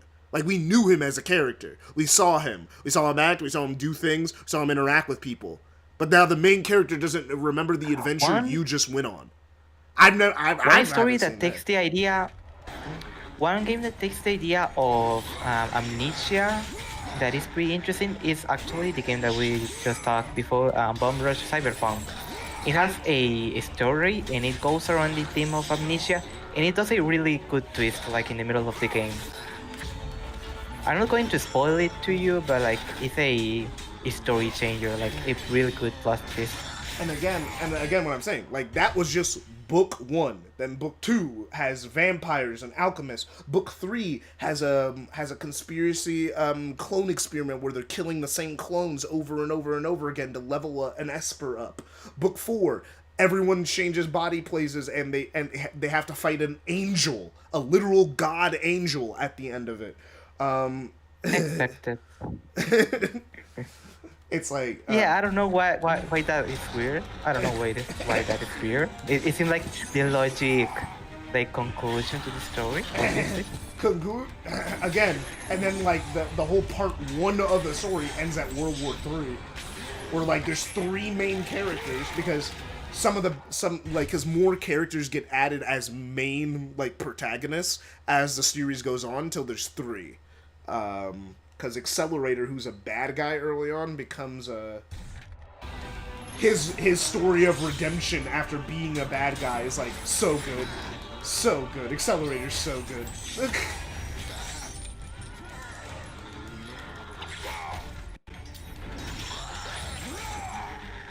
I love Index. It's so fun. But it's a perfect example of what I say, like written by one guy, and he just is so creative that he keeps doing crazy stuff and he keeps getting away with it. And for me, it's also the output. Like, how do you write that much, keep a cohesive timeline, and it's not bad, and also still be running mangas and other stuff on the side? Like, and also have the mentality he has. He has genuinely said this: I have to keep writing. If I stop writing, I will crash like an airplane. I have to write or I will die. The mangas are called Toaro Majutsu no Index. Is it like that? Yeah, that's the manga. It's a light novel series. There's a manga adaptation though, yeah. That he also writes. He also writes the manga adaptation. Of course he does. The anime is good, but also has issues because it's really hard to adapt 300 pages of a book into 3 episodes because they try to separate the arcs. Basically, what happens with every light novel adaptation. Basically what happens with every movie that adapts a book. Yeah, basically nothing new. Basically what the first 2 seasons do, if an arc is super important, they give it 6 episodes. If an arc feels that they can cut it, they try to do it in 3, which leads to them sometimes cutting the twist. They just skip to the twist. They skip it. They just go like, yeah, they just play it straight. So when I was reading the books, there was stuff where I was like, oh, this is completely different than what I watched. And it was always the arcs where I felt like, oh, well, something was missing from that. And it's like, oh, because they adapted a 300-page book into 3 episodes and skipped a lot of stuff for the sake of pacing. Yeah, well, like, that is nothing new. That happens all the time with books that get adapted to movies. Yeah, it's not a new thing. Yeah, where it better gets translated is in series or stuff like that, because they have like more screen time to do whatever they want. Someone came and just like leave in.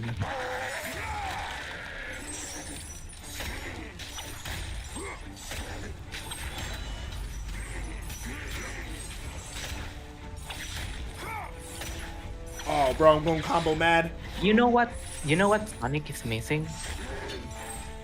What? Aesthetic or a style. The Sonic games are begging for a style. Sonic games? Yeah? Sonic games are begging for like, style? Like a style. Yeah. Okay. They are lacking a style. Yeah. Frontiers, the style was realism, which isn't new for Sonic at all. They've done it like Sonic Adventure 2, Sonic 06. I will say that you are wrong, because the adventure games were going more for a surrealistic style. Nah. They were trying to make it real. It just was on the Dreamcast, so they couldn't look real. The goal... Yeah, Windy Hill is super realistic. Well, bro. no. Like the levels, but like Station Square, Mystic Ruins. They literally went to South America to take pictures. It was meant to look real. Yeah, they went to Mexico, you know that, and to Peru. Yeah, like they were trying to make it look real. The art design of that game, yeah, the levels can get like surreal, but that's the case even like I guess less so with 06. But like it's like but like Adventure 2, you're going down San Francisco. It's literally San Francisco. You know, like it's like, come on. There is a meme in the Latin American like side of internet that is Peru es clave. That is basically Peru is key. So everything that is Peru related is like good. Peru is the key. Yeah, so and they make things like saying like everything that comes out from Peru is amazing.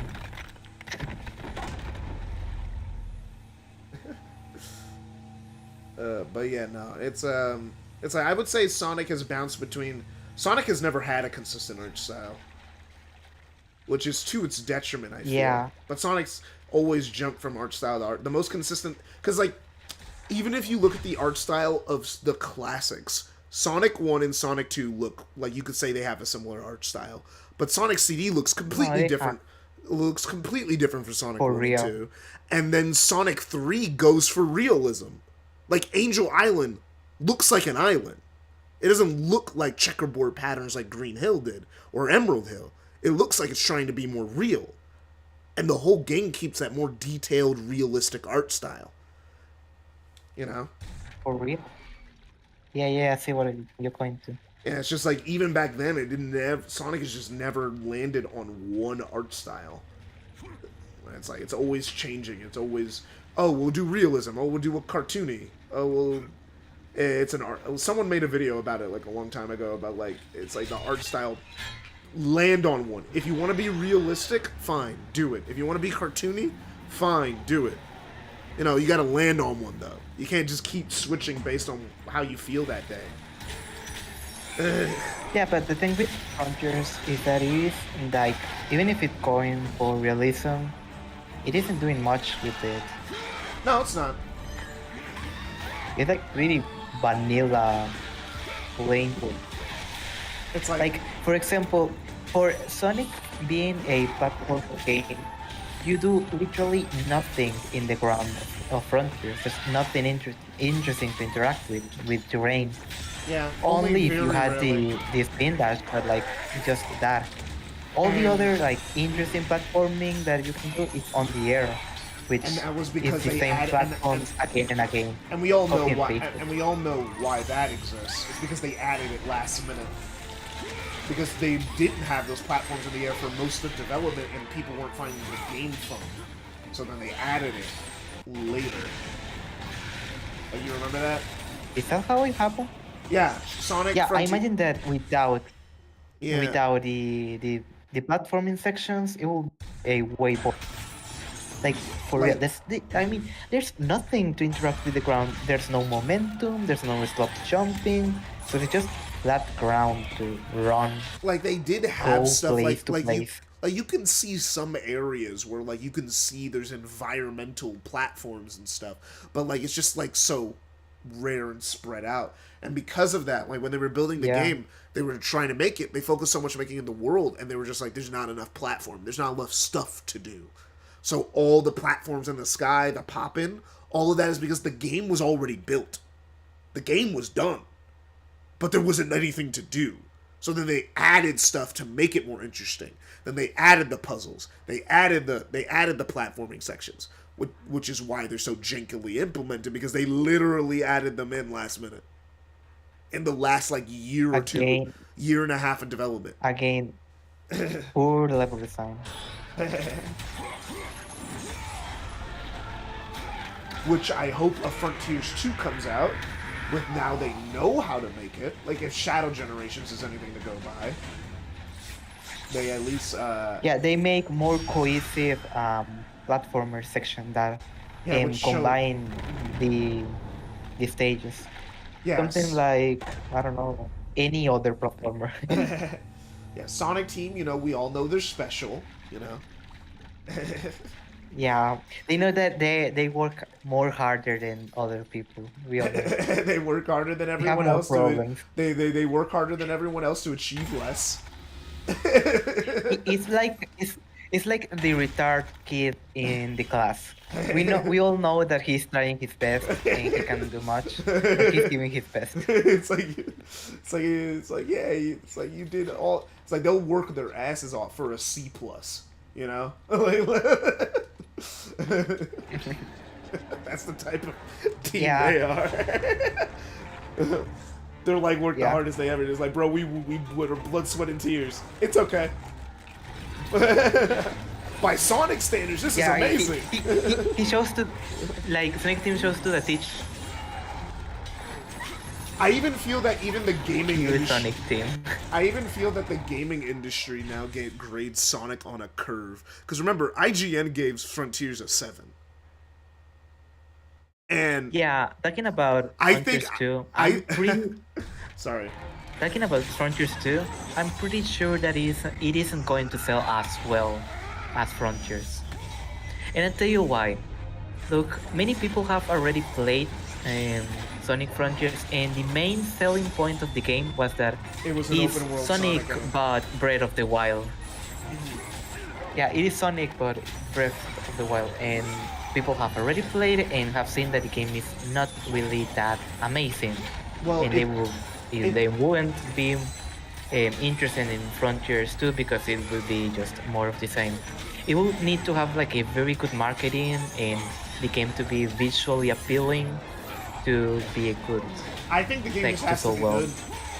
I think if the game gets good reviews, people will buy it.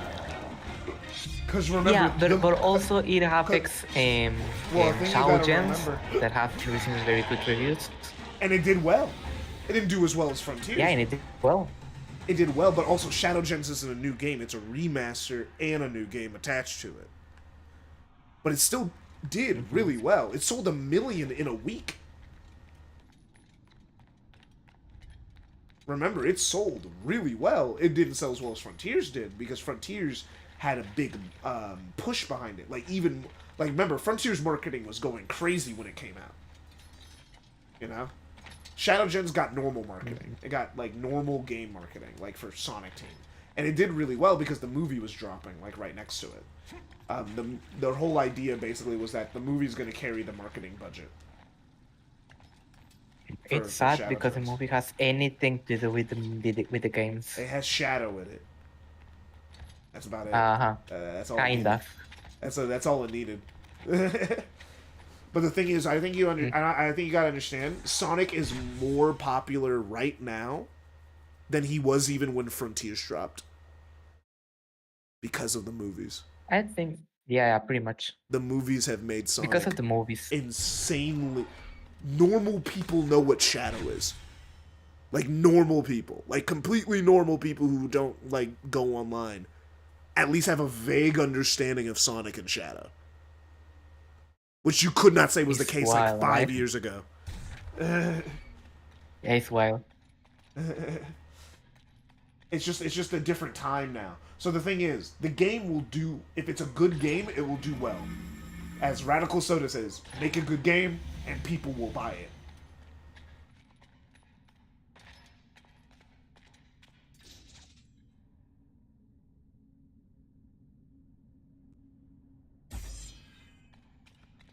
That's some hidden message stuff from probably when I just found a video here on my feed on YouTube. I'm just scrolling here to put videos on watch later on YouTube. And I found a video here just like that, the art of Sonic. What we were talking about. They be listening, bro. They be listening through your phone, bro. Oh no. No, they do. Like we all know they record our conversations. So. Yeah. The only thing. What kind of videos do you watch on YouTube? I usually watch long-form analysis content, which makes sense considering the content I make. Yeah, makes sense. I'll watch like highly edited gameplay videos. Like I can't watch Let's Plays, but I'll watch like the highly edited ones. You know. I'll watch those. No, I don't watch gameplays. I don't like watching games unless it's someone who is a speedrunner or someone who has a very, very, very good like personality. Yeah, no, I watch it for that. I watch it for the personality. I watch it because the guy's funny. That's usually why I end up watching them. Ah, okay. While watching those people, I'm not watching them just because, oh, I want to watch someone play a game. That's not that interesting to me. I have to like the person. So there's a few people who've ended up in my feed. Like I don't know if you know about Zanny. Zanny's funny. I like watching him these days. I don't know. This new guy I've been watching is Polar EX. He's playing Ghost of Tsushima right now. He was playing the God of War games, which is beforehand, which is how I found him. And actually, it kind of. I started playing Ghost of Tsushima. Fucking love Ghost of Tsushima. I started playing Ghost of Tsushima, but I didn't like beat it. But I didn't even continue playing it because it was on PlayStation Plus, and I just stopped playing it. Yeah. I love that game. But it was awesome. Very good game. Can't wait for Yote this year. I like how the structure of episodes it had. Like every single mission is like a little new episode of a show. It's very episodic. It feels like watching a show. Yeah, it's very episodic. Yeah. Oh wow, the intestines. I really liked came out it. on that one.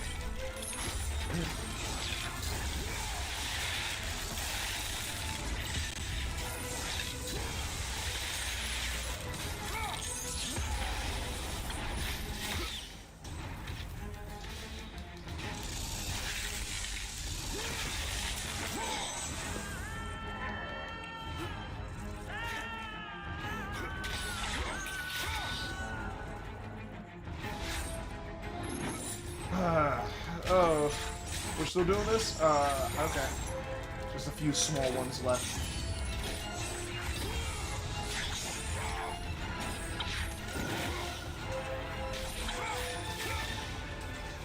I also watch video reactions of people, but only the ones who have like that always support like the two kinds of people who like the people the who one pause. that always support some kind of interesting view on the video, or the ones that just have a very funny personality. Yeah, I don't watch a lot of reaction content, but sometimes I do. No, me neither. Yeah, but a lot of my time I like watch like analysis videos or mostly on gaming now. I used to watch a lot of analysis videos on anime, but I stopped watching a lot of anime, so there's no reason for me to be keeping up with that space. There's also not a lot of anime that like seems to be worth analyzing right now, but you know, I watch anime still. It's just that, like, You know, I feel old one of my when I watch anime because I'm like, I feel like I've seen everything before. You know what I'm talking about?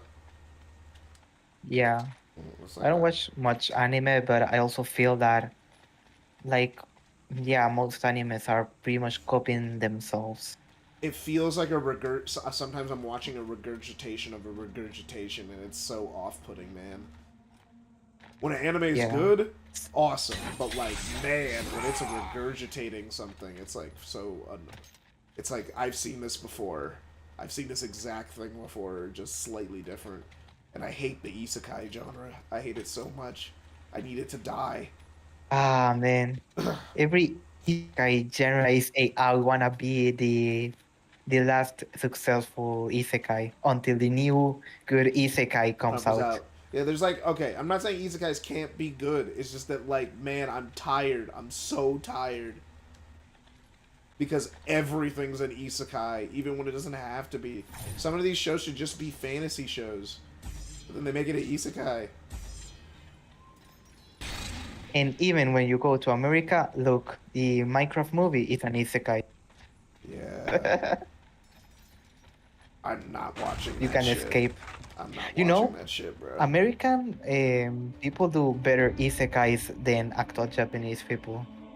I don't know. It's like, I mean, because isekai isn't a new genre, you know? Because they've been, it's like, oh, I'm all the way back here.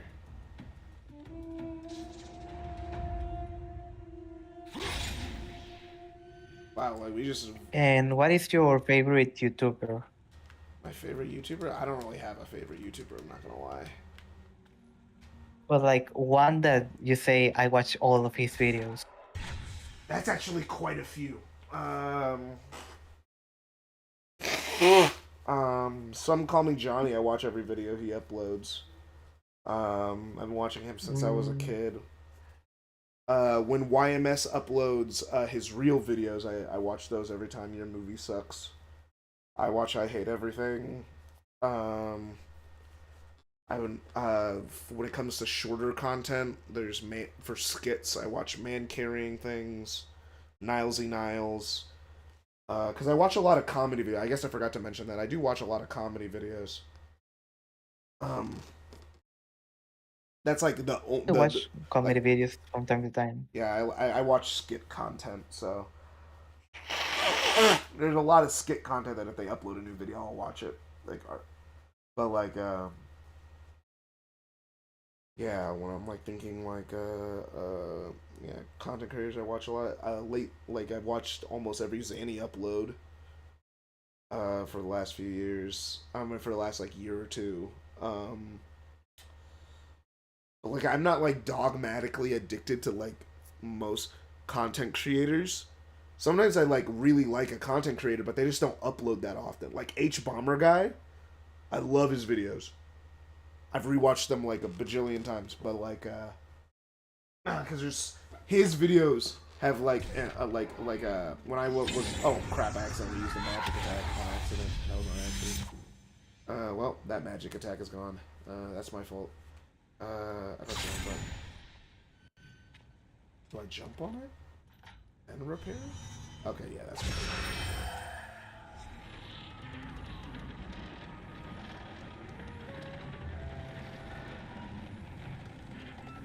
But yeah, no. Sorry, I lost my train of thought. I started doing something else. Yeah, to me, I don't know either which are my like favorite YouTubers or that I have watched every single of these videos. I think that most of them are like Spanish content creators that Makes are sense. pretty good, like on point with English creators. I would say that one that I really like and I watch every single of his videos that is in English is Paria695. Have you watched his videos? Yeah, I've watched some of them. Uh, his voice is very droning. So sometimes it's just gotta like it's not his fault. His video content is fine. It's not my type of favorite video content because it's not like highly edited. It's usually just him talking over gameplay a lot of the time, which is fine. You know, there's nothing wrong with that. It's just that like it means that I'm not usually gonna watch your videos. I'm gonna listen to them. But his videos, he doesn't have the nicest voice to listen to sometimes. But I've watched some. I don't know. I've watched. I don't know. Maybe because I'm not used to like living with English speakers. I don't find his voice very annoying. I'm not annoying. I think it sounds nice. Like again, I wouldn't say like I'm not saying his voice is annoying. I said droning. Like droning. Like he speaks a certain way, and he like stretches out his words in a very particular way that is very noticeable for me. That it's like something that I'm thinking about when I'm listening to him talk. And there's nothing he could do about it. It's not like I'm even asking him to do anything about it. It's just that like, oh yeah, that's just like a factor in why I don't like watch his content all the time or something. You know, it's just like, oh yeah. Voice is but I think he has very good videos. I think his videos are very well scripted. Sometimes it's like he doesn't. He doesn't write like scripts for his videos. He just like does. He talks to the microphone and then he just edits what he got. Really? Like he just yeah. I think he says in some live streams that he just says things that he has on his mind, then rewrites and re-records them, and then edits all of it in 1 hour long video. Because you can be talking for 1 hour like without a script, you know? Yeah, you'll yeah, so he just jabs for like 2 hours and then edits that to a video. Cuts it down to make sense in a video, yeah. Yeah. Well, okay. Also, he has like a real job. He doesn't get like a lot of money from YouTube or Patreon. So he doesn't have like all the time in the world to edit videos. Yeah, I so understand. It's quite understandable why he does like that. I understand that. Look at me. I like oof. Yeah, but I really like his videos, especially say. Yeah, I like the ideas or arguments that he brings up are pretty like on point, like pretty solid. You can argue back. Like, yeah, he makes good points on the Sonic franchise or in other games and how they're made. I don't know. Yeah, no, I agree. He makes good points. I don't agree with him on everything. Like I remember seeing his the timeline video a while back, and I was like, or like the whole thing about canon, and he's like, I don't care because like it's like because they don't care. It's all branding, and I'm like, well, the thing is, they got to start somewhere. Yeah, of course it's branding, no duh, but like if they want to make it like kind of make sense, which I personally think is more fun. I think that's more fun if we try to make it all make sense, because then that leads to story arcs, character arcs, and stuff like that, which is like, you know, what you would want out of a franchise this old. Yeah, he actually apologized with that video for being so snarky. He did like a apology to that, and he deleted the video. Really? I only saw it when it originally came out, because he always appears in my feed. Yeah, me too. YouTube recommends him to me all the time. What am I supposed to be doing?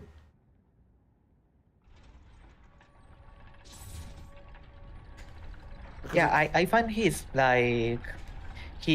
analysis on the game's breakdowns are pretty like basic, like what you expect from a breakdown of the games. But I think that where the really meat or the really interesting part of his channel is on the discussions channels or like the story videos. Yeah, his story videos. Thankfully, he already left all Sonic. He's going to now make videos about every other kind of stuff. Yeah, because like he's not going to make new Sonic. He's gonna make a new. Well, he's gonna make a new Sonic video when a new Sonic game comes out, but he has no reason to make more because he made a video about literally every single game. He did it.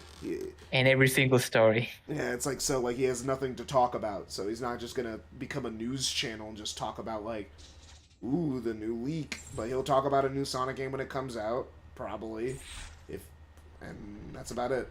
If he feels like. If he feels like it. If he feels like it's worth talking about. Yeah, and I've been liking all his new Sonic era, his after Sonic era videos. They're pretty good. Yeah, it's like, yeah. I probably would be more engaged with this content if it was more like highly edited, but that's just a preference thing. Like, the videos are fine. They're good. They're good videos. He usually talks about stuff. He brought up a good point about Sonic Adventure with the bottomless pit thing. I remember that. Where, like, he was like, in the first level, there's bottomless pits, and that's kind of like the entire game. Yeah. It's like every level has bottomless pits, which is not like a big. It's one of those things that, like, while it's a good point, I'm like, well, it's not that big of a deal, like, game design wise. It's not like it's not that big of a deal, but I understand why you're saying that it can be a problem, and I'm like, so, like, a lot of with Pariah, I can agree or like understand where he's coming from, even if I don't agree, or at least I don't think it's that big of a deal, because, you know, we're different people with different standards. Like, for him, he goes like, oh, man, Sonic Colors' story is unsalvageable. For me, I'm like, it's just Sonic 1. It's just the story of Sonic 1 again. Not that big. It's like, yeah, but it's not the fact that it's Sonic 1. It's the fact of the character also that was changed in how bad the dialogues are. Yeah. The thing is like, bad dialogue it's like, well, just like everything, it's like it's subjective, because to me the dialogue in Colors is just cute, and there's a reason why the Kun Pontek and Graf stuck around, and a lot of people just don't remember. When the game came out, people thought that it was funny. That's just an objective fact. Back then. When 2010, when the game came out, no one was criticizing it. Everyone was saying, this is good, do more of this. So they did.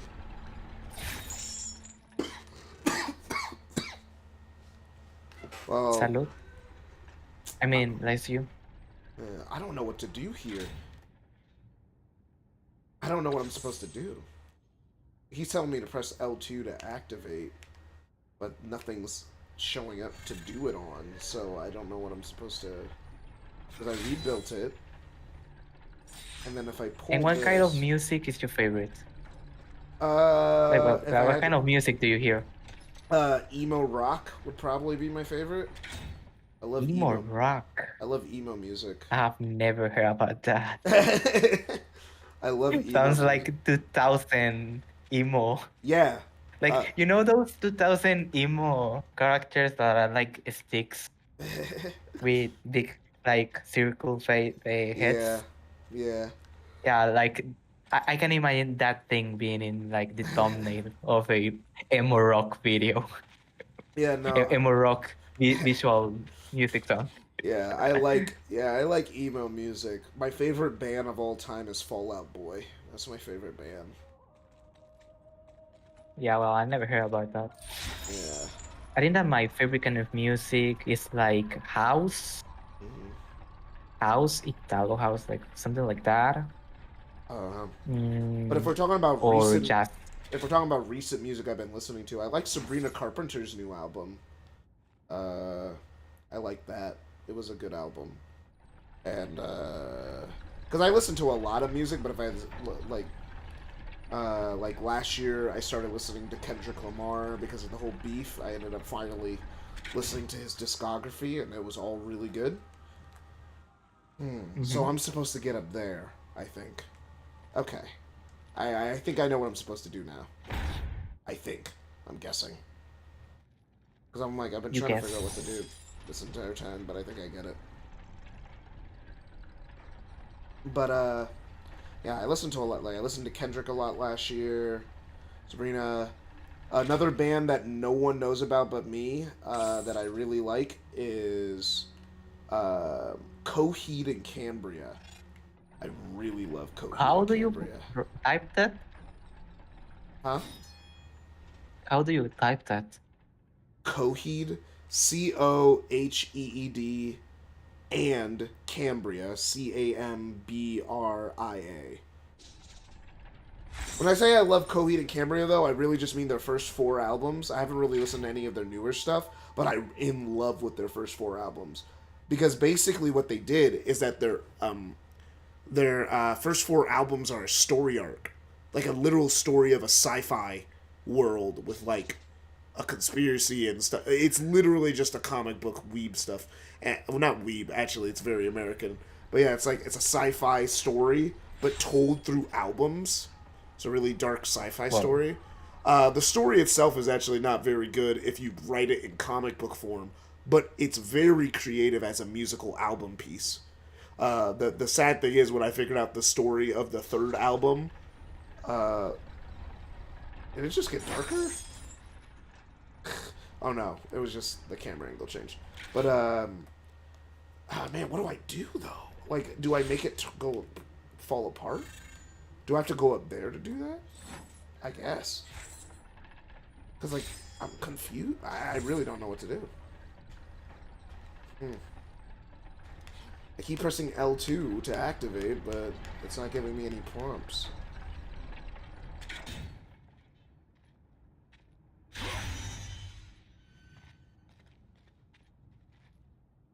Not giving me any prompts. Okay, there's something that it's prompting up there. How do I reach it? But, yeah, they made the first 4, well, all their albums technically all connect, but, like, the first 4 was, like, the most cohesive. And, oh yeah, the 3rd album is my favorite, but the 3rd album also is the one with the lamest story. It's just that the actual guy in real life, his girlfriend broke up with him, and he kind of just put all of that in the story. The whole story's on hold about him, like, going through, like, being mad at his ex. By the way, he's married to that woman now. But, he was okay. He made the whole 3rd album. He incorporated way too much of his anger towards his ex-girlfriend at the time. Too much ranting. But the songs were banging, though. They were so good. But he was telling that girl to die a lot. Because he basically was like, it's because the third album is incredibly meta. The first 2 albums take place in universe, but the 3rd album, suddenly, for no reason, God only knows, they decided to make it, the story is we're now telling a story within a story. So the story that you've been listening to for the last 2 albums is actually be written by this loser. And he's actually the god of their world. This is the god that they've been praying to this entire time. He's the god. It's this guy writing a story in the real world. And then the whole bit is that the guy's actually, like, after the girl breaks up with him and whatever, because he like is off his meds. So then, like, he's combining the real world and the story, but then actually he's not insane, and he actually is. The story is real, and he actually goes inside the story. And what he literally does, because in real life, the girl in the story that is supposed to be the main love interest of the main character is based off the real singer's girlfriend, but they broke up. So the thing is, he writes that into the story about the writer having his girlfriend break up with him, and the character in the story is based off his girlfriend, so he goes into the story and kills her, so the main character's lonely. It's a very convoluted story for an album. It is very convoluted, but dang, the songs are good, man. It's my favorite one, but it's so lame. It's just about a loser crashing out. That's the whole album. The whole album is just about a loser crashing out. It has no, you could remove that one from the narrative, and the narrative still works because the finale is the big battle. Like that's like all the cool stuff happens in the fourth album, but the third album, the songs are so good because he was so depressed, and depressed people make the best music, man. They're so good. Depressed people make the best music. Yeah, why do depressed people like? Do you know that like Old City like wrote his songs like in the night when he was depressed, and his songs are like bangers. Who again? Old City. Oh, Owl City. Yeah, Owl City also. Owl City. Yeah, Owl City also makes bangers. Okay, I think. Yeah, but like he I wrote his understand songs while he was like depressed in the night. Depressed people make their best work, bro. It's so. I mean, I'm sad that you're depressed, but man, you cooked, bro. You cooked so hard. When you're I sad. should be depressed to cook more art, you know? That is the missing part of my art, obviously. The depression. I need to be depressed. Nothing hits like depression music, bro. That's why I like emo so much. The depression music hits, bro. I'm not. The thing Now is, I what's funny. understand The the thing is, what's emo rock. funny. The thing what's funny is that I have no mental health issues. That's what's funny. Okay. Not me neither. I know, but I really am fascinated by people who do have them. It's like a weird specimen. It's very fascinating. Fascinating. This dude is not happy. Bro. Do you understand the feeling of? Well, it's late. It's 10 o'clock where I am, and I can't figure out this puzzle, so I'll look it up later. Because I don't know what I'm supposed to do. It is 11 here. Yeah, so I'm going to wrap up the stream. I'll stream the Nintendo Direct tomorrow, I guess. Probably. Because I don't got anything going on. Alright, see ya. Yeah, I will. Yeah, see ya. One question. Yeah, I'm ending the